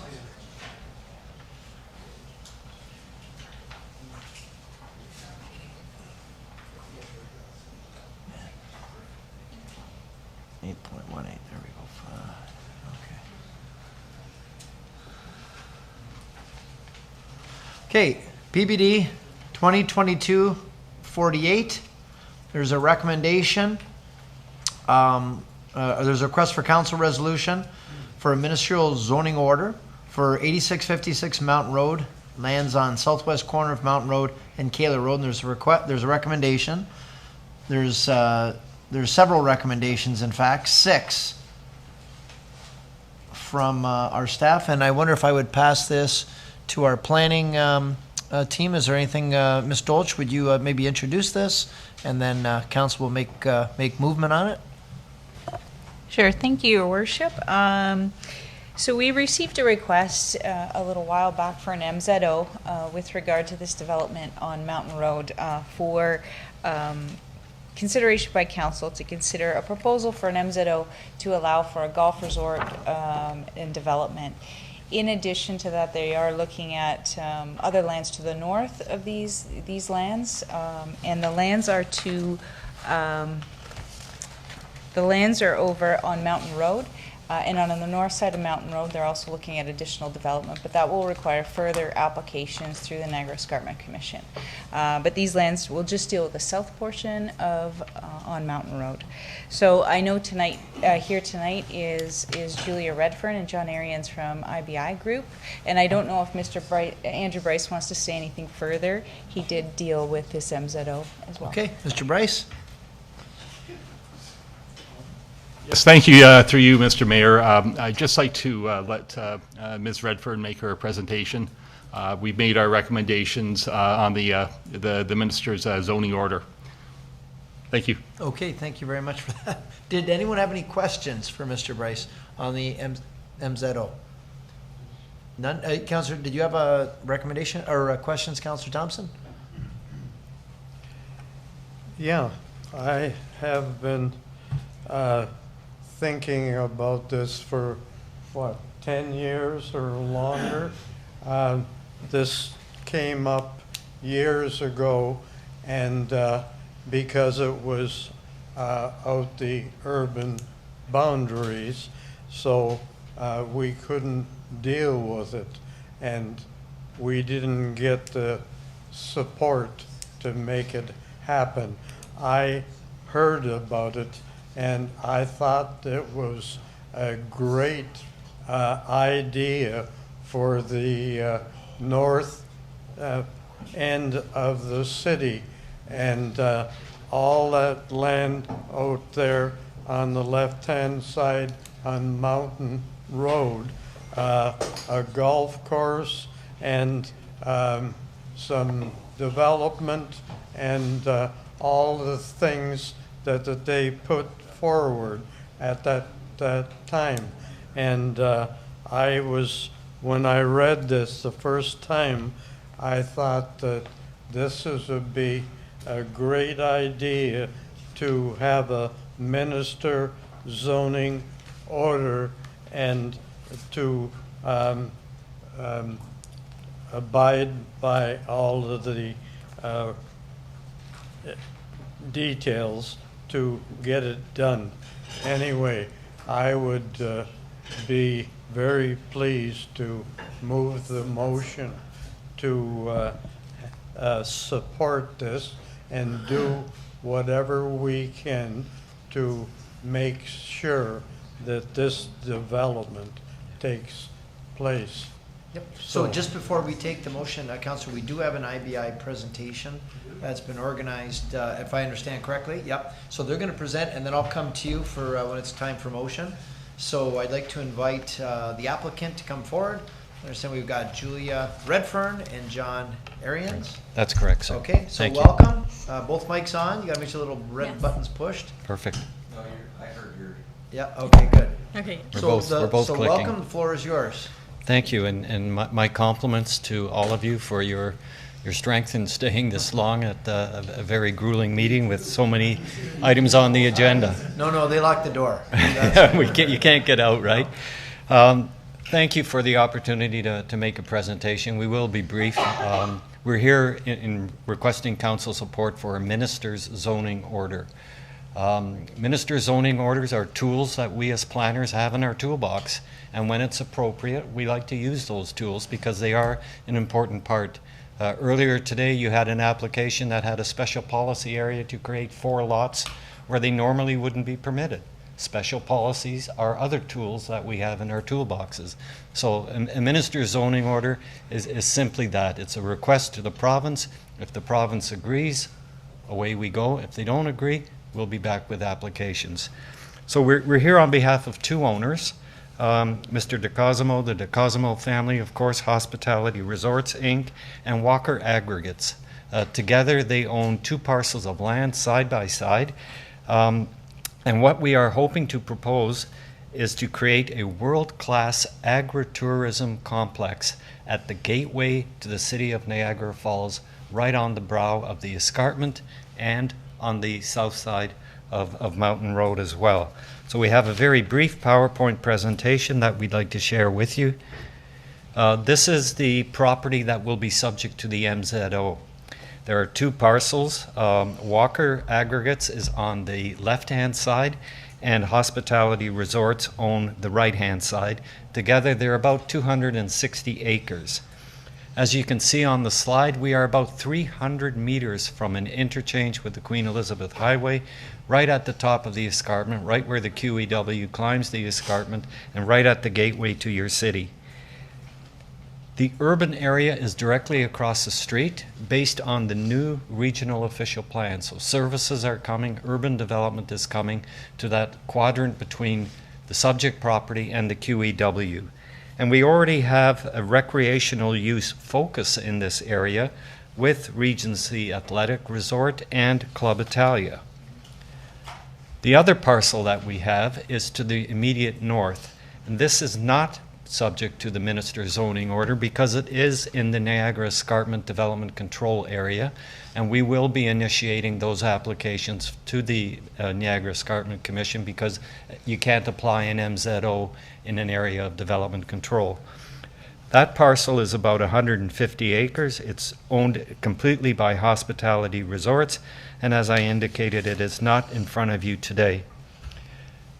This is just an aerial view, again, showing the property. You'll see that there is a woodlot, there's a kind of a creek drainage swale on the property, and some other environmental features. These have all been appropriately recognized and designated. Here you will see a list of uses that are proposed on the MZO and NEC lands. The MZO lands south of Mountain Road are proposed to have vineyards, an 18-hole championship golf course, a driving range, an inn and spa facility, nature trails, and other amenities. The NEC lands north of Mountain Road are proposed to include vineyards, a winery and farmers market, an equestrian center and riding trails, hiker cabins, an amphitheater, and Bruce Trail connections. I can also mention that that equestrian center was the subject of a Niagara Escarpment permit. It was issued, but it has lapsed because the total development scheme hasn't been finalized yet. So we did have the equestrian permissions, but we need to reestablish those. So here you will see the conceptual site plan for the MZO land south of Mountain Road. The vineyards are proposed along Mountain Road to maintain the rural character of the streetscape. The accommodations are proposed internally and include a mix and range of suite options among inn rooms and villa cottages. The inn and spa facility will have a bar and grill, cafe, and recreational amenities, and the existing woodlot and aquatic features and functions are proposed to be well preserved. This plan will be fine-tuned through the site plan process as detailed technical studies are completed. The long-term intent is for the development to function as part of a comprehensively planned agri-tourism destination that includes the lands north of Mountain Road. The plan before you is conceptual and includes vineyards, a central winery and farmers market, an amphitheater for intimate concerts that provides a view to the Toronto skyline, an equestrian center and riding trails, hiker cabins, and Bruce Trail connections. These developments will function cohesively, where the accommodations on the MZO lands may be used by tourists visiting the winery, or those visiting for a weekend of golf may want to spend an evening at the concert. The NEC will be the approval authority for these lands and have formally issued conditional approvals for 2 development permits, one in support of a winery and the other for an equestrian center, as John mentioned, demonstrating general support for these uses. Once constructed, the comprehensive development is expected to generate 200 part and full-time job opportunities. Additionally, $100 million in construction and agricultural-related investment is anticipated.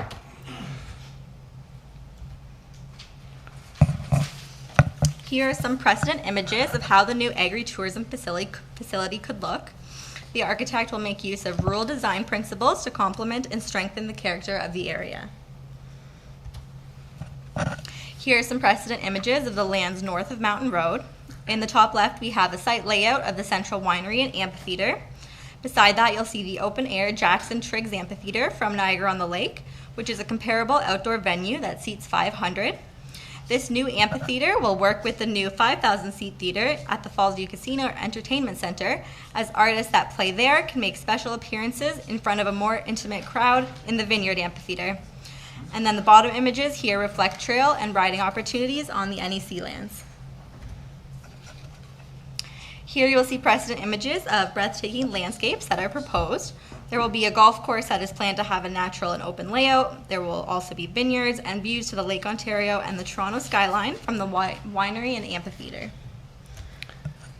So this is a copy of your official plan schedule that shows the existing designations, and these lands are currently designated for good general agriculture, environmental protection, a small portion, and environmental conservation area.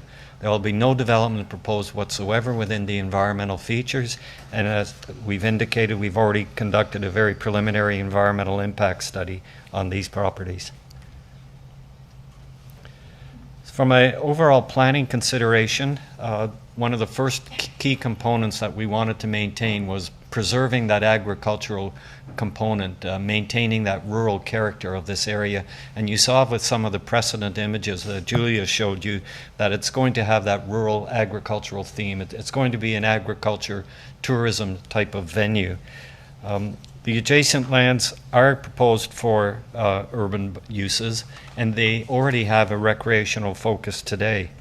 The subject lands are also lower priority agricultural lands, and as Julia has shown you on the visuals, we think that this is going to enhance that rural character. Just picture the vineyards as you drive down Mountain Road with clusters of the villas situated within those vineyards.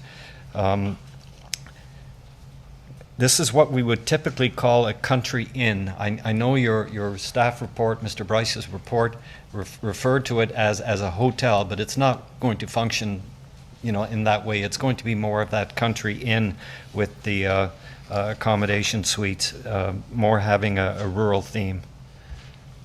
So another planning consideration is natural heritage. The subject lands are partly designated EPA, ECA, and Creek in the city's official plan. We had an environmental constraints analysis report prepared for the subject land south of Mountain Road. It identified regionally significant woodlands and locally significant wetlands on the property. An EIS will be prepared as part of the site plan process to ensure adequate buffers from natural features are incorporated. Another planning consideration we looked at is locational attributes. Killar Road, Mountain Road, and Garner Road are all identified as arterial roads, which are expected to carry high levels of traffic volumes. The subject lands are also right by the QEW interchange, which is a gateway into Niagara Falls and provides a convenient access to the proposed agri-tourism use. Mountain Road is also identified as part of the region's strategic cycling network, which outlines planned cycling routes that connect the region's municipalities. A TIS will be required as part of the site plan application to further support the development proposal. As John previously mentioned, the subject lands are adjacent to lands that have recently been brought into the urban boundary in accordance with the region's adopted official plan, where municipal water and sewer services will be extended. As such, the subject lands would also have convenient access to this infrastructure to service the proposed development. Lastly, Hospitality Resorts are proposing a shuttle bus service from the Fallsview area in downtown Niagara Falls to the subject lands for enhanced connectivity and transportation options. Here you will see an aerial image that shows the location of the subject lands in proximity to the Hilton Hotel, which is about 7 kilometers away. So the proposed development will create this world-class agritourism recreational facility only 300 meters from the Queen Elizabeth Highway and the gateway into your city. It's going to result in a tourist-related residential and recreational use that'll be compatible with the scale and character of a rural landscape, and it also reflects those existing uses. It will complement the NEC lands. It will create connections to the Bruce Trail. There will be glamping opportunities next to the Bruce Trail as part of the equestrian facilities. The list of potential open space uses and agritourism uses are virtually endless. It will also help ensure that tourist dollars stay in the city of Niagara Falls with that immediate connection to the downtown facilities. It will not result in any adverse impact to the agricultural community or the environmental features on the properties. We did have an open house, was attended by a number of neighbors. Minimal concerns about this development, honestly. No traffic concerns, no real issues regarding compatibility. In fact, I think 2 or 3 of the neighbors spoke in favor of the development and fully supported it. It really is an ideal location based on proximity to transportation networks, the urban area, and your rural area.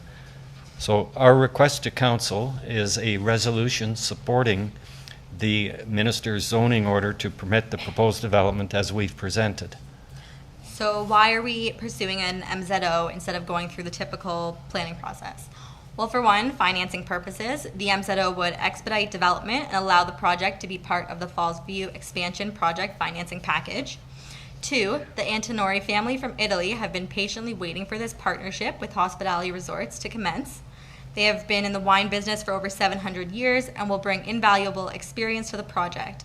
Their most recent winery in Italy is carved into a mountainside with a vineyard on the rooftop to effectively integrate the built form within the natural landscape.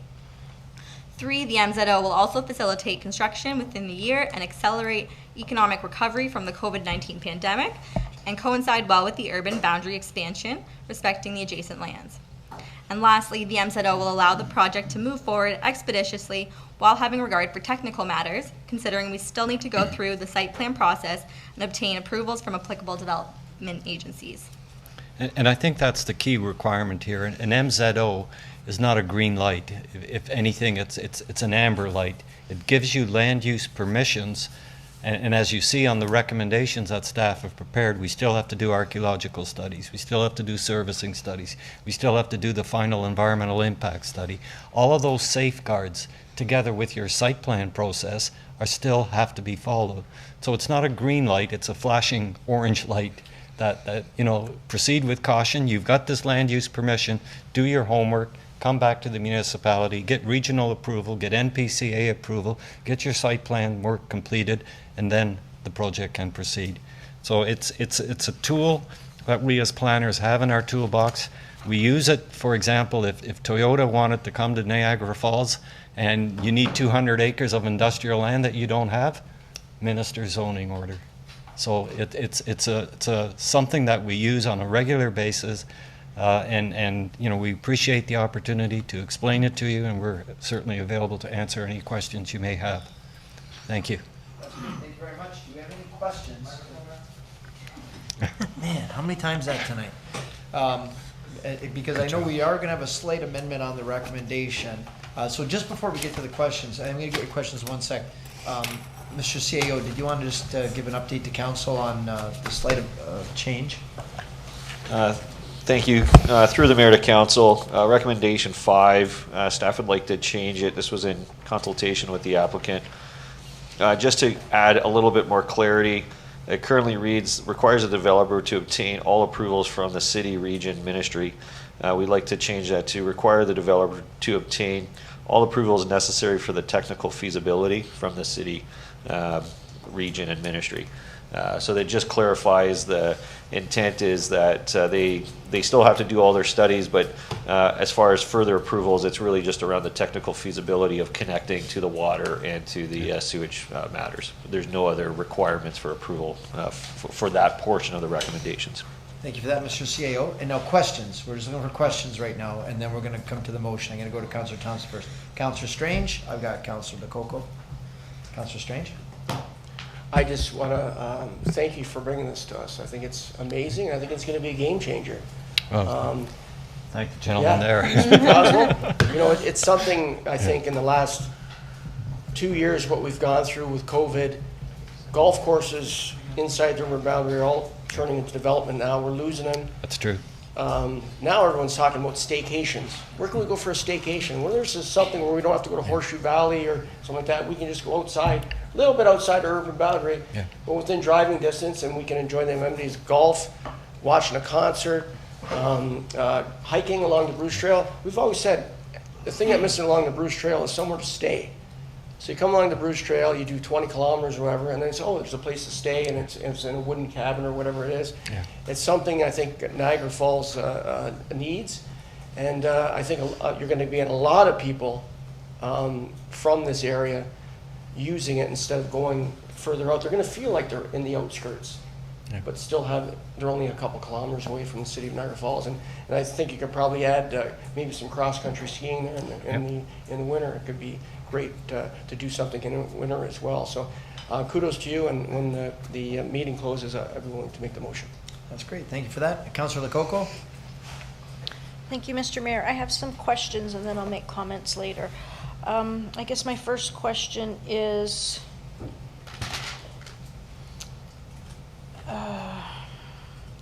the speaker just said residential. When you were reading from your slide deck, you said the word residential.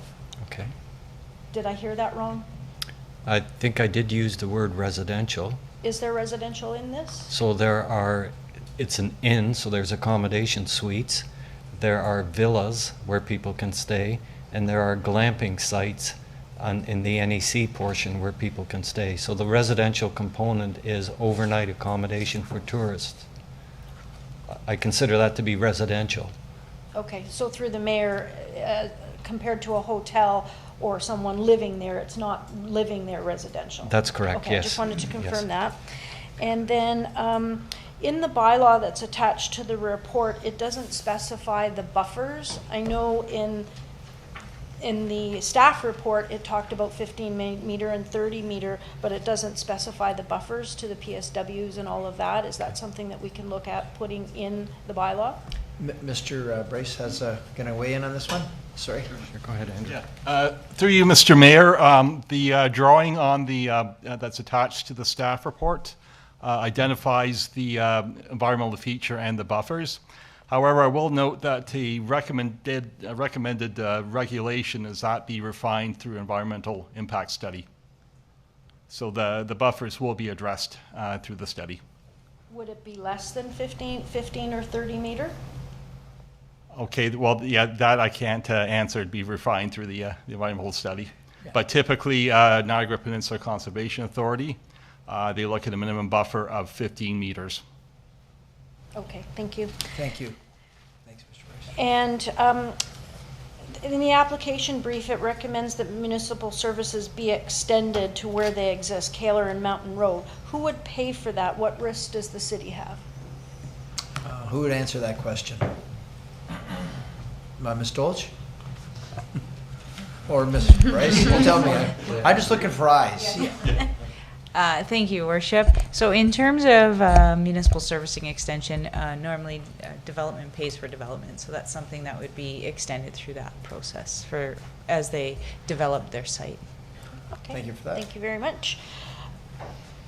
The IBI letter in there is March 15th, and it was addressed to mayor and council. I was just wondering why it didn't come to council at that point. I don't know. Sure. Okay.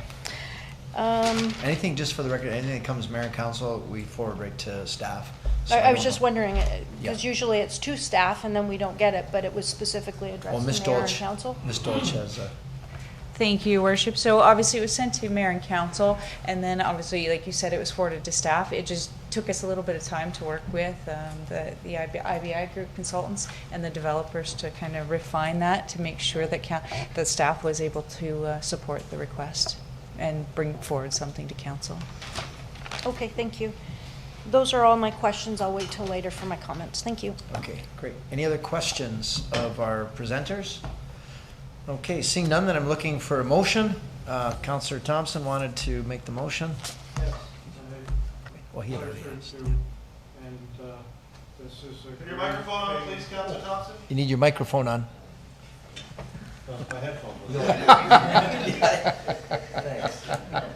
Yeah, this would be great for the city, and I would be pleasure to make the motion for the minister zoning, and also the city work with the group to make this happen. Okay. Okay, motion by Councillor Thompson to move the 6 recommendations with the addition of the technical feasibility addition from our CAO, and seconded, boy, everybody wants to second this one. Everybody's so excited about this one. So. Okay. I want to say something. Okay, well, you know what? Why don't I do it like this? I'm going to second it to Councillor Strange, and I'm going to come back to Councillor Dabrowski to speak, and then Councillor Pietrangelo. Yeah, I'll take my time. No, I'm kidding. Yeah, just quickly, I think it gave me goosebumps actually listening to the presentation. What a great presentation. And when I think of Niagara Falls, I don't necessarily think of it as a resort town. We're a tourist town. we have the majestic Niagara Falls, but this would be a perfect complement to an almost perfect city.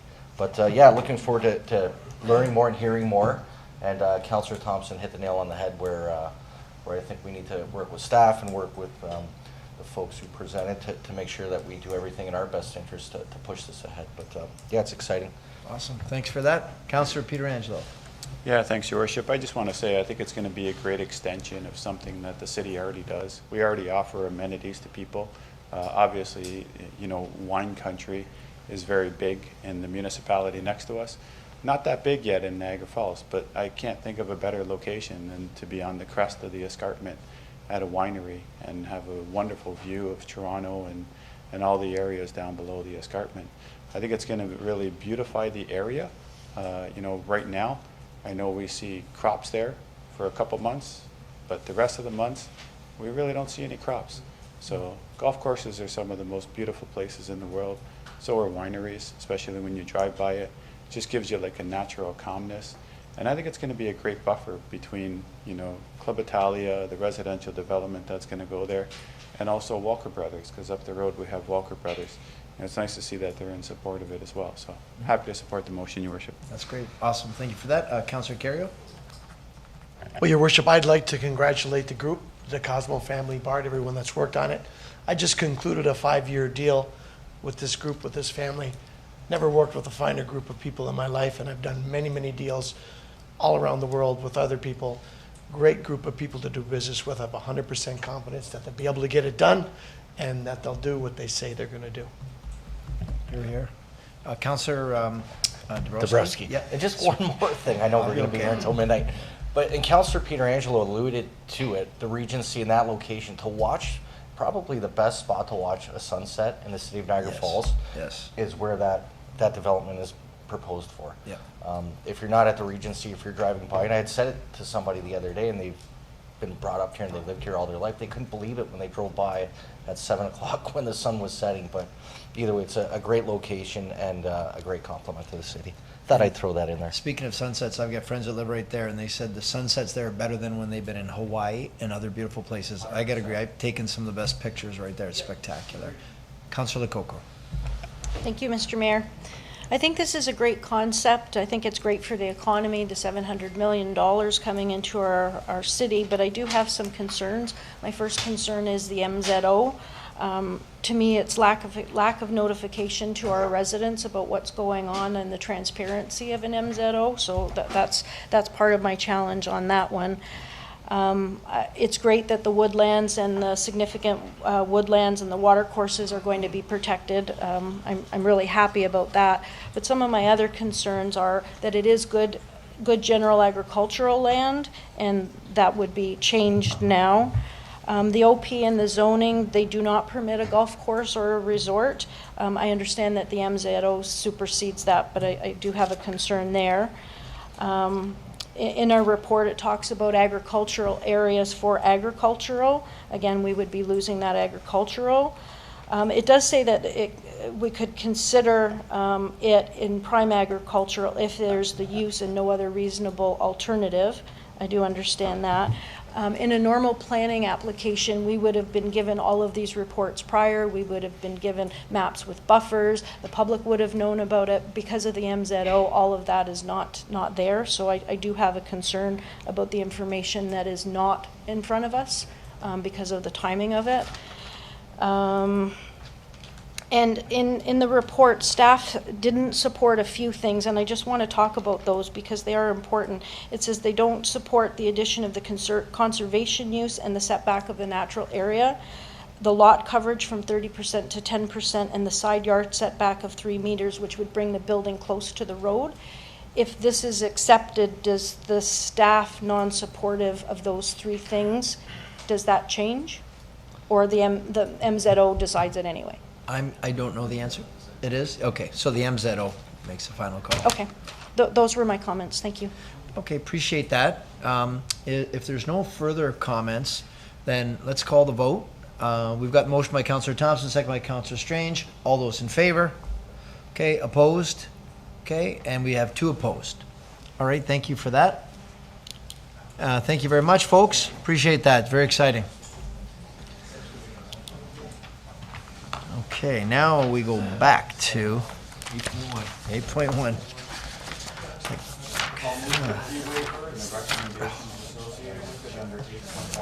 Okay, motion by Councillor Peter Angelo, second by Councillor Strange, to move 8.1 fee waiver application for the marathon. All those in favor? Okay, that's approved. Thank you. Mr. Mayor? Yes. I just want to make a comment. We keep doing this. We need a better policy. We just keep on adding more and more for the fee waiver. And we keep finding more money. We need a better policy for this. It's nothing to do with the marathon. We just keep adding more, and we've already exceeded over $26,000 over budget. Yep, so CAO said the next budget, they're going to deal with it. Item 8.2, policies relating to sections of the Development Charges Act. Yes, Councillor Peter Angelo. Yeah, I was just wondering if staff would, I mean, I'm happy to move it, but I'm wondering if staff would be willing to just give the Coles Notes version on this. I understand it, but I'd like the Coles Notes on it. Could we get that, who would do that? James, would you do that for us? Absolutely. Through your worship, so the Development Charges Act has gone through a few revisions recently. So 26.1 of the Development Charges Act allows for certain eligible developments to defer, I shouldn't say defer, spread out their development charge payments. So in the case of 26.1, it allows, for example, six annual payments for institutional and for rental housing, I believe, and 21, equal payments for non-profit affordable housing. So it's really just a tool that the province introduced to try to help it try to help incentivize development and prevent that from being a burdensome upfront cost. Section 26.2 is the freezing of development charges. So I'm not sure if that's made its way out there, but essentially it would freeze the rates as of the earliest application. So it typically ends up being around site plan application. And at that point, the rates would freeze at that time because we can index them every year. However, we're able to charge an interest rate on that. So we've followed the regional policy. So the region has a very similar policy for both of these, and we tried to mirror our policy on theirs. And they're charging a 5% rate of interest, and so we're going to adopt a similar approach. So they're really just two additional methods to sort of help the development community a little bit, and we're just trying to get a policy out to be able to offer that. Yep. Okay. Yeah, and I'm happy to move it, Your Worship. Motion by Councillor. Yes, Councillor Thompson, you want to speak to it? Yeah, I was so pleased to read this on the agenda.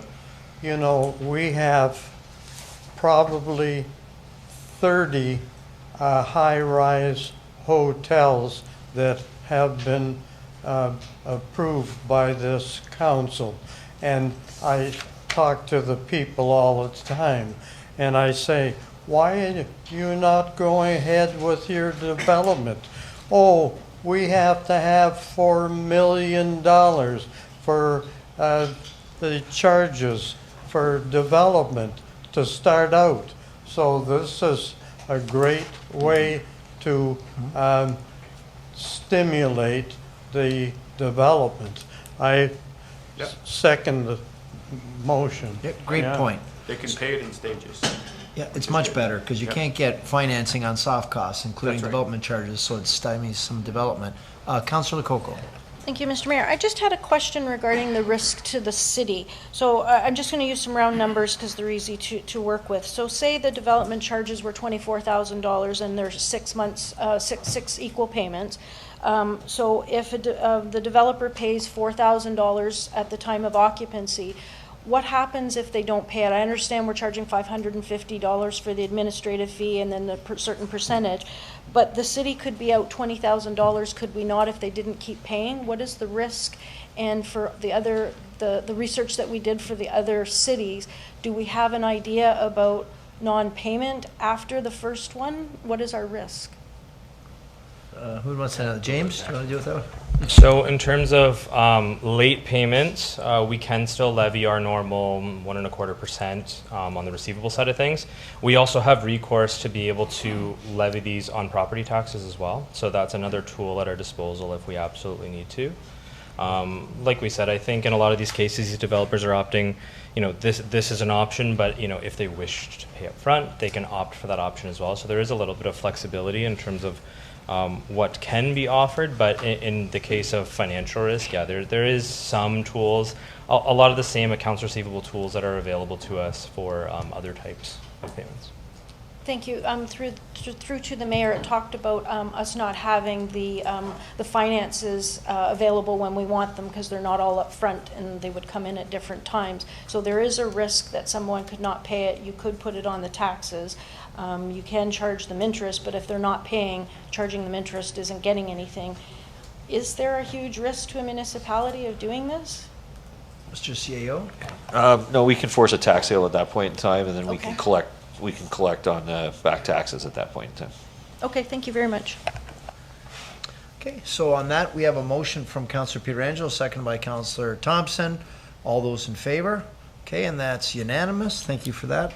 Item 8.3, water, wastewater budget, actual to variance, looking to receive. Motion by Councillor Pietrangelo, second by Councillor Carrio, that we receive. All those in favor? Okay, that's approved. Item 8.4, declare surplus of lands, Park Street Road allowance, rear of Bridge Street. There are 3 recommendations to allow this. Moved by Councillor Campbell, second by Councillor Strange. All those in favor? Okay, that is unanimous. 8.5, 2022 tennis and basketball court improvement contract award. There are 3 recommendations to move forward. Motion by Councillor Strange, second by Councillor Carrio. Discussion, Councillor Lococo. Thank you, Mr. Mayor. On 12.4 on the agenda, there's a correspondence from a resident that has sent us emails. I was wondering if their concerns, like I know we put a tender through, but the way they were explaining to me is having a line on a tennis court is one thing to divide where you're playing pickleball. The tennis court nets are higher than they would be for pickleball. Some people are even weighting them down to bring them down further. But the big thing for a lot of the pickleball players is they say you can get 4 to 6 courts in one tennis court. And I understand that they've been told that we're looking at maybe 2024 to have more pickleball courts. So could the residents at 12.4 concerns be brought over to this? Okay, we're going to get Mr. Nickel Thank to weigh you. in on this one. He's been dealing with this topic. He's from Niagara on the Lake. He knows all about pickleball. Thank you, Mr. Mayor. Pickleball, the bane of my recent existence. No, to the councillor's point, we have actually carefully considered options for pickleball here. The challenge we have, and I can't speak into great detail about this, is we have some external funding from the federal government for this project.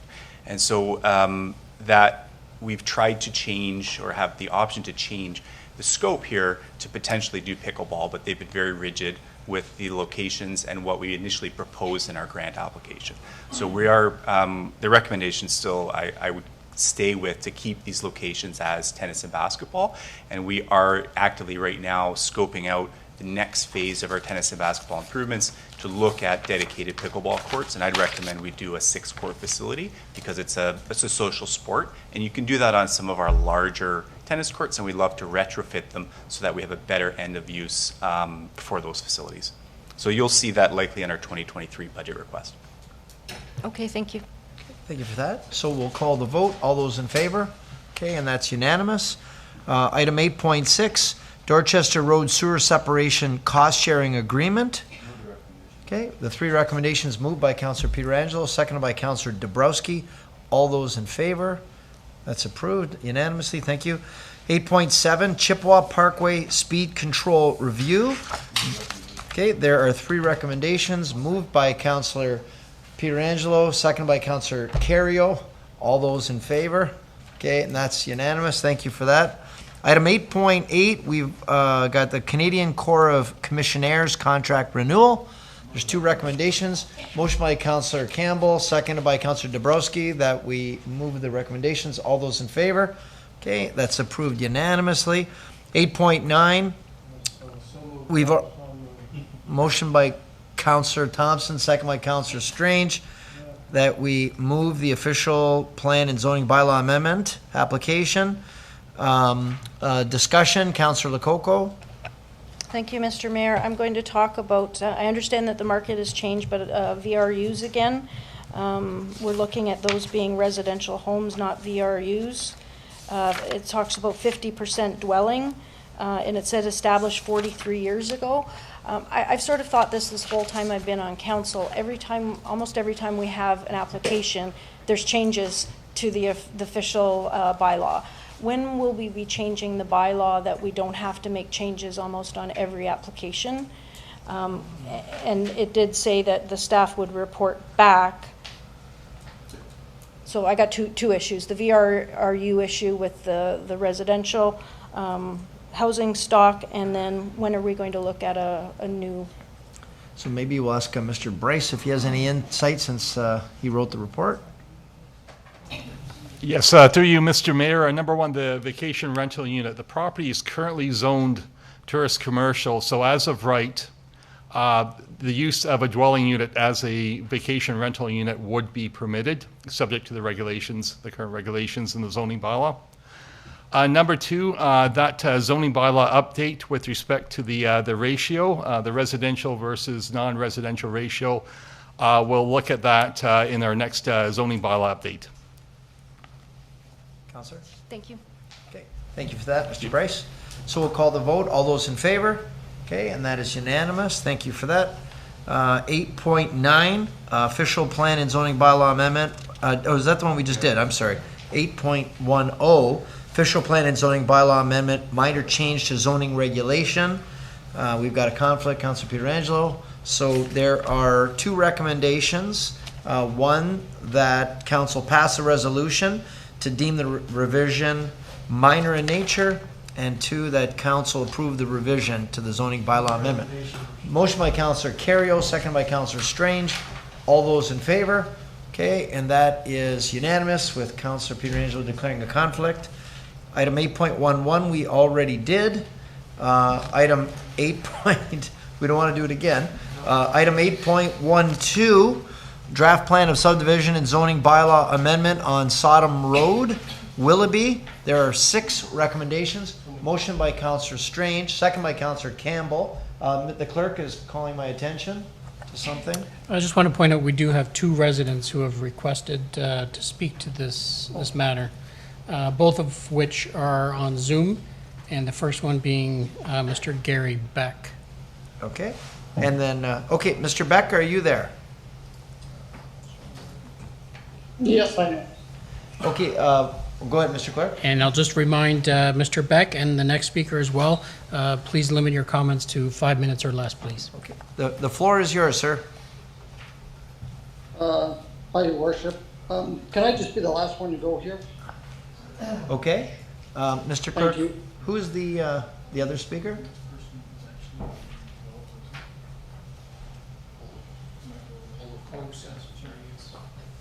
My apologies, Mr. Beck is the only member of the public registered to speak. The next is the applicant.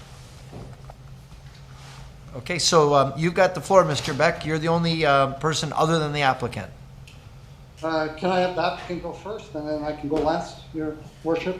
Well, typically we do the applicant last. That's how we typically do our planning matters. Is there a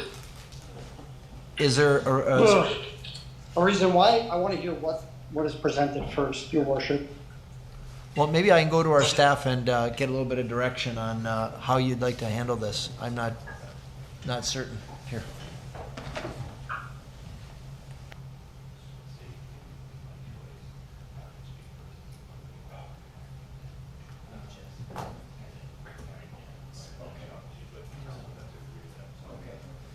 So if council agrees to this, we'll suggest that you do this. Mr. Beck, you'll speak first. We'll have the applicant speak, and then you'll have a chance to speak after. How's that? That's okay, Your Worship. Okay, is council agreeable to that? Yeah, so, all right, so we're good with that. So Mr. Beck, you have the floor. And just a reminder that we ask you to keep your comments to under 5 minutes. No problem there. Just a few questions.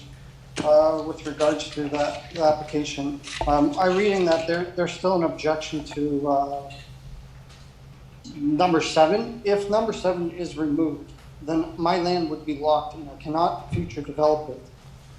as well. So that's where my objections are at this moment. That's all, Your Worship. Oh, okay. Okay, so, just getting this called up here. Okay, do we have any comment from staff before I go to the applicant? How would you like me to do this? Everybody's looking for their contacts. So sort of. I'm sorry, so how would you like to do it? What do you recommend, Ms. Dolch? What would you recommend? I can provide a brief comment, and perhaps Ms. Hannah wants to pipe in as well. But generally, the land, Mr. Beck's land isn't landlocked. It does have frontage onto Sodom Road. The concern, obviously, that is the rear development portion that he's concerned about.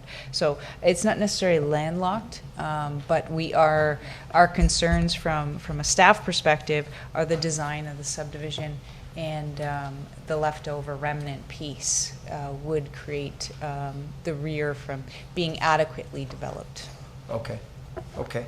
All right, sounds good. So then, could we have the, do we have the applicant online? Okay. What name do we have for that? Matthew? Is that the first name? Yes. Okay.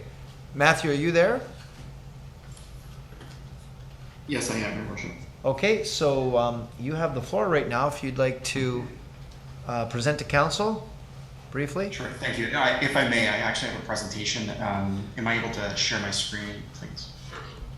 Yeah, the guys are just making it so that you can.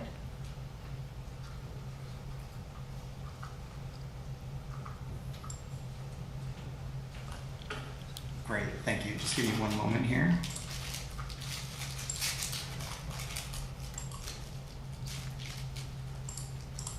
Is it Warzeka? It's Warzeka. Warzeka. Very close. Okay. And you can see my screen? Yes, we can. Great.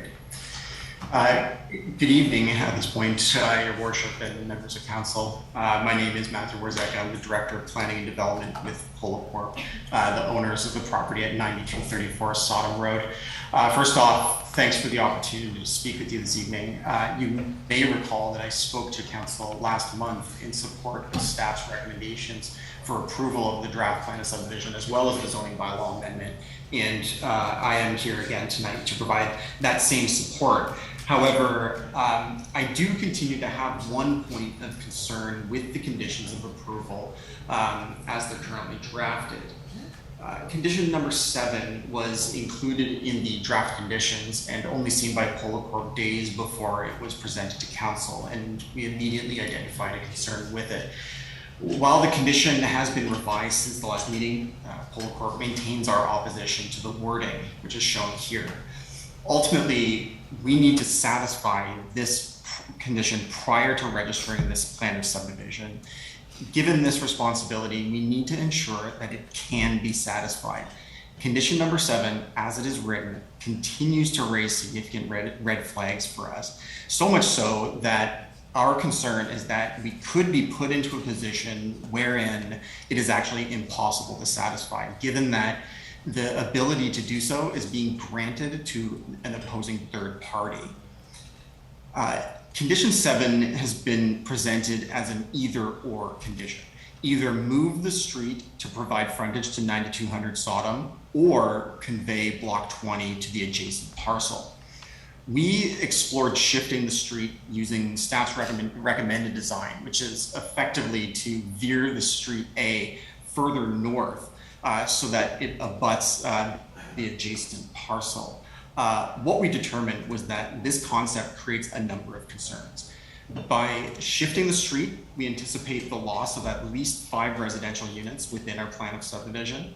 There's also a grade differential of about 3 meters between the two properties that will require a retaining wall that will ultimately be located within the right-of-way and thus the responsibility of the city. It also means that to develop the land to the north, it likely needs to be graded down to, which ultimately reduces the amount of developable area on that parcel as well. In our current draft plan subdivision, this gradient change is accommodated within block 25. Looking to the south, it creates a lot depths of up to 52 meters, creating an underutilized use of land in the rear yards of the street fronting townhomes. And lastly, and perhaps most importantly, this option results in Street A encroaching into Block 24, you can see here, which is currently contains the driveway for 9200 Sodom Road. Any encroachment into this block will impact the existing access to the property. Ultimately, realigning Street A appears to be impractical. It creates an inefficient use of the land, it raises major technical concerns, and it results in the loss of 5 residential units. Practically speaking, using this option to satisfy the condition will only result in compromises, as it seems to relocate a design challenge from one site to another. It's our position that it's unrealistic to think that this will be the preferred solution to satisfy the condition. The second option is to convey Block 25 to the adjacent lands. As I expressed at the last meeting, this option raises significant concerns for us as well, primarily because it grants an unreasonable amount of control to a third party, as it will require their acceptance to satisfy the condition. Now, I know that on the surface, it seems reasonable to think that anyone would be happy to make their property larger, but in this case, with the current wording, the neighboring owner is granted the ability to frustrate the approval of the entire plan of subdivision that's up to 105 residential units by simply refusing to accept the land. Needless to say, this presents a major concern for us. To resolve these concerns, we simply ask that the wording of the condition be revised to remove controlling interest from the adjacent owner and allow for fair collaboration between both owners. To do this, we've worked with our solicitor to draft alternative wording to Condition 7 that addresses both our and the city's concerns. The alternative wording reads as, the subdivision agreement include a clause stipulating that Block 25 can be merged with the abutting land parcel to the north, subject to the owners reaching a mutual agreement for purchase and sale for Block 25 or for the lands to the north. Given this, it is our request that council put forward a motion to either revise the wording of condition number 7 as suggested, or to remove the proposed condition entirely. Further, of course, we support the balance of staff's recommendations for the approval as the recommendations were presented. Ultimately, both options to satisfy the current condition pose significant challenges. Realigning Street A is impractical given the technical challenges that arise, the inefficient use of land within the draft plan, and the loss of 5 residential units. More importantly, however, is that both options rely on a third party to cooperate in the transfer of land. Should they refuse to cooperate in any way, it will be impossible to satisfy the condition, thereby putting the entire subdivision at risk. It should also be noted that even if the landowner does cooperate, there's still no assurance that the adjacent property will ever be redeveloped, given the additional approvals that are required for the land. Given this, we have put forward revised wording for condition number 7 that removes the ability for a third party to effectively control the ability for us to satisfy development conditions, while also ensuring that the opportunity to redevelop the residential lot in the future remains open. This option does not place undue burden on Polacorp. It does not grant inordinate power to a third party, nor does it overextend the authority of the municipality. With that, I'm hopeful that council will acknowledge the situation that has only arisen at the very end of this process and opts to put forward a motion to either remove or revise condition 7.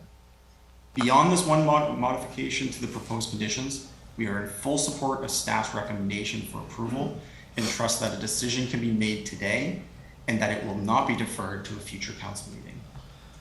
So with that, I'll thank council again for the opportunity to speak with you this evening, and I'll welcome the opportunity to answer any questions that you may have. Okay, thank you, Mr. Warzaka. I'm just gonna, we did promise Mr. Beck that he could comment afterward. Then I'm gonna go to our staff and get some input from them. So, Mr. Beck, did you want to weigh in at this point? Yes, Your Worship. Yeah, we'll go right ahead. Oh, okay. Sorry, Your Worship. Yeah, so I'm asking council to leave condition 7 as it is and as it stands so that I can further develop my land in the future. That's it, Your Worship. Okay, all right, thank you for that. I'm gonna go to our Director of Planning, Ms. Dolch, if you could give us some direction here. Thank you, Your Worship. While I appreciate Polycorp's comments, our recommendations do stand as is. We have tried to work with them to modify the design. Again, it's just an inefficient design that staff can't support. So we're of the opinion that our recommendation stands as is. Okay, all right, thank you for that. Okay, council, well, we've heard from the applicant, we've heard from the neighbor, we've heard from our staff. So our staff are recommending the decision, and then of course, the applicant can always take this to the OLT if they've got concerns with our recommendations. So what's the direction of council? Yep, okay, motion by Councillor Strange, seconded by Councillor Dabrowski, that we move the recommendations as per staff. We'll call, if there's no further discussion, we'll call the vote. All those in favor? Okay, and opposed? Okay, with one opposed, Councillor Lococo opposed. Okay, thank you for that. Moving on to item 8.13. Okay, Councillor Pietrangelo moves and Councillor Dabrowski seconds the next 3 transit reports. So 8.13, which is sole source procurement for onboard camera systems. 8.14, Niagara Transit Commission establishment of common fare structure and policy. And 8.15, investing in Canada infrastructure program, sole source procurement for replacement of the fare box technology for the buses. So if there's no discussion to those, we'll call the vote. All those in favor? Okay, and that's unanimous. Thank you for that. Item 8.16, staff request for 2 special council meetings. Motion by Councillor Carrio, second by Councillor Campbell. All the discussion to that, Councillor Lococo. Thank you, Mr. Mayor. Do we have dates, or how is this going to be? I'll go to the clerk. What? Oh, call the chair. Oh, call the chair. Okay. I thought he meant go to the clerk, but he said, okay. Yep, Mr. Clerk? Yeah, typically, the mayor, through the procedural bylaw, does have the ability to call a special meeting. It's great that staff has given a bit of a heads up and provided an explanation as to why those would be necessary. So I think due to the mayor's schedule being the toughest to work with, staff will work with his office to come up with a date, and we'll communicate through council and senior staff to notify you as soon as we can. Thank you, Mr. Clerk. Okay, thank you. I know when we had the list of dates for the whole year, I expressed my concern that I thought there should be more, and the mayor said that we can always add one whenever we wanted to. I wish we would have added one before this. I'm sure everybody has spent a lot of time on this meeting. We should have added a meeting before, and not the other 2. I understand why we need to, but I think we should have added a meeting before. Yeah, sometimes everything comes at the very end. Everybody waits to the last minute. They panic. They want to get it in. I sometimes wonder, I don't know how many, if we ever avoid a long last meeting. So we'll call that vote. All those in favor? Who made the motion? I forget who did. Carrio and Campbell, thank you for that. Someone's paid attention, it's not me. Okay, thank you for that. Item 8.17, request for free bus fare for eligible. Oh, I'm sorry. Is anybody? He's still a comedian. Okay. Item 8.14, Niagara. No, I'm sorry. 8.17. Holy, everybody on me there. Wow. Request for free bus fare for eligible electors for advanced voting dates and on election day. Motion by Councillor Carrio. Seconded by Councillor Strange. All those in favor? Okay, and that is unanimous. 8.18 we did. Don't need to do it again. 8.19. Capital project closing and adjustments report as of June 30th. There are 4 recommendations of council. Motion by Counselor Kerrio, seconded by Counselor Campbell, that we move the recommendations. All those in favor? Okay, and that's unanimous. Thank you for that. 8.20, City of Niagara Falls Community Benefit Charge Strategy. There are 5 recommendations. Follow up from the public meeting. Looking for some direction. Yeah, maybe can we get staff to give an overview? Good idea, Councillor Pietrangelo. Thank you. I'll start and I'll pass this off to Mr. Dowling. But we took we took council's recommendations to look for some things that we can incent appropriate, purpose-built rental building and attainable housing. So staff worked with outside legal counsel on the matter, did a scan of what all the other municipalities were doing. I think what you'd have before you today is probably the most aggressive one, or definitely the most aggressive one within the region for encouraging attainable housing, and potentially in the province where we're going to give the full CBCs. The one thing we note is we continue to stress to council that what we get under the CBCs pales in comparison to what we got under the old Section 37. So therefore, we'll need to figure out a strategy to fill that funding gap. But we think the incentives that we're presenting here today aligns with this council strategy of developing more attainable housing in the city, and that's why staff's recommending those incentives to be put into the agreement. But I'll pass it over to Mr. Dowling. Okay, motion by Councillor Kerrio, seconded by Councillor Campbell. Yes, Councillor Lococo? I had a question, and I just want to confirm I'm understanding this. So for additional height requirements in hotels, we used to use Section 37. We got a lot of money for additional height. Under the new CBCs, if it's a hotel, we're not getting anything. If it is mixed, that there's residential and commercial, hotel and residential, it's not on the number of floors, it's on the value of the land. So how will they divide, how do you figure out the value of the land? Do you do a percentage based on the hotel number and the residential units? Through the chair to the councillor and to council, the revenue per square foot, the value of the land would be done at the time of site plan. So if they know how many stories are going up and how much total square footage is there, then they would take the ratio of that based upon what's being used for a commercial use versus what's being used for residential use, and that's how they would split it up. The reality is this is fairly new legislation. No one's actually charged any CBCs, so those technical questions will probably be sorted out over time as it gets flushed out.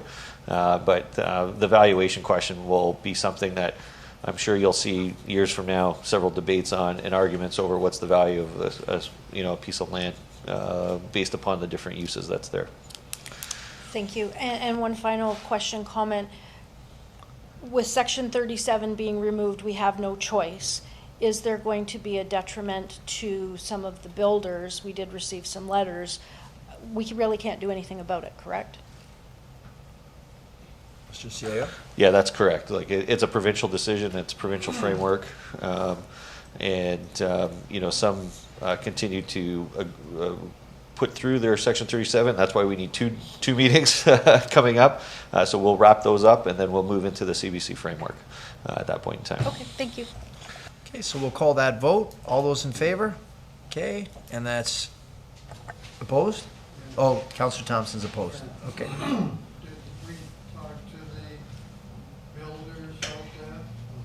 Mr. Cieo? Yeah, we had extensive public consultation on this one, and we also did a special meeting with a bunch of the builders who specialize in apartment buildings. In fact, yep, Butero is a representative. The group at the Plaza is actually wrote a letter in support that was put in the council package for it. Because for most of the builders, this is a significant reduction in what they would pay. Right. Okay, item 8.21, Hendershot Boulevard Parking Control Review. Mr. Clerk? Yes, can I just speak to that before we move on? This is listed under reports, just because I wasn't sure where else to place it. This report has already come to council earlier this year and was approved. Normally what would happen is, in order to get a report back on the agenda for reconsideration, the procedural bylaw does state that it needs to be a notice of motion. We don't have an opportunity, with this being the last meeting, to provide that notice. So I did suggest we go ahead and list it on the agenda. What we would need now procedurally through the mayor is just have council make a motion to waive the procedural bylaw for that notice of motion, and also a motion of reconsideration, which does require a 2/3 majority. It was previously voted on in council and was carried unanimously. Okay, motion by Councillor Thompson, second by Councillor Dabrowski. So we'll call that vote. All those in favor? Okay, and that's unanimous. Okay, so now, so who, is anyone going to lead us through this, or we're just going to? Yeah, go ahead, Councillor Dabrowski. Yeah, actually requested to bring it back, so I appreciate Mr. Nickel and staff bringing this back. And the reason I wanted to bring it back is, and I sound like a broken record, but Fernwood Estates, single entrance, single exit coming in and out of the neighborhood, hundreds of families, children, et cetera, that either go to school or go to work on a daily basis in the morning or in the afternoon. I have a lot of residents from Fernwood contact me over the past 6 months that are concerned about the entrance and exit. They're concerned about the parking. There's not, we don't have parking restricted on either side of Hendershot. The original staff report came back and it was recommended that we allocate 20 meters, no parking. I've had residents call me after that report came back that were disappointed and are hoping that we can make a compromise as a council, that we restrict parking maybe on one side, and through you to Mr. Nickel, maybe he can offer some insight onto which side they would prefer or which side would make sense. But I'm hoping that we can reconsider, we can make a motion, or I can make a motion to have parking restricted on one side that would be coming out of Mr. Nickel's thought process. Sure, Mr. Nickel. Yeah, through you, Mr. Mayor. I do recall this matter was referred back to staff, but regardless, we're here to talk about it again today. If you want to restrict some of the stopping and the parking that's happening in the throat, we'd recommend restricting parking on the north side. So that way, when somebody's entering into the subdivision, they're not blocked, and we don't see the people queuing back out into Garner Road. We'd rather have people, if they're blocked, queued back up onto, Hendershot.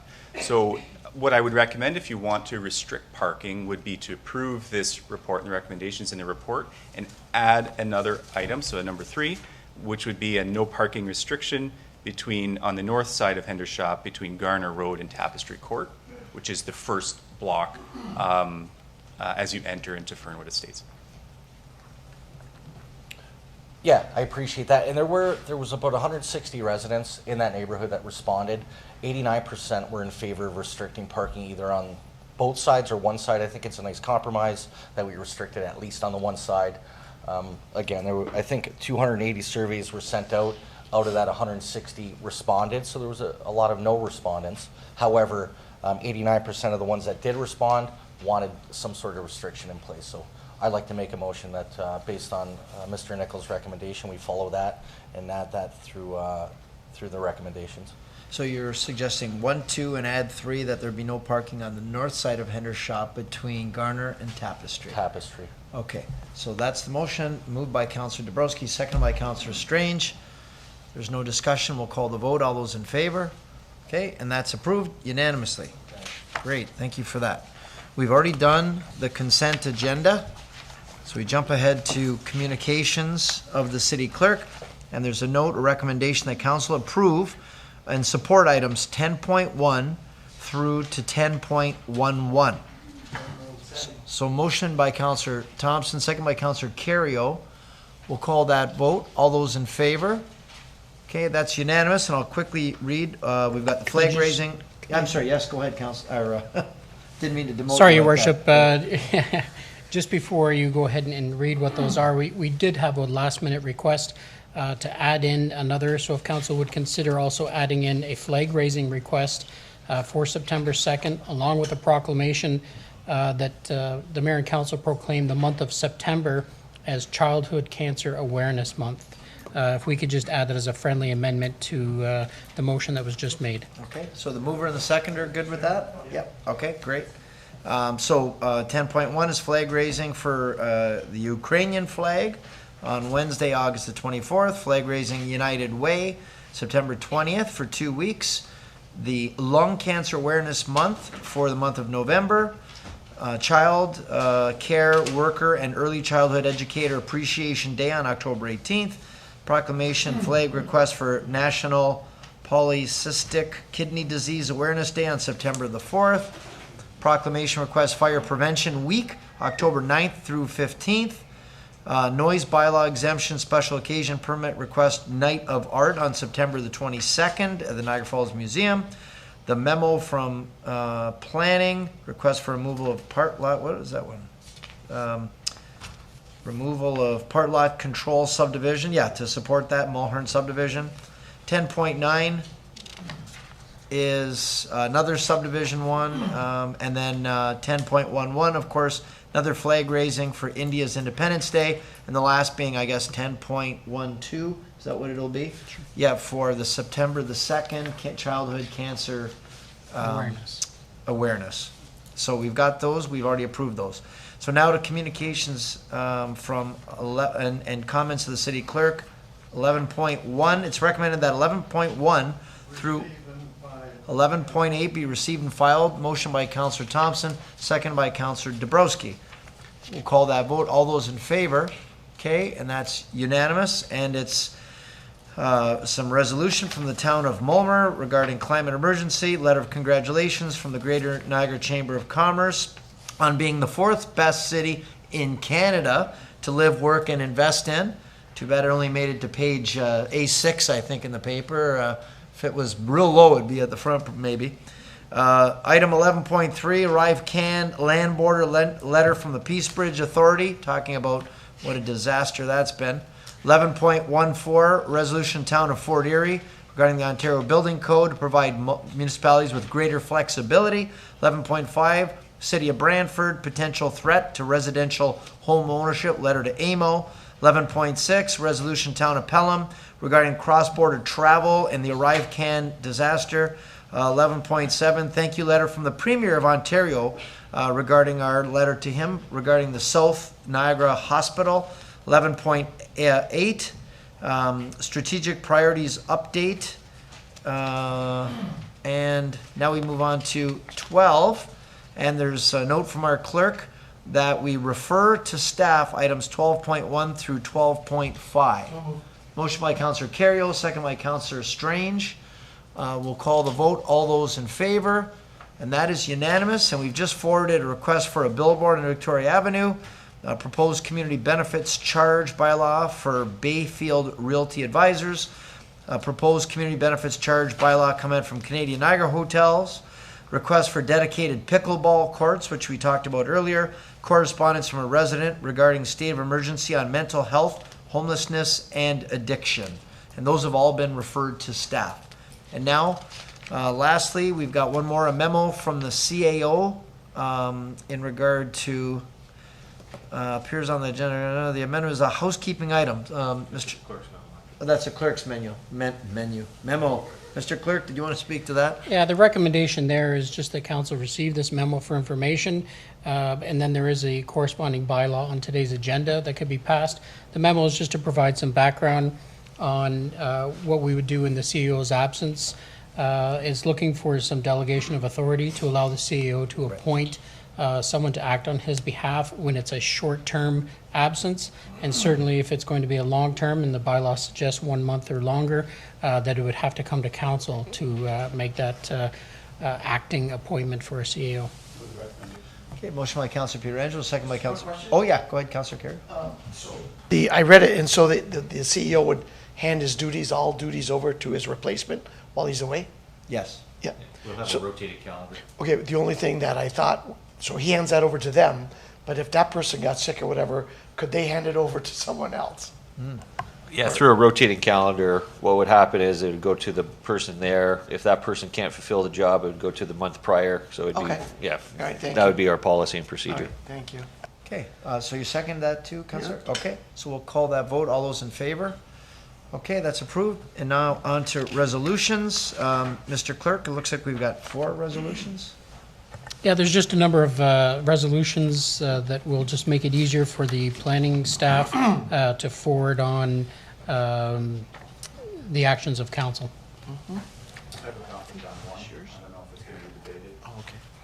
I don't think so. They rarely are. So, someone want to move the resolutions? Councillor Lococo?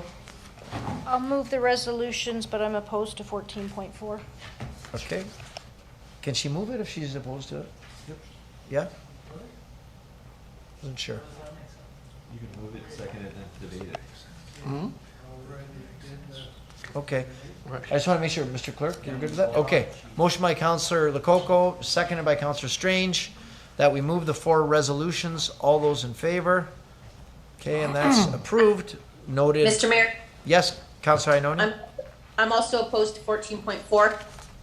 Okay, Councillor Ioannoni, Councillor Lococo opposed 14.4, and Councillor Pietrangelo has a conflict on 14.2. Okay, great. Ratification of in-camera, Mr. Clerk.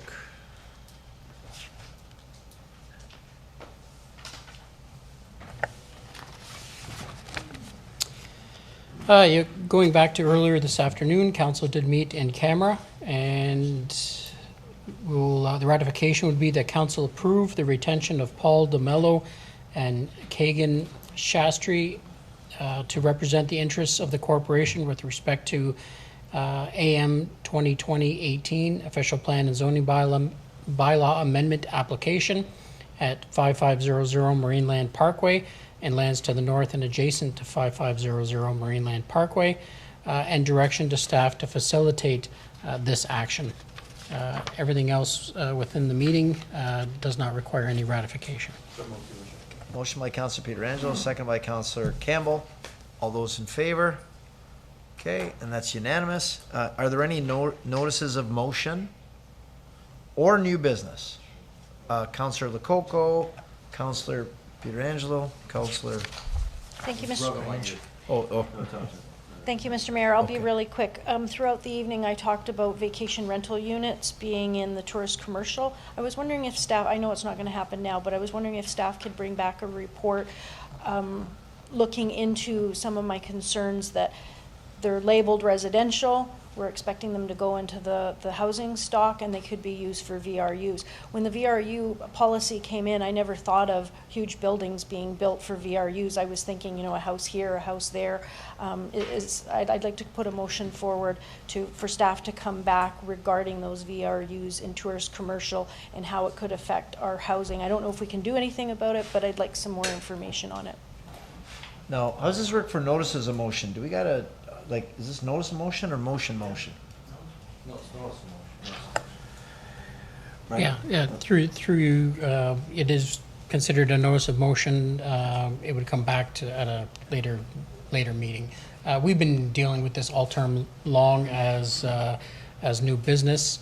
I prefer to crack the whip in the new term, where we don't just bring up new business as a common occurrence at a meeting. It does sometimes throw staff off guard and catches us ill-prepared. However, in this case, we could just include in the motion that the procedural bylaw be waived.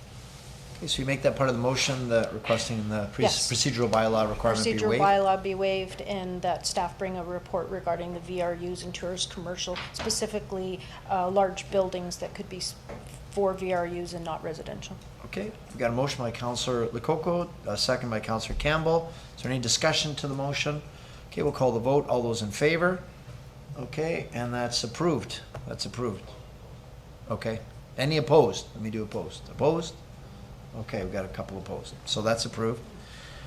Councillor Pietrangelo. I think Councillor Thompson was ahead of me. Okay, Councillor Thompson. Thank you. New business. I got this about a week and a half ago from the Knights of Columbus Council, and they give me a detail about they used to be on North Street. They sold that, and now they're beside the Peace Church on Stanley, and they are paying taxes. They never, because it's an not-for-profit, and they're giving to the community always. When they sold their building, they give $100,000 to the new hospital, and this is what they do. And they said other non-profits don't pay taxes, and they would like to do that, and it was supported by the staff, but MPAC gave them the negative. So I would like to suggest a motion that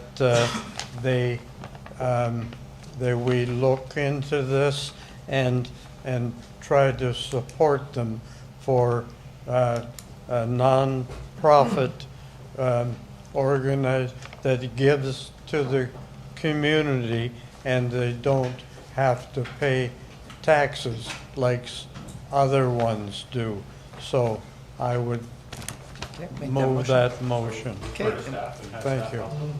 Refer to staff and have staff help them? Pardon me? Refer to staff and have staff help them? Yes. Okay. Yes, that's my Do we need motion. relief from the procedural bylaw part of the motion too, Mr. Clerk? It's Yeah. understood. Okay, it's understood. Relief from the procedural bylaw, seconded by Councillor Dabrowski. All those in favor? Okay, and that's approved unanimously. Thank you. Councillor Pietrangelo? Thanks, Your Worship. Very quickly, over on Huggins Street, I guess on the south side of Meyer High School, there's 4 tennis courts there, named the Film Zone Complex, as you know. We donated money to that, Your Worship, through the hydro. I'm sure everyone here will remember. Those were there for community use. There's even a sign, I believe, on the 4 courts saying that they're open daily for community use. They've been closed all summer. Really? Yeah. I just wanted to refer it over to staff to see whether or not they can work in conjunction with the school board to make sure that those courts are actually open, because they're not only tennis courts, they're also basketball courts, and then they're also ball hockey courts as well. So any day that you drive by there that they're open, there's a lot of youth there that are there using them. So if staff could, get in touch with the school board. Yeah, Bart was just here. He was part of it, right? Yeah. So anyway, if staff could get in touch with the school board and just ensure that they're open to the public. So Waiving the procedural bylaw, understood? no, just direction to staff. Oh, okay, directions. Oh, okay. No motion. Oh, look at that. No motion. Sidestep. Motion by Councilor Pietrangelo, second by Councilor Strange. We ask staff to, oh, no, we're just gonna do direction. No, we're not doing a motion. Got it. Councilor Dabrowski? Any other new business? Oh, yeah, we got the bylaws. Otherwise we have to redo everything. Your Worship, I'll do the motion for first, second, third, but I also have a question on the bylaws. Okay, well, the clerk's got a comment first. Well, let's just, to end off the term, let's throw one more oddity into it. And the first one here is a bylaw from 2018-88. It's just a housekeeping matter. It had already received first and second reading. It does require a third reading to, this is dealing with the Boyers Creek Municipal Drain. Yep, that's the one I was gonna ask about. So why don't you do an all-encompassing motion? Your Worship, my question was, I thought with the Boyers drain that the city ended up picking up the tab for the cost to actually dredge the drain. But the way that I read the bylaw, I think it said that it would be pieced out amongst the landowners. So I'm just wondering what the outcome of that was, because we've gone through this before. We've had a bunch of discussions. I'm of the opinion that, drains in the rural area are like main trunk lines on our major arterial roads. Everyone benefits from them, but for some reason the Drainage Act only requires that the people that actually front onto the drain actually pay for the dredging of the drain, whereas everyone benefits. So in the past, we've made motions where we've not burdened the people that front onto the drain to actually pay the cost of dredging the drain. We've spread it out over our general taxation. So I just wanted to make sure that that was the case with this 2018 project, Your Worship. Who could it? Yep, Mr. Nichol. Yeah, thank you, Mr. Mayor, and I'm happy to speak to this. So the bylaw was given the first and second reading in 2018, and it went through to the Court of Appeals, and all those matters have been settled. We've tendered the work, it's ready to be awarded, but we need the third and final reading. The way that the Drainage Act works is it requires those assessments to be given based on those who benefit from drainage, because this work is actually happening on private property. Most of the work is happening on private property. So in the situation you're talking about, Councillor, we have the town of Fort Erie who benefits from this drain. I do not recommend that we go down that road of covering the assessments, because we have utilities, we have other landowners, and it's not it's not the same as our urban services, which are part of a taxable revenue that goes to offset those urban storm services. So in this case, council can still take a different direction with how you want to redistribute the assessments. But my recommendation would be to approve this bylaw, or to give it the third reading. We will complete the work, and we'll come back to council with the I don't know the technical term, but it's a redistribution of costs. So you'll get another opportunity to actually approve the additional assessments to each and every property owner. And at that time, council can decide how they want to deal with the assessments. If you want the city to cover it, then we'll prepare a scenario where that works for you. Okay. Your Worship, I'm fine with letting the project proceed and deciding how we're going to pay for it at a later date.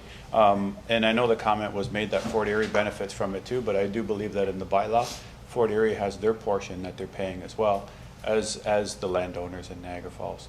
So it is separated based on who's on the drain.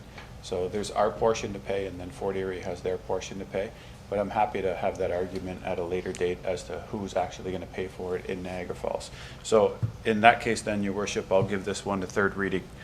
Okay. I'll make the motion to give it a third reading. Okay. Seconded by Councillor Strange. Call the vote. All those in favor? Okay, that's unanimous. And I'll make a motion for first, second, third reading of all the other bylaws, Your Worship. Motion by Councillor Pietrangelo, give the first, second, and third reading to all the rest of the bylaws. Seconded by Councillor Campbell. All those in favor? That's approved. Motion for adjournment. Motion for adjournment, second by Councillor Dabrowski. All those in favor? That was good. Unanimous. Thank you, everyone. Have a good night. Thank you. Councillor Carey opposed.